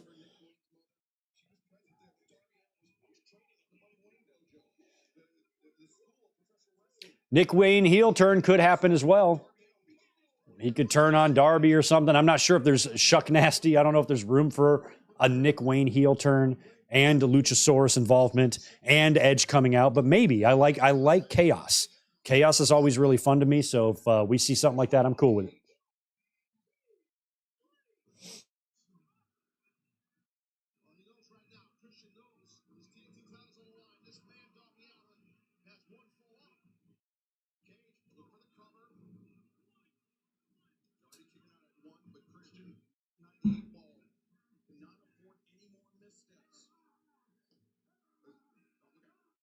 Angie, no Edge yet, but if he's coming, he's going to be coming here soon.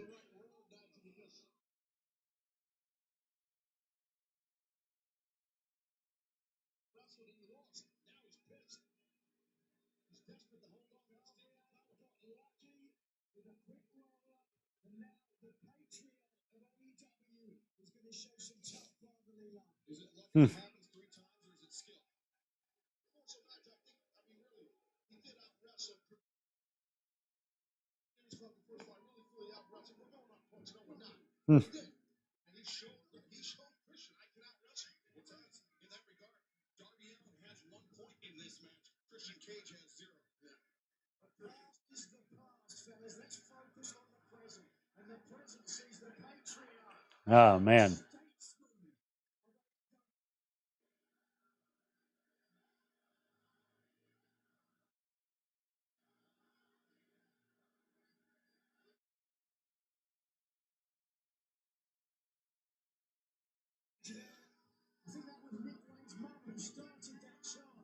Yeah.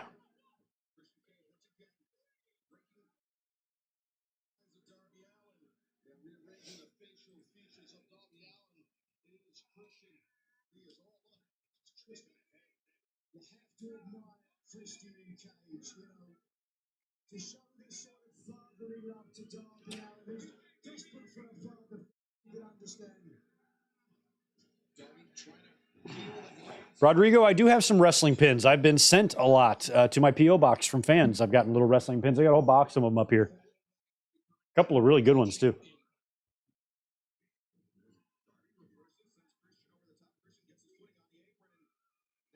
Oh, what a slingshot. Jesus. If Edge doesn't show, will this affect a fan's opinion on the show? It might, because they went through the trouble of putting this match in the main event. If Edge wasn't going to show up, I would have had this match 3. It's got out of the way. But they've main evented this bitch. And Tony Khan has said multiple times in his WrestleDream hype packages that there is some big thing happening. So if we don't have anything happen, other than just a really good wrestling show, yeah, I think some fans would be disappointed.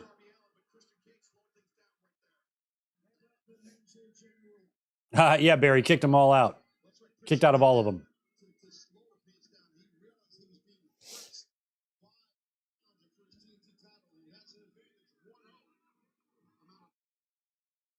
Oh, what a spill.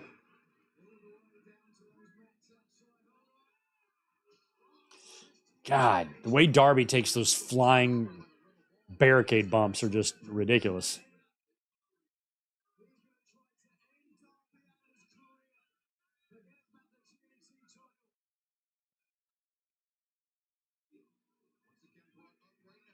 Jeez.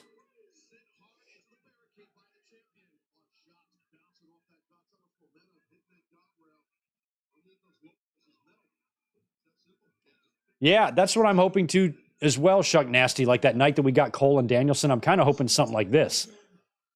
Unfortunately, I don't think Ziggler can be there or Benjamin because they have a 90-day. But Edge, oh man, Edge is going over, or Christian's going over to Nick's mom. She'll slap him.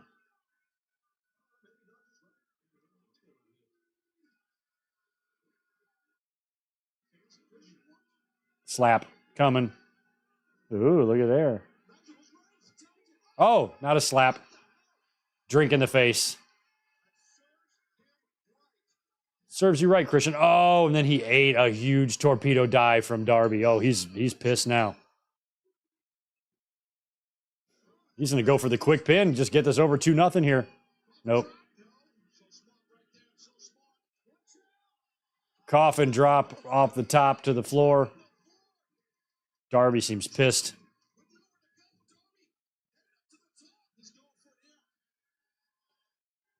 Oh, coffin drop. Got the knees up. Got the knees up.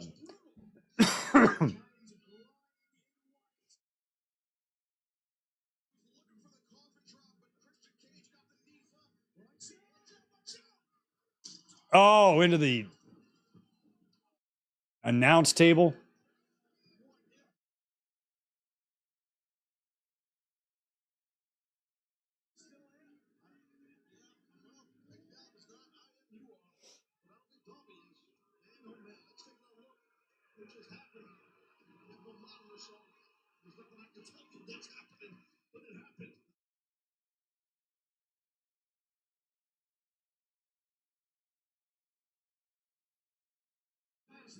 I mean, I think if like someone like Drew McIntyre has not signed a new WWE deal yet, he's watching this pay-per-view closely. He's going to see how Edge does when he comes out. All right, we're rearranging furniture. He's got the steps. I'm worried that Darby's going to coffin drop on the steps and kill himself.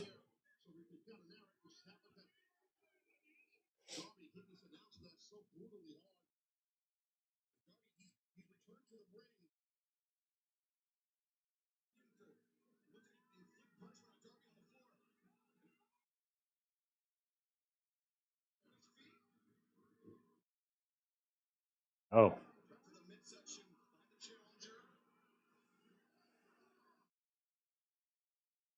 My peripheral vision thinks the WrestleDream and AEW LED things that go around the arena, they look like a Snickers logo to me. I don't know why. My mind keeps seeing Snickers. Oh, no. See, this is what I was worried about. Something like this. A bump like this on these stairs.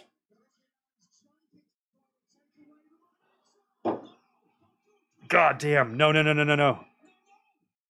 Oh, phew. He did not land on the steps, thank God. What he said, Christian showed him mercy. That's what I was worried about, that bump. Landing on the edge of the stairs like that. No pun intended.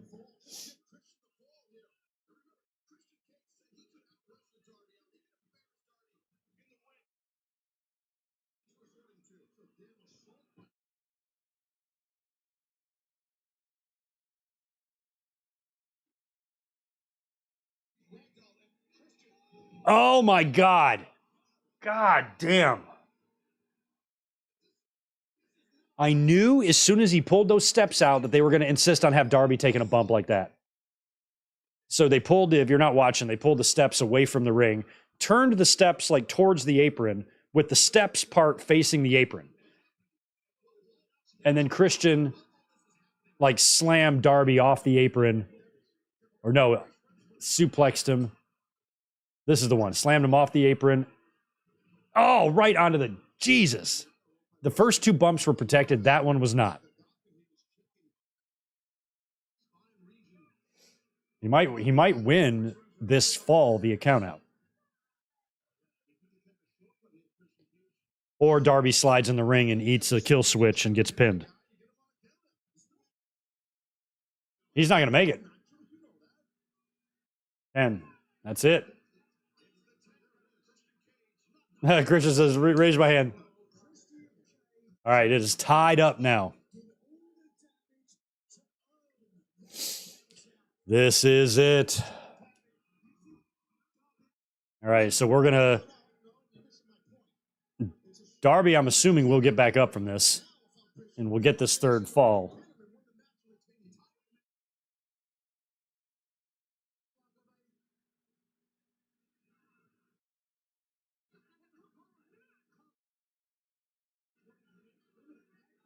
Christian wants him to call it. What's he going for? It'd be cool if Edge just came out from under the ring, too.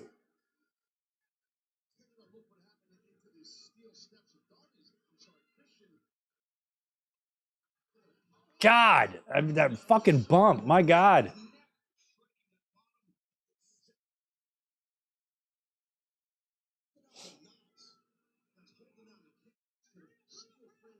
All right, they're getting, yeah, Christian is taking the ring apart while they're bringing a stretcher out for Darby.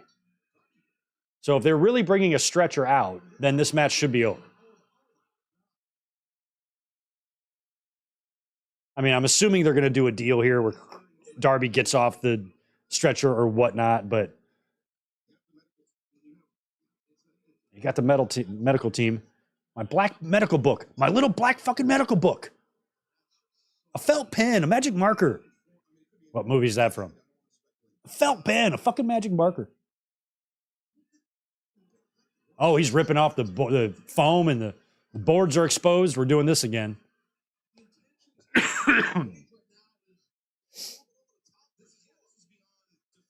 Christian's like, well, since they're all preoccupied with Darby, I'll just take the ring apart, get a head start on breaking things down, just being helpful. He knows the production team has got, or the ring crew has got a lot to do later, so he's just helping them, giving them a head start. It's because Christian's a team player. That's what it's all about.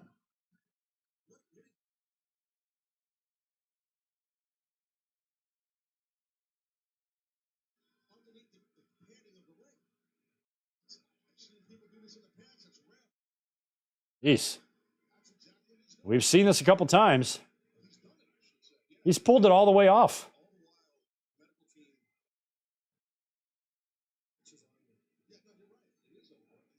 What a weird main event this is. All right. Is Christian going to go to the top and dive on Darby? Oh, God. Oh, my God. Oh, my God.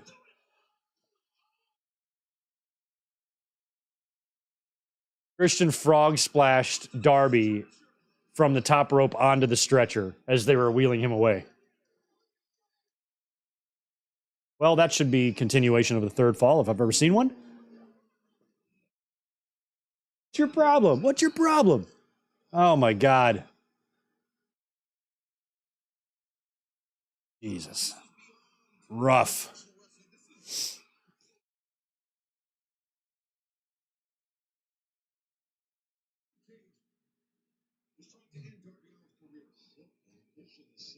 Yeah.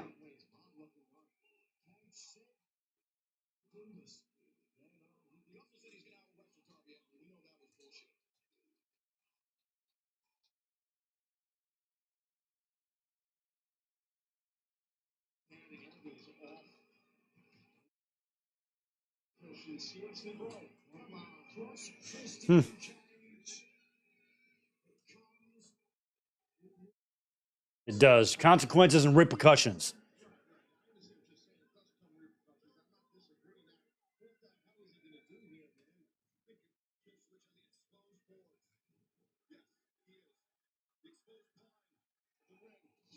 Oh. He'll switch. And he kicks out. He's like, I knew we'd get a kick out here.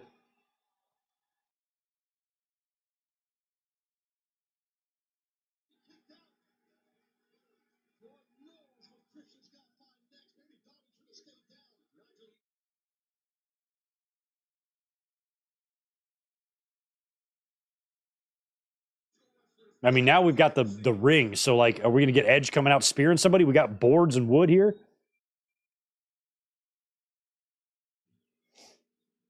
Christian setting up Darby. He had him kill switch and he kicked out. So, the spear. Looking for the spear. Oh, God. Sharpshooter, huh? Oh, Sting. Yeah, where's Sting in all this?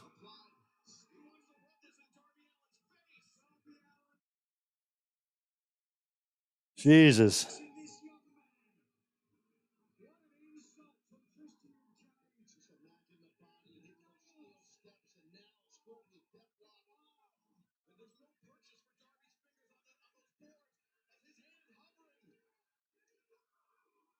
Come on, Darby. He's got to the ropes.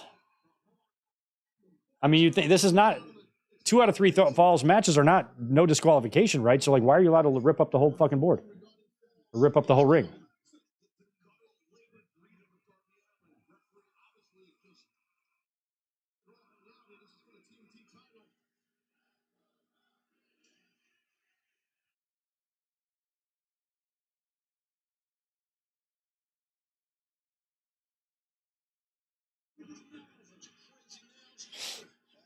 Oh.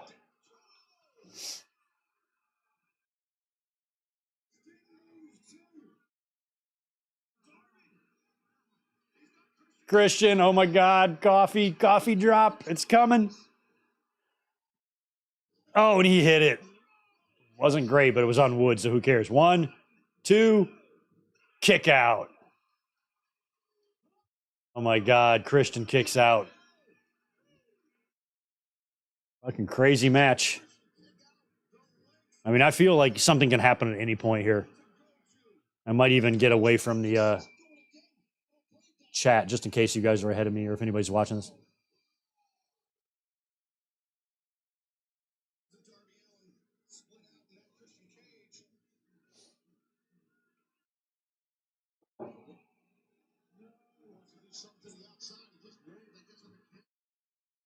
Oh, God, no. For fuck's sake, no.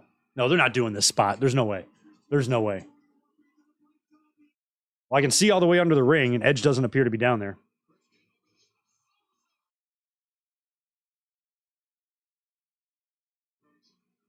This might be a situation where we actually get a finish before we see Edge, if we see Edge.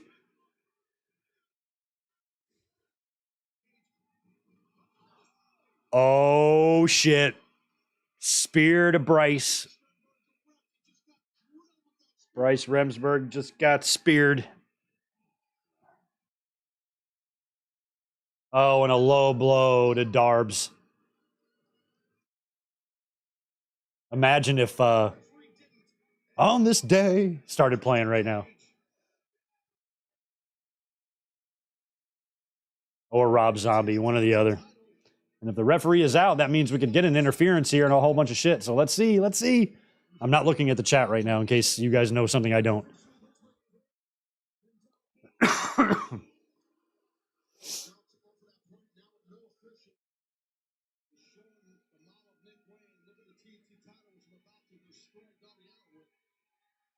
Oh, no. Who's coming? Lucha? Nick Wayne. Okay. Figured we'd see these guys first. Nick's got the championship, and he's with his mom.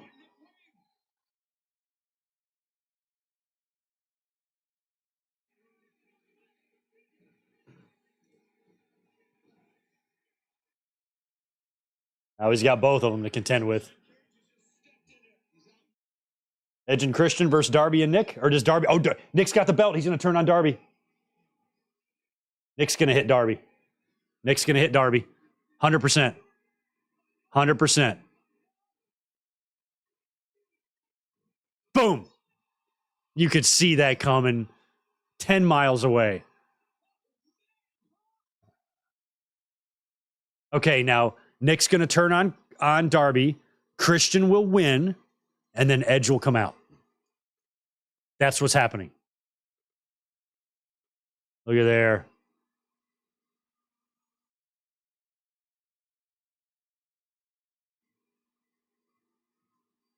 Look at Mom's mad. Wake up, Bryce. There's still 10 minutes left of the show, so if he gets a pin here, we got plenty of time. We got plenty of time for Christian to have a little surprise visitor at the end of the show, and I think that's how it's going to go down. 2. Will he kick out? I doubt it. 3. Christian retains. All right, so I was right in my prediction there. Okay, it's got to be Edge. It has to be. Are we not going to have Edge come out after all this? I still feel like there's plenty of time. We'll see. Nick Wayne turning on Darby. Never even saw Luchasaurus unless he comes out now.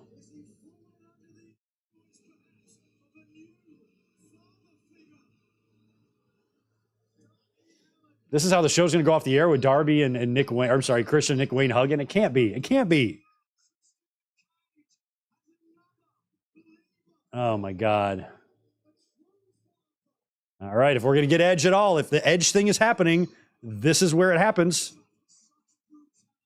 Maybe it's a Dynamite thing.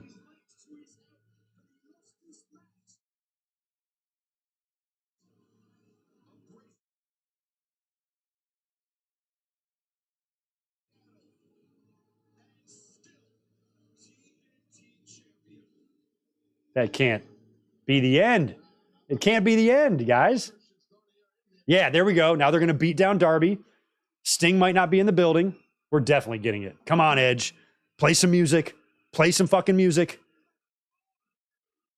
Ever gonna stop me? Or on this day. Come on. I need this. Christian and Nick Wayne are beating the shit out of Darby, but it's 8:51. There's 9 minutes left till the top of the hour. I feel like there's plenty of time for a save.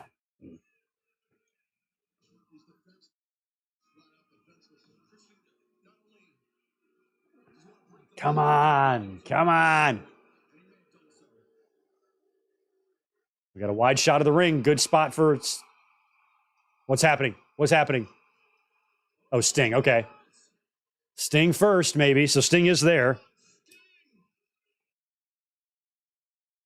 Now maybe Sting's going to get beat down, and then Edge will come out and save the two of them.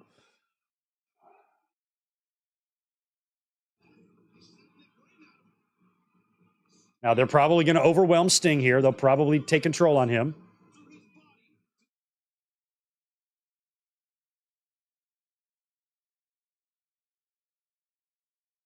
What's he looking for?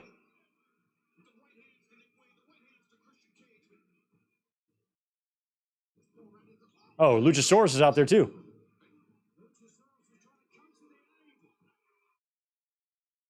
We got everybody out there. We got Lucha out there. We got Christian out there. Or, I'm sorry, Sting, Nick Wayne.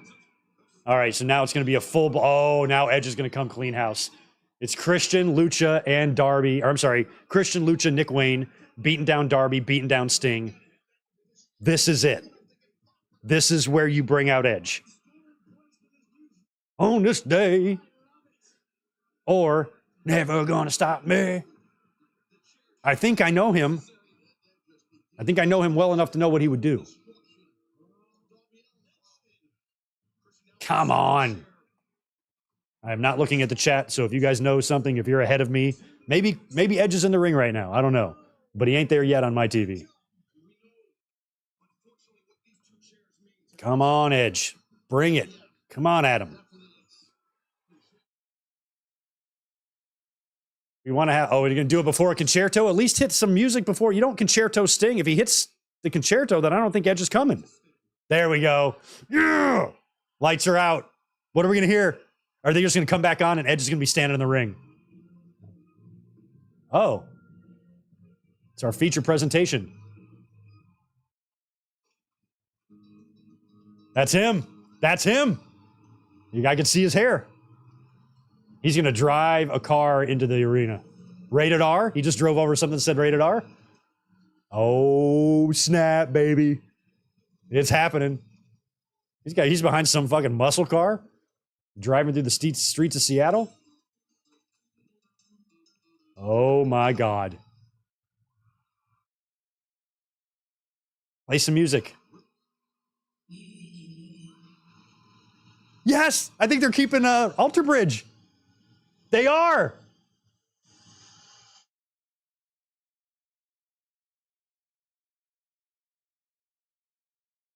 And he's got the song. He's got the song.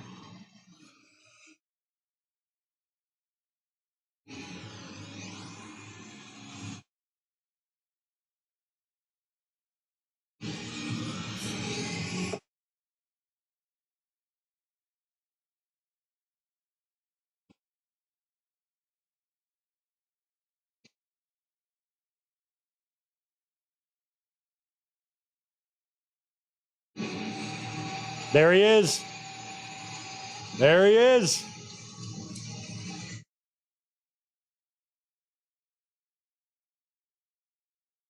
Put that back up.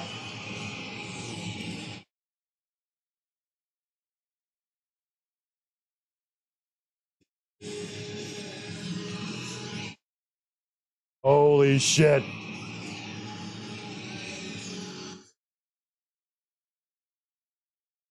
You gonna shake hands or fight him? But whose side is he on? Hug. Please embrace. Please embrace.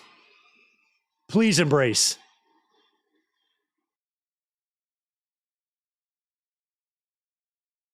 He got the song. He used the song. Shaking his hand? Oh, no, take the chair. Okay. He wants to be the one to do it?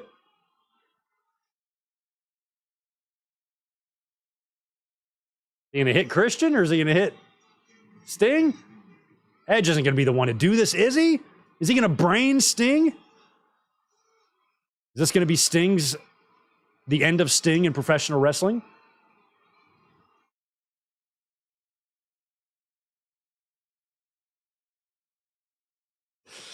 Yeah. And Christian retreats. He hits Nick Wayne. Oh, hit Nick Wayne with the chair. Beat up Luchasaurus, speared him on the wood. Christian retreats. They might just call him the Rated R Super. Can they use that? Adam Copeland is what... Okay, so they're calling him Adam Copeland, but he was able to use the music. And I think the beginning said, you think you know him. He said, you think you know him, not you think you know me. I can't believe they've got him over there with the music. Oh, my God. Taz said Rated R Superstar. Okay.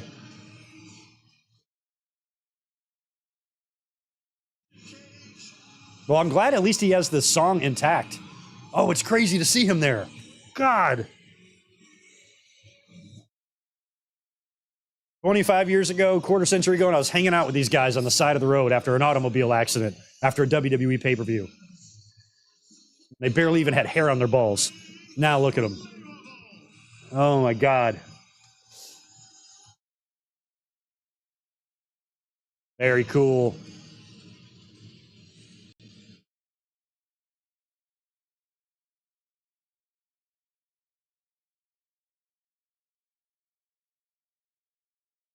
Tony Khan tweets out, Adam Copeland is the rated R Superstar. Adam Copeland is all elite. So it sounds like he's going to be able to be called the Rated R Superstar. But look at there, Darby Allin and Edge. I love that. And Sting? Never got Sting and Edge together, really, did we? That's crazy.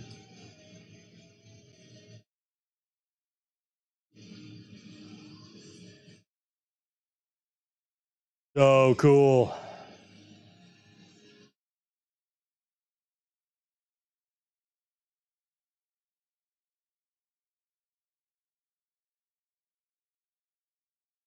Wow. Well, that's exactly what we were hoping for. Wow, that is just insanity. Pure insanity. Wow. That is wonderful stuff, man. Loved it. That was a fun-ass pay-per-view. I ain't going to lie. We were all waiting for Edge to show up at the end. He did. We didn't know what he was going to do, how he was going to come out. Looked like they produced this already pre-filmed segment of him driving to the arena. Little silhouettes of his, of his body and his hair and things like that, and driving over something that said Rated R in the street. You knew it was him. And then coming out to not help Christian, but to help the baby faces, Darby and Sting. So we had a couple of turns there. We had Nick Wayne turning on Darby Allin at the end. And then all three of them beat up Luchasaurus, Nick Wayne, and Christian beat up Darby and Sting. And then Edge came out to make the save. Great stuff. Edge is in the AEW. He's in the AEW. Wow. Good stuff. Anyway. Oh my God. Yeah. It's always fun to mark out. And that I can't say enough things about why competition is good because of moments like this. These are things we haven't seen in the last few years. Adam Cole, Bryan Danielson, CM Punk, Edge, all coming to AEW, Cody, Jade Cargill going to WWE. You don't have these things happen without competition. So this is why it's good to have two companies, because we get to experience stuff like this. I got to experience it all the time in the 90s with Hogan and Savage and Bossman and Earthquake and Hacksaw, everybody going to WCW, and then Austin and Foley and Johnny B. Bad and Vader and Dustin Rhodes and Pillman. They all go to WWE. It's cool when this happens, and fans should appreciate it. This was awesome. Loved it. Great show from AEW. WrestleDream was definitely a success in my mind. Matches were really good. The card was really good. We had 16,000 championship belts, which wasn't so good on the show, but the matches, the match quality, everything that we got out of this show tonight was worth my $49.99. Don't know about you guys, but I don't feel like it was money wasted at all. Really great pay-per-view, and I enjoyed it. So hell yeah, man.